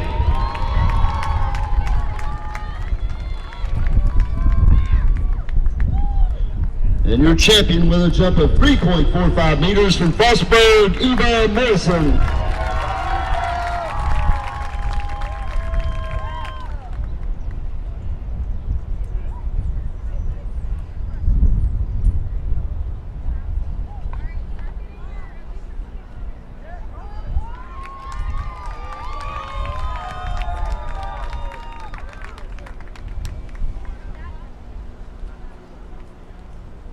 On to the men's vault in third place with a vault of 4.15 from West Liberty, Julius Hobbs.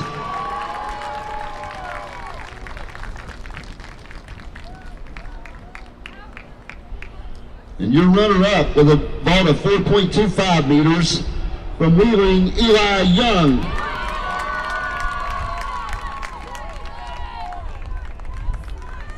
And your champion with a vault of 4.80 meters from Frostburg, Thomas McCoy.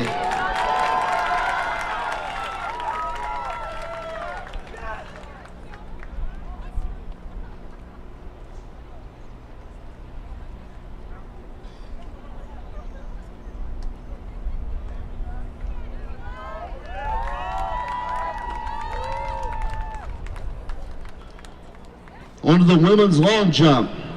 In third with a jump of 5.72 meters from Frostburg, Isabella Mastria.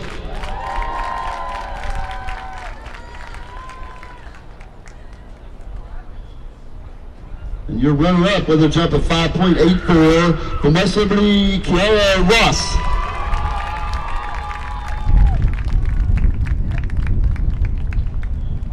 And your champion with a jump of 5.93 meters from West Liberty, Sierra Lanham.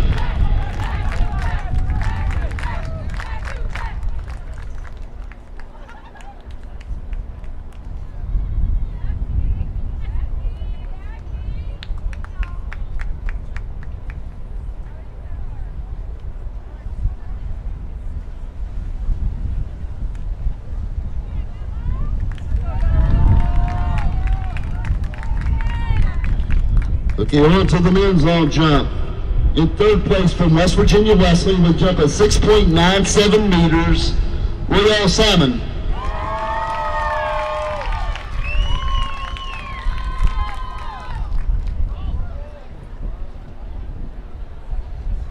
And your runner-up with a jump of 6.99 meters from the University of Charleston, Letha Ganara Ramafathura.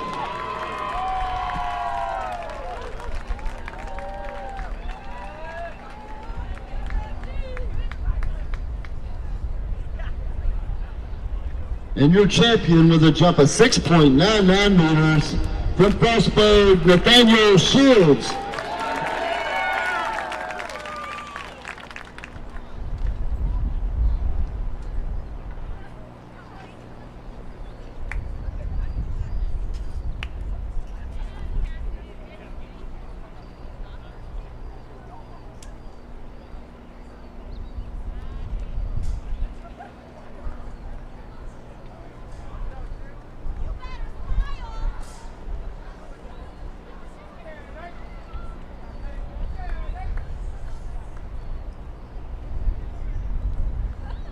Okay, on to the women's triple jump.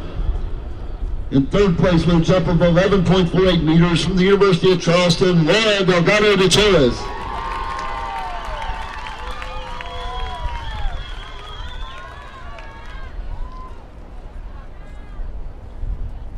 And your runner-up with a jump of 11.80 meters from the University of Charleston, Camila Hoya.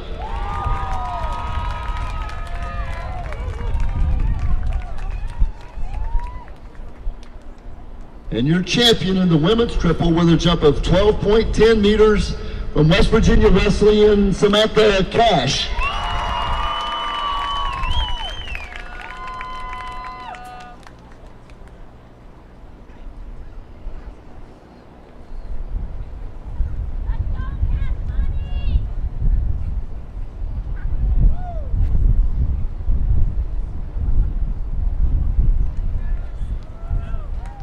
Okay, on to the men's triple. In third place with a jump of 13.80 meters from West Virginia State, Yadiel Rivera.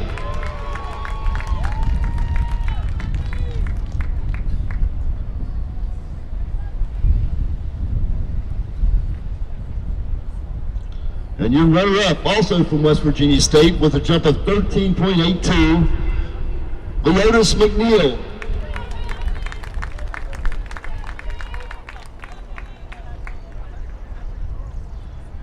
And your champion in the men's triple jump with a jump of 14.83 meters from West Virginia Wesleyan, Michael Hansford.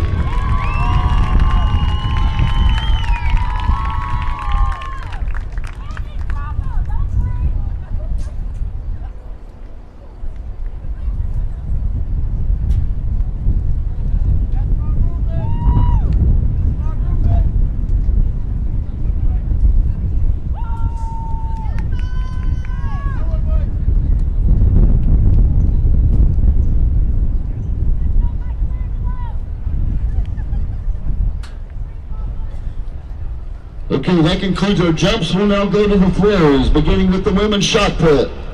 In third place with a throw of 12.29 meters from West Liberty, Kennedy Martin.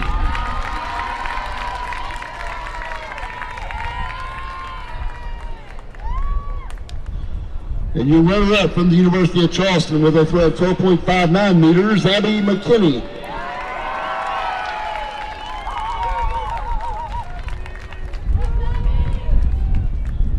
And your champion in the women's shot put with a throw of 13.17 meters from Glenville, Janae Scott.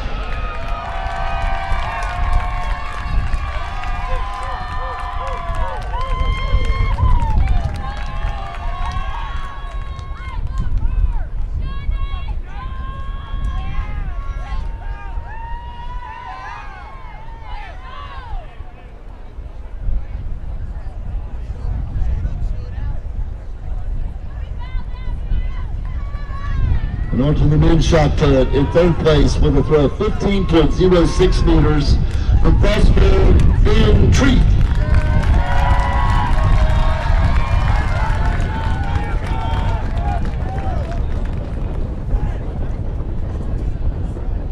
And your runner-up with a throw of 15.24 meters from West Liberty, Joshua Fancher.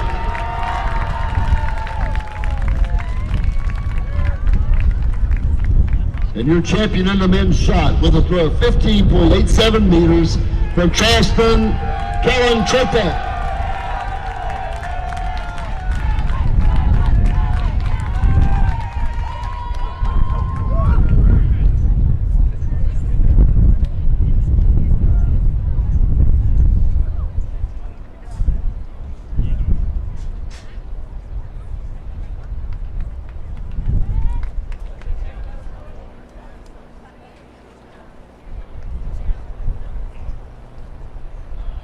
And on to the women's discus in third place with a throw of 41.18 meters from Glenville State, Janae Scott.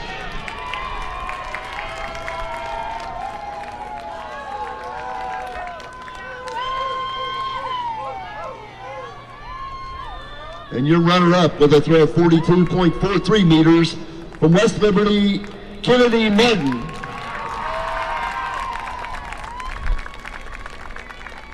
And your champion in the women's discus with a throw of 42.57 meters from West Liberty, Sierra Davis.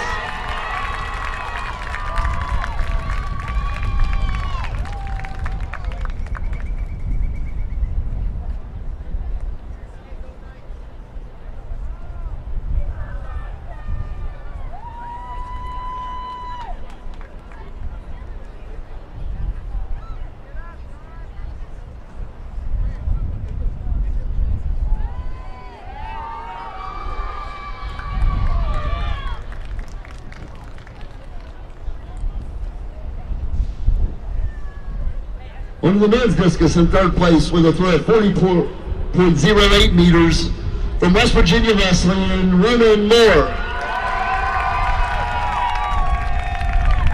Your runner-up with a throw of 44.87 from the University of Charleston, Frankie Winter.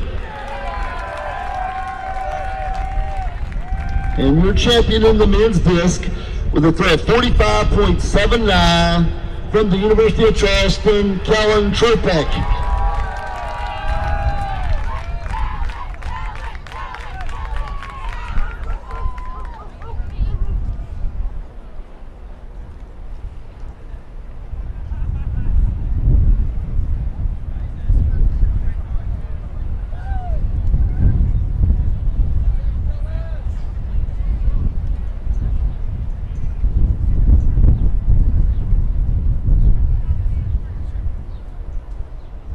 On to the women's hammer.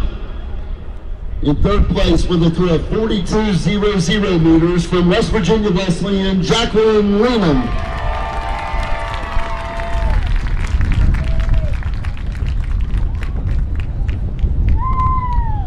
Your runner-up with a throw of 43.95 meters from the University of Charleston, Ella Nilsson.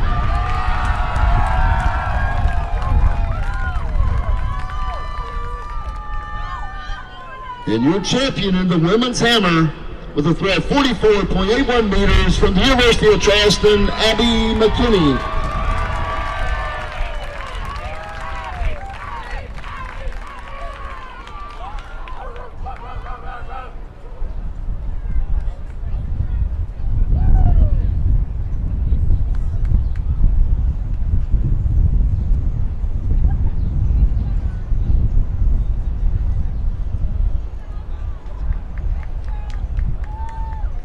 Okay, we're going on to the men's hammer. In third place with a throw of 47.01 meters from Glenville State, Christian Hanna.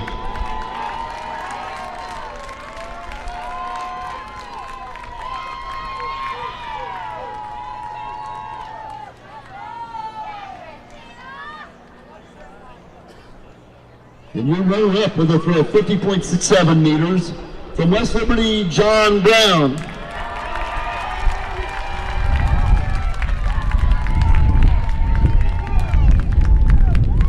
And your champion in the men's hammer with a throw of 54.67 meters from the University of Charleston, Callan Tropek.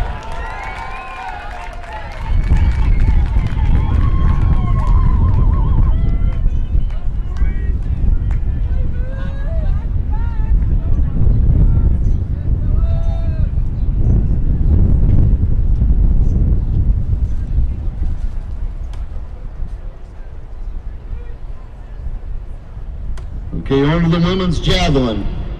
In third place with a throw of 33.55 meters from Glenville State, Kim Halsey.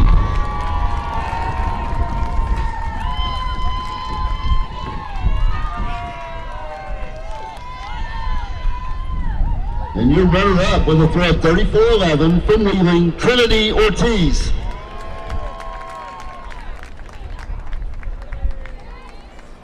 And your champion in the women's javelin with a throw of 35.79 meters From Wheeling, Jalen McLaren.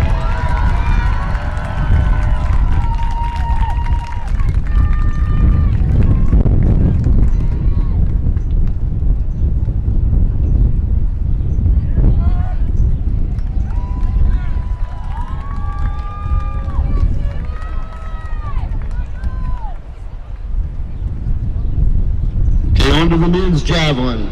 In third place with a throw of 48.50 meters from West Virginia Wesleyan, Peyton Slaughter.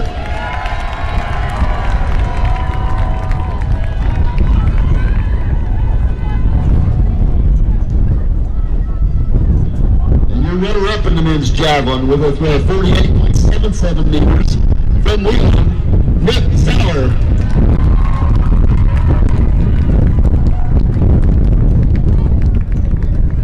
And your champion in the men's javelin with a throw of 52.05 meters from the University of Charleston, Manuel Campagna.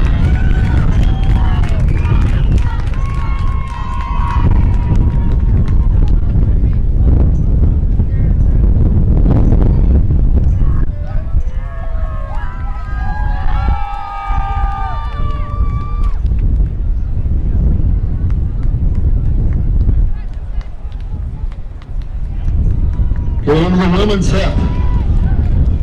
In third place with 3,773 points from Frostburg, Morgan Matthews.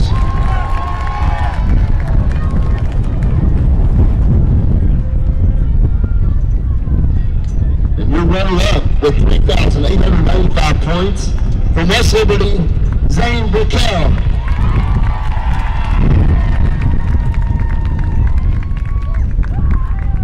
And your champion in the women's half with a total of 4,372 points from West Virginia Wesleyan, Samantha Cash.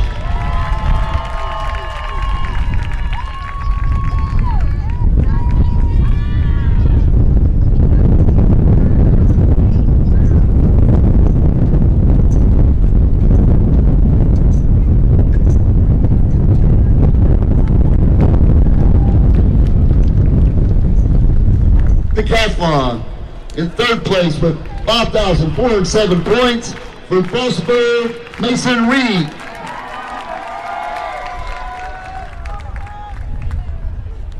And your runner-up with 5,473 points from West Virginia Wesleyan, Destry Nelson.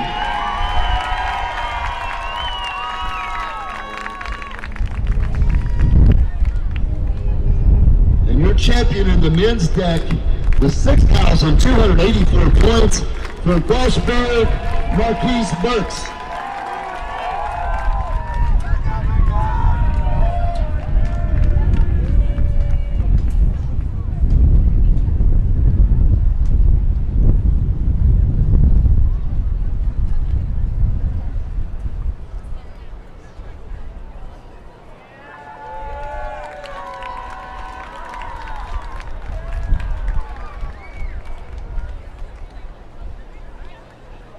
Ladies and gentlemen, at this time, Commissioner Reed Amos, the Mountain East Conference, are pleased to honor the all Mountain East Conference performers from this weekend's Outdoor Track and Field Championships here in Frostburg.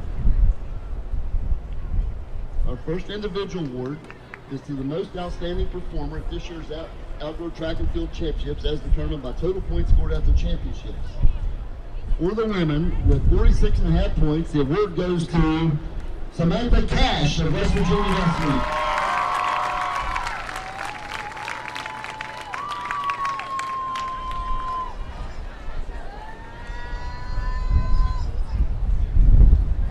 And on the men's side, with 30 points from the University of Charleston, Kellen Sherpeck.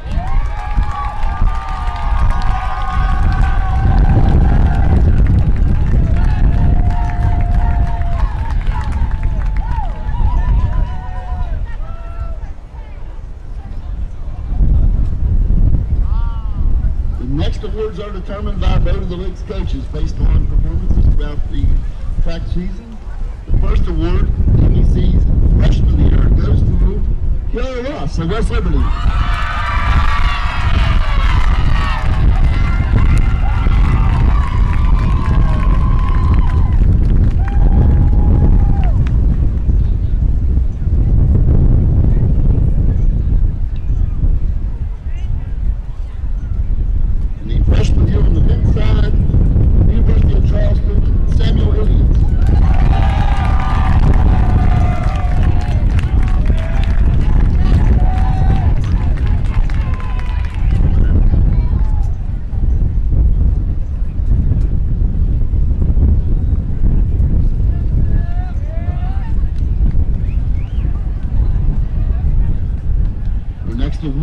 be the Field Athlete of the Year. And on the women's side, from West Virginia Wesleyan, Samantha Cash.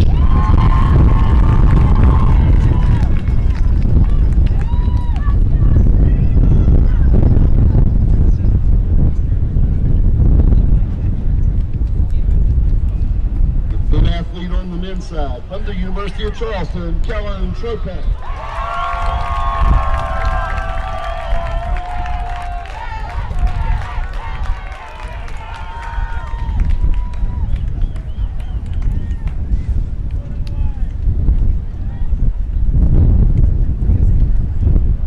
Now for the Track Athlete of the Year. On the women's side, from the University of Charleston, Joanna Fair.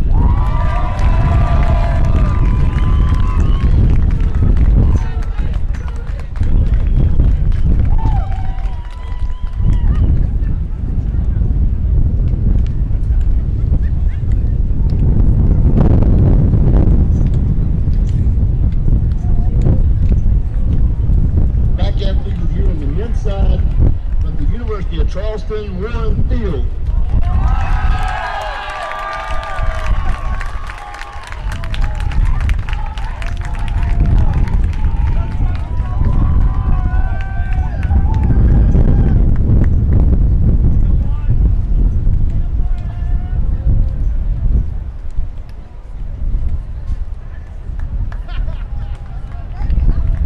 Now for the Coaches of the Year.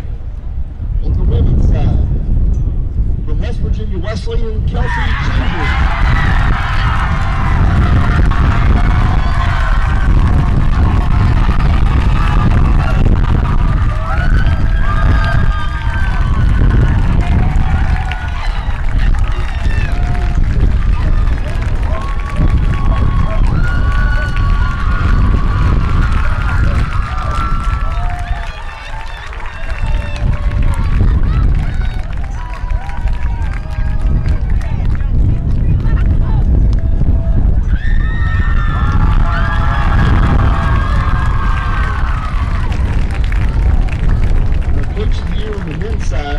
From the University of Charleston, Nick Bass.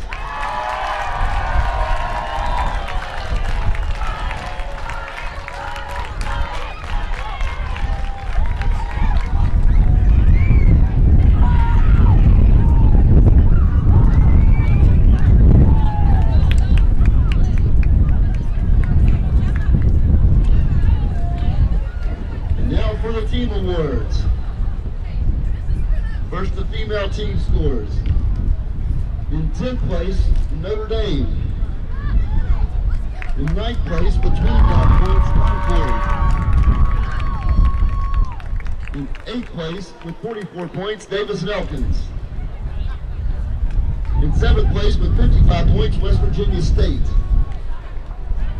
In 6th place, with 63 points, Glenville State. In 5th place with 100 points, Wheeling. In 4th place with 101 points, West Liberty. In 3rd place with 118 points, Frostburg.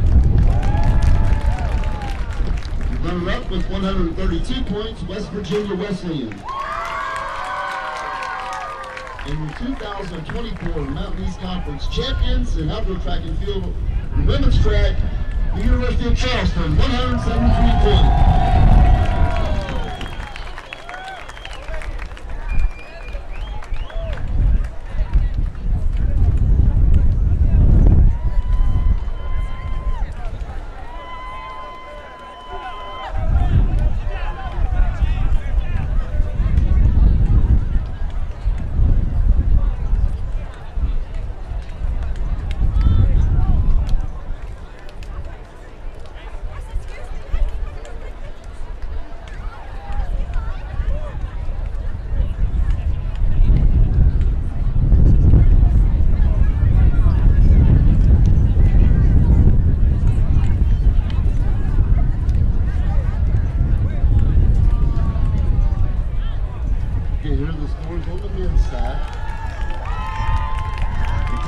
Notre Dame with 1 point. In 9th place with 40 points, Glenville State. In 8th place with 45, West Virginia State. In 7th place with 53, Concord. In 6th place with 84 points, Davis Nelkins. In 5th place with 86 points, Wheeling. In 4th place with 90 points, Frostburg. In 3rd place with 93 points, West Virginia Wesleyan. And runner-up with 108 points, West Liberty. And your champions in 2024 Mountain East Conference Track and Field, 212 points, the University of Charleston.